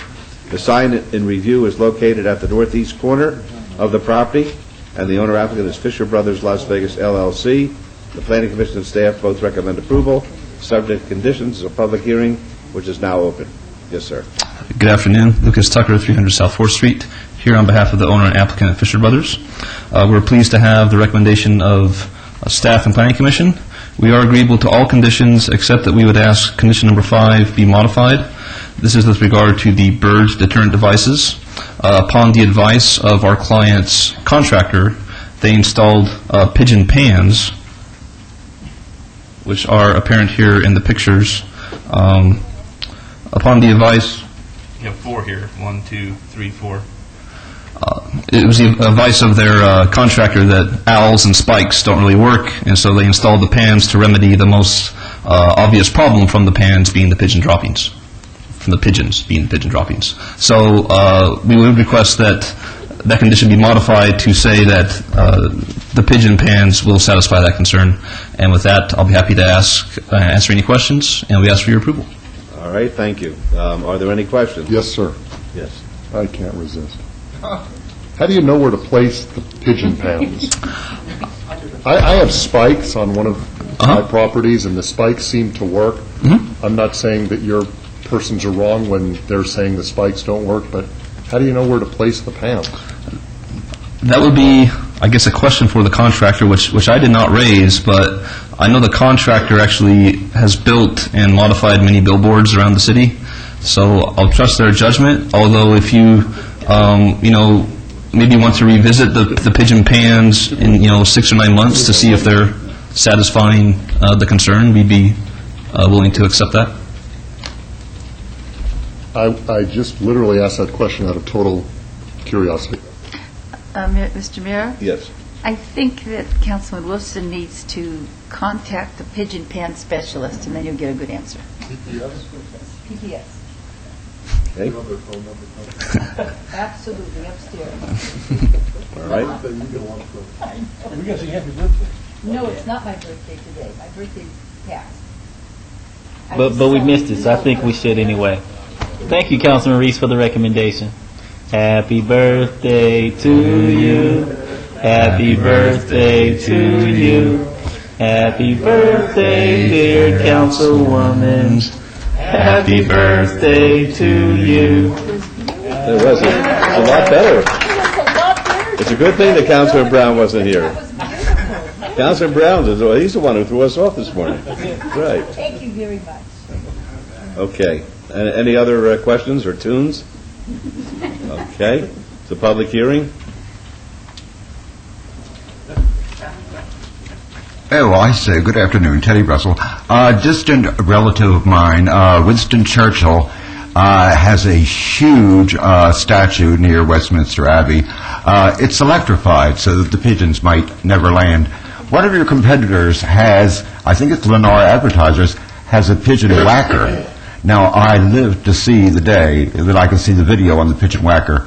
I loathe and despise flying rats, otherwise known as pigeons. I'm dubious about these pans. I just can't make up my mind. Thank you so much. Anybody else? I'm going to be real quick.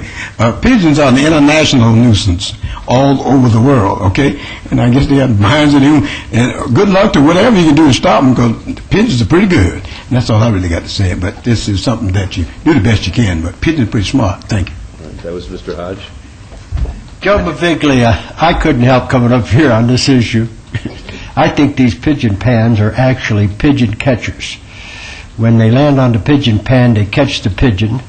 Then they put a diaper on it so that will take care of the pigeons. I think. Good idea? No? You're shaking your head, Councilman. I thought it was appropriate. I think it's humorous. Yeah. That's a good laugh. Anybody else? Anyway, good luck. Thank you. All right, seeing none, I'll close the public hearing. Let's see, what ward? Your ward? Councilwoman Tarkanian. I just wanted to make sure now, Margot, when we discussed this in my office with the applicant, they said they would check with you to see if these pigeon pans would work as well as others that were required. So can we do this? It's all right with me. I'm not a pigeon pan specialist, so. Mayor and Councilwoman, I most certainly am not a pigeon specialist. My only note for staff is that we'll need to follow up to make sure that if there's building permits and finals necessary, that those have been obtained. If so, then we certainly are fine with this. Well, that's fine, then. I move for approval with a 3-year review. Okay, so if that would be a change to condition number 1, to require a 3-year instead of a 5-year review, and then also the elimination of condition number 5. All right, if that's the motion, then let's vote. Opposed? Motion carries. Good luck to you. Thank you. You're welcome. 114 is SUP 26417, special use permit. The applicant is Cashback, the owner Durango Structures LLC. Appeal filed from the denial by the Planning Commission of a request for a special use permit for an auto title loan establishment with waivers to allow a distance separation of 105 feet from a residential use where 200 feet is required, and to allow an auto title loan establishment to be 1,215 square feet where 1,500 square feet is required at the northwest corner of Durango Drive and Centennial Parkway. Note, northeast corner of Durango Drive and Centennial Parkway. The Planning Commission and staff recommend denial. It's a public hearing, which I now declare open. Is the applicant or the owner here? That would be Cashback or Durango Structures. I don't see them. This is in Ward 6. What's your pleasure? My pleasure, Your Honor. Thank you very much. Is to follow Planning Commission's staff's recommendation for denial. All right, we'll vote on that. Let's vote. Opposed? Motion carries. Just to be on the safe side on that, I should say it was a public hearing. Did anyone want to be heard? All right. Seeing none, then the motion and the vote will stand. Okay, 115 is SUP 27082, special use permit. The applicant owner is Cecile Properties, LLC. Request for special use permit for a proposed secondhand dealer jewelry at 420 East Sahara Avenue in Ward 3. The Planning Commission and staff recommend approval, subject to conditions. It's a public hearing, which is now declared open. Lenny Scar, 3753 Howard Hughes Parkway, representing the applicant. This use permit is for a lady who has had a estate jewelry buying, repair, and reselling business across Las Vegas Boulevard from the DSC for the last 12 years as a renter. She has now purchased this building at 420 East Sahara, which was previously occupied by another gem and jewelry secondhand dealer, and she would like to move her business here. So we are here requesting this special use permit so that she may move her business. I have read all the conditions of approval. We are in agreement with them, and I ask for your support. All right, thank you. Any questions, Ms. Scar? Folks, public hearing. Does anyone want to be heard? All right, seeing none, we'll close the public hearing. Mayor Pro Tem. Yes, Your Honor. Lenny, thank you for your telephone call. I have had two emails referencing that they are opposed to this. I don't know whether they truly understand what's going on here. It's not going to be it is in fact a secondhand store, but in fact it isn't. If you can understand that, it's kind of tough sometimes. When we put out these notifications, people, I think, misinterpret. This is just a jewelry resale, and she has had a nice store down on Las Vegas Boulevard. I see no problem with allowing her to move her business over here onto Sahara Avenue, and my motion would be for approval of this item with all conditions. Thank you. Let's vote. Opposed? Motion carries. Good luck. Thank you. You're welcome. 116 is SDR 26709. It's going to be a public hearing. The applicant is Smith Center for Performing Arts. The owner is City Parkway 5, Inc. Request for a site development plan review for a performing arts center, including a 2,100-seat auditorium and an education center with waivers of the Union Park streetscape standards, lighting standards, architectural standards, and access requirements on a portion of 53.6 acres, generally located at the northeast corner of Bonneville Avenue and Grand Central Parkway in Ward 5. Planning Commission staff recommend approval, subject to conditions. The public hearing, which is now open. Mr. Martin. Good afternoon, Mayor, Council. I'm Myron Martin, the president of the Smith Center for the Performing Arts at 6725 via Austin Parkway. We're making great progress. Your groundbreaking 2 weeks ago was a great success, and we're so proud to be part of this great 61 acres. We're also kind of happy to hear the New York Times call the Smith Center the linchpin of the 61 acres. We're happy to read that in the New York Times. We appreciate working with staff and with the Planning Commission. We appreciate their recommendation for approval and hope that you do the same. All right, thank you. Would you like to give us a brief overview of what's planned there? Yes, sir. Let's see. I don't know what happened to the slide on my screen. There we go. Here we go. These are the elevations looking south from Symphony Park, looking at the first two buildings. The one on the left is the more than 2,000-seat large performance hall. This is the place where all the first-run touring Broadway shows and attractions from around the world will come to Las Vegas, many of which will come to Las Vegas for the very first time. The building on the right is our education and outreach building. It includes 2 performance spaces, an entire floor of education offices and classrooms that we'll be using in connection with the Clark County School District, helping teachers and students in town. And just between the 2 buildings, if we were to look farther back down a pedestrian courtyard, you would see a 650-seat theater just behind. I think, if I could, I'm going to throw another board here for you.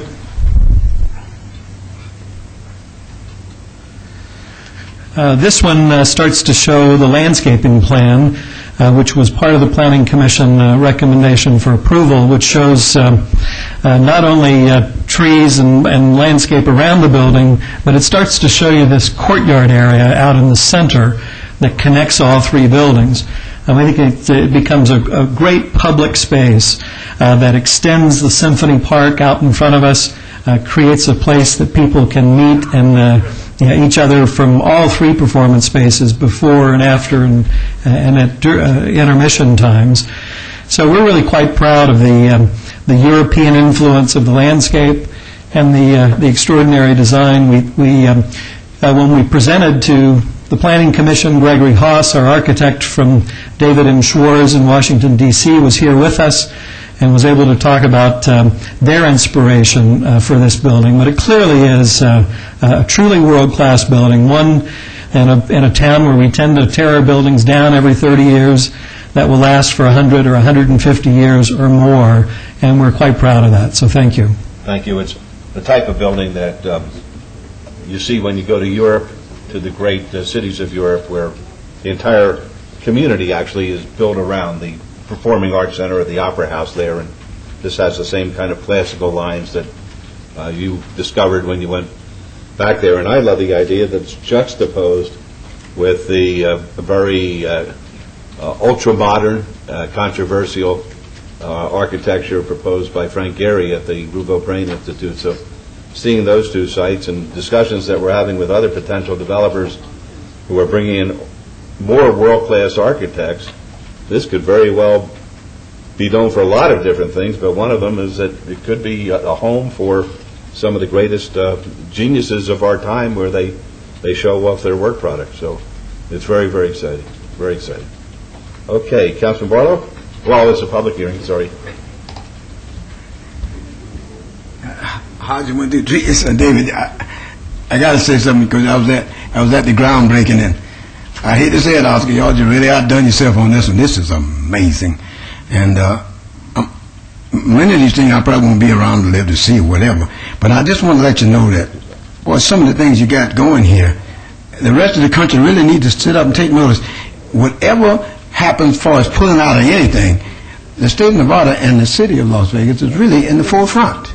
And I want the whole country to know that. I know they'll be listening to it, but I really mean that. And, sir, congratulations again. And thank you, Mayor and Council and all the good folks. Thank you. All right, thank you. All right, anybody else?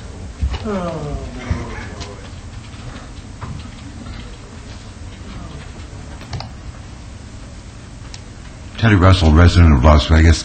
Was there an elevation that was colored blue in your rendering that was colored blue? I just want to say it's absolutely magnificent. I endorse everything that has been said. This makes us sophisticated, cosmopolitan, a world-class city. I play 11 instruments myself. I'm looking forward to it so much. And there you are, the architecture. There's nothing more I could say. Thank you very much. Right. Anybody else? All right, we'll close the public hearing then. Councilman Barlow. Yes, Mayor, thank you. All I can say is that this development, the Smith Performing Arts Center, will not only be a beacon in the city of Las Vegas, but the state of Nevada as a whole as to what, in fact, is bringing to our downtown community. And I am just so pleased and honored to be a part of such a great development and to see so many people come together for one common goal, and that's really to bring a new level of entertainment and excitement here to the downtown community. So with that, I would like to move to follow staff's recommendation for approval and to look forward to the grand opening so that we can really celebrate and full of fireworks as far as what this Performing Arts Center will be bringing to our city. Thank you. When do you think it might be up? I'm proud to say that we're 3 weeks away from having what the architects call 90% construction documents. We're almost completed on these two buildings that you see in front of you, which will have us breaking ground, as we've always said, in late 2008, early 2009, and will have us opening in 2011. All right, thank you very much. All right, let's vote, please. Opposed? Motion carries. Thank you. Thank you. Okay, Madam Clerk, I would instruct you to set the public hearing dates and appeals from the City Planning Commission meetings, Centennial Hills Architectural Review Committee, and dangerous buildings or nuisance litter abatements, please. Thank you. We come to 119, which is citizens' participation. Public comment during this portion of the agenda must be limited to matters within the jurisdiction of the City Council. No subject may be acted upon by the City Council unless that subject is on the agenda and is scheduled for action. If you wish to be heard, please step up to the podium, and we'll put the 3-minute timer on, Bev. Yes, sir. Mr. Maviglia, I apologize to you, Your Honor, for attempting some humor. It went over like a lead balloon with regards to your concern, but that's all right. We do the best we possibly can. That's not the reason for my being here. I read an article in the last couple of days in the newspaper that a coalition of churches are meeting for projects on assisting inmates on returning to society and other factors that need to be addressed in the community. There's some federal officials that are going to meet between 10 and 2 Saturday at number 2 South Pecos at one of the churches. I would recommend somebody from your staff or attend this meeting and catch up on what they're attempting to do. They're forming a coalition to take some recommendations to the legislature, and hopefully these items will perk the legislature to do something in regards to the inmate problem in our society. And one other item, and that is I've been having a very difficult time with manufactured housing in the fact that they arbitrarily have denied my retrofitting old mobile homes for low-income housing. I think they overstepped their bounds in the fact that you can buy a house, retrofit it, and sell it. You should be able to do the same thing with a mobile home.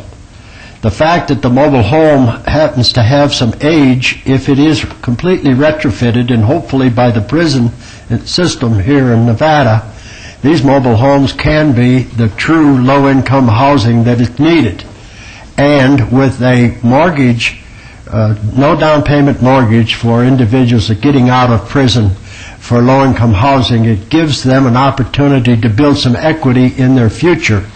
And with the government willing to step in and fund some money for mobile home parks, I think it's a good thing to look into, and I recommend that somebody here in the city join in looking into this. More importantly, the manufactured housing is stepping way beyond their legal bounds in denying a buyer of a mobile home to retrofit that mobile home as long as it's brought up to code and all the necessary things are put in those mobile homes for low-income housing.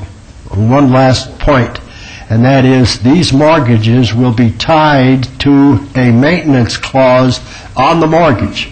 That simply means that if the person that purchases the mobile home trashes it, the maintenance people can move in and make the necessary corrections and tack it on to the mortgage. It's a win-win situation for truly low-income housing that you should look into and consider. Thank you. Thank you. You might want to call Maria Castillo Couch from our Neighborhood Services Office about that meeting at 2 Pecos, because she's involved with Pastor Troy Martinez, who I think is very much involved with that project. And what is your name, sir? Maria Couch, C-O-U-C-H. She'll be able to fill you in on the details. They're working with the faith-based community to assist in issues like that, and we also have a program called the Evolve Project, which is having difficulty getting funding, but it's addressing the same issue. Well, I appreciate that, and I'll get in touch with her, and maybe she'll attend the meeting and at least, if nothing more, learn what they're attempting to do. They're really stepping up, and that, I've said all along that if the churches start stepping up, then we might be able to really get something done. Right, and thank you again. Thanks. Nice seeing you, too. Yes, sir.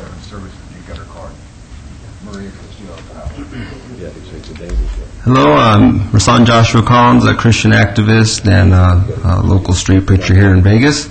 I was really saddened to see that on the 1st of this month, after the National Day of Prayer, well, on the 2nd, I should say, there was the continuance and the execution of the homosexual parade, and many of my fellow Christians and brothers that come out to preach and witness with me, and some protesters from other cities came out and were treated very abusively by some of the homosexuals there. They were abused verbally and physically and sexually harassed. And but what can you expect, I guess, from people in that lifestyle? I guess that's probably what, I mean, they don't think there's anything wrong with that, or I don't know, they think that that's funny, but that's what happened. And I also, of course, Friday, I was, in trying to stop the parade, was arrested and put in jail, and I was released on Sunday morning. And, I would encourage the council to consider stopping the promotion of sin, because you're giving license to sin. You're saying it's okay. You're saying it's okay to abuse others. You're saying it's okay to curse and to be sexually immoral and to destroy property and to steal and covet. And that's what sin is. So when you promote that, what is the society going to think? What are they going to do? It's funny. It's okay. Even the mayor promotes it. So let's do it, right? That's the example that you're setting forth. And I'm very saddened by that. I encourage you to consider the youth, the next generation, the children, that are seeing this day after day, and know that the judgment is on you. You know what I mean? If you don't stand up for righteousness. I know that the mayor has come against graffiti pretty hard, but how can you come so hard against graffiti if you're promoting homosexuality or saying it's okay? I mean, from what I understand, votes are being solicited from the gay community, not only from the mayor, but from council members and the police and the sheriff. They're soliciting votes from these people, and even though under NRS 201 it's known as the infamous crime against nature, it's like they're in bed with the homosexuals, so to speak. And I think that that's obviously an abomination. That's not what America was founded on, and we need to do something to rectify that situation. It seems like there's been a coup that's taken place, and the people that are in charge don't care about what this nation was founded on. But anyways, for those that are interested in getting involved in protesting, you can contact people that I work with, and as well as me, through 357-8811. Again, you can call 357-8811. That's a local number, area code 702. And just be praying for this city, this council, the mayor. Just encourage all people watching this to pray, and just pray for deliverance, and that God would reign in this land through Jesus Christ, our Lord. God bless. Thank you. Next, please.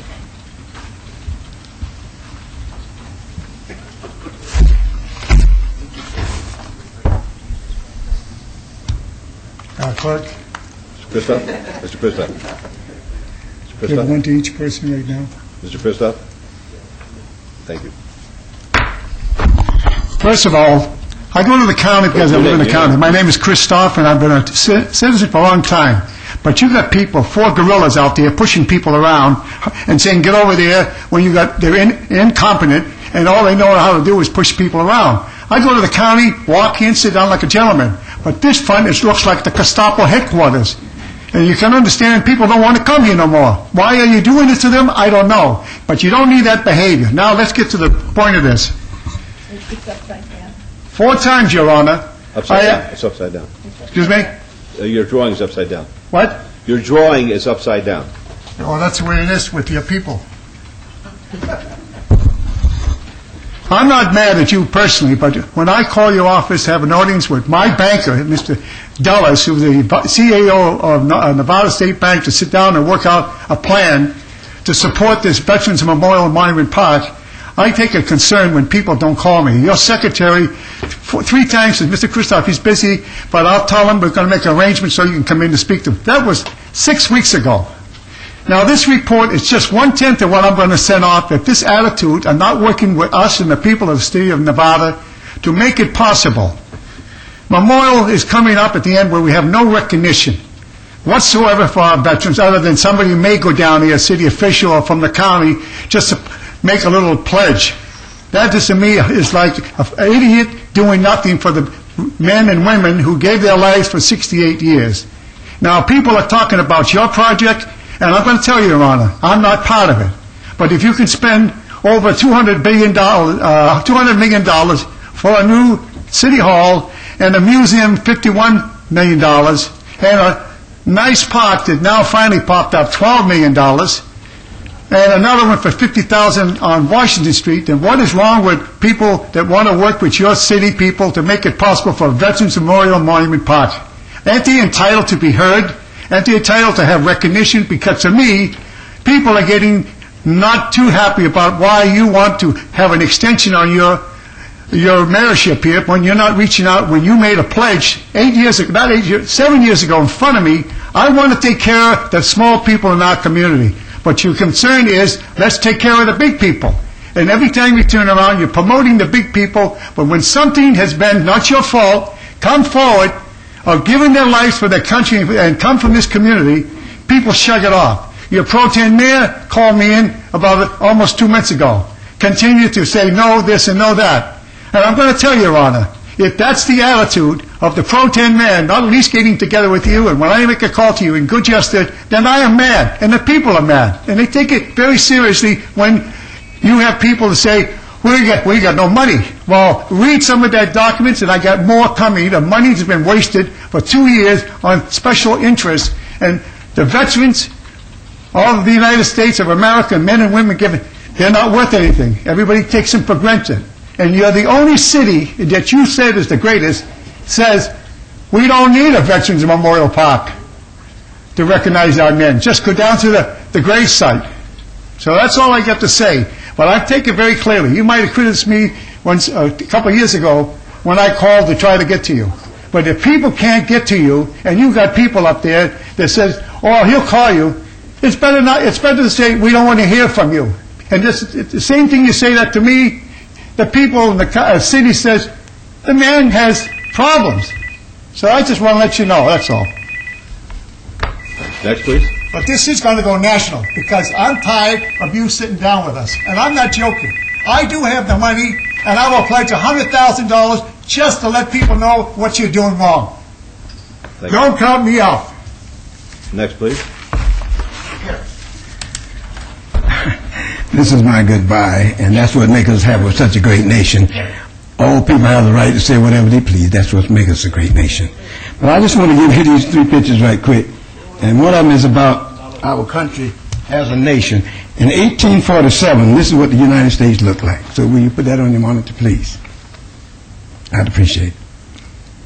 It's not coming out too clear. It won't even show all of the color. Well, maybe bring them up, because you got yellow and then you got the gray. Yes, that's the bigger ones I was supposed to give them. Not the ones you have. Those are just copies. I don't know when my 3 minutes start, but anyway, I just want to see the United States, when it created itself, colonies and so on, and then it grew. And in 1847, the United States had 10 southern states is where slavery began. So well, that's all. We need to know how this great nation has come about everything it's got. According to 1847 up to the 1850s, all the way to 1860, the West, this was part of Mexico, and Nevada and all these places, they didn't even exist. So how you going to call this the Mississippi of the West when they weren't even in existence? In 1864, when Lincoln was got his second term, this state voted to free the slaves. And then he got assassinated in 1865, whatever. What I'm really trying to say is, if this was part of Mexico, and that was a slave, from all this name calling and race calling and all that stuff grew from back east and came all over the country, spread it like a disease. That race stuff after slavery spread out all over this country like a plague. I mean, I've been all over this country. I was called the N-word in Massachusetts, the N-word in what I'm trying to say, but you got people who bring this stuff. You got generations. You got people hating each other since the end of the Civil War. That's pitiful.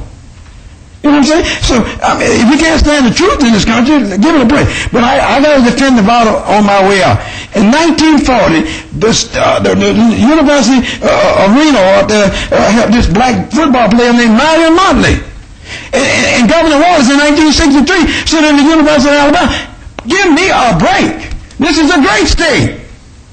And it's been accused of all kinds of stuff.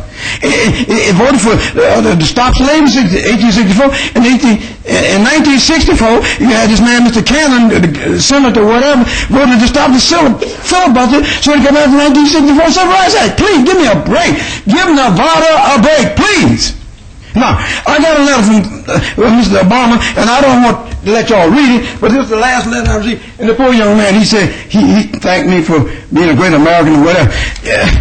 Well, I will stand with this country to the listen, this is the greatest nation in the world. And that man, Mr. Wright or whatever, who was destroying that poor fellow, boy, I know he's a Marine, he's a great soldier and all that, whatever, but please, America, never let me come face to face, Mr. Wright, because I'll be doing time, because I would put her right on the brother. But anyway, I'm just, I'm serious. I got to let the next one. I know you passed me on, but you let what's his name double his time and whatever. That's okay. Oscar, please. He was within his time. Next, please. No, that's okay. But anyway, good luck to all of you, okay? And I do love you. And thank you for everything, for allowing me to come and visit with you all these years. And good luck down the road, all of you. I do love you. And goodbye to all of you. And thank you, Oscar. Good luck to you. Next, please. We'll miss you. Thank you. Good afternoon, folks. My name is Orlando Delgado, 225 South 10th Street. First of all, Mr. Reese, I want to apologize. I want to apologize for the last time I was here. Let me tell you who I am. I'm absolutely nobody trying to help somebody, a 93-year-old lady who's got a bunch of roaches. But I'm going to cut this short. I have a VCR tape here.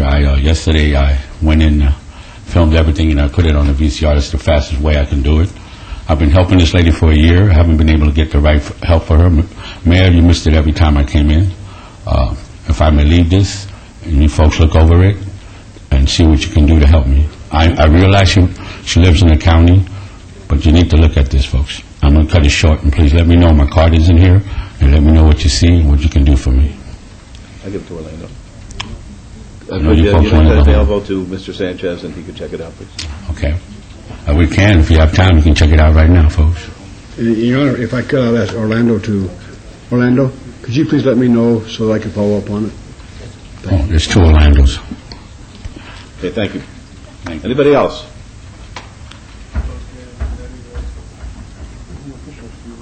Forget about it. Who cares?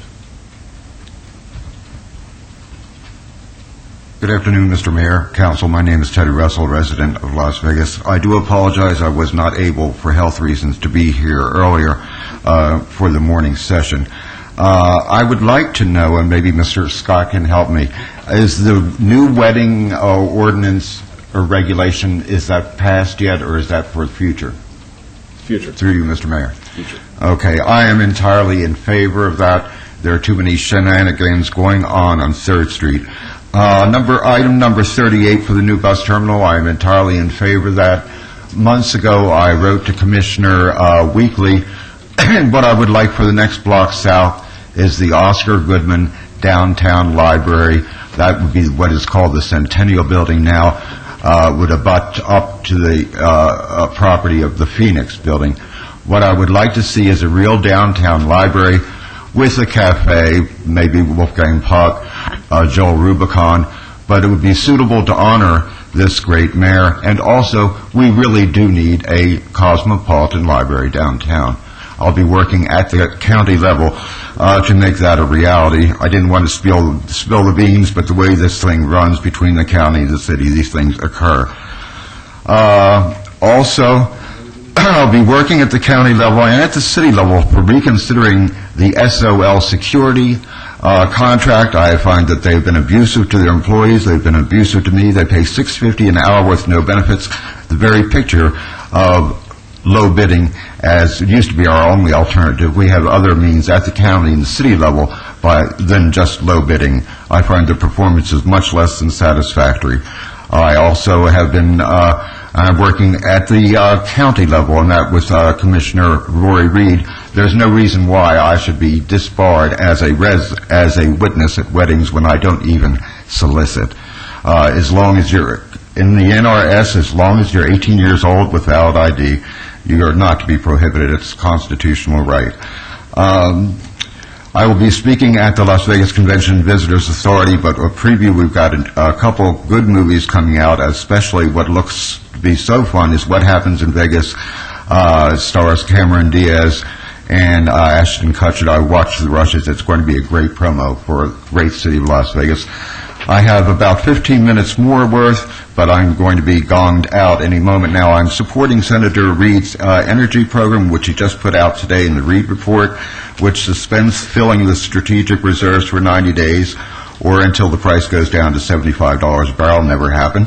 Also works to restrict Wall Street speculation and makes the Attorney General of the United States empowered to enforce against any nation or company that manipulates to the disadvantage of our citizens and the consumers. That's all I have. Thank you very much, and have a great evening here in downtown Las Vegas. Anybody else like to be heard? Seeing none, meeting's adjourned.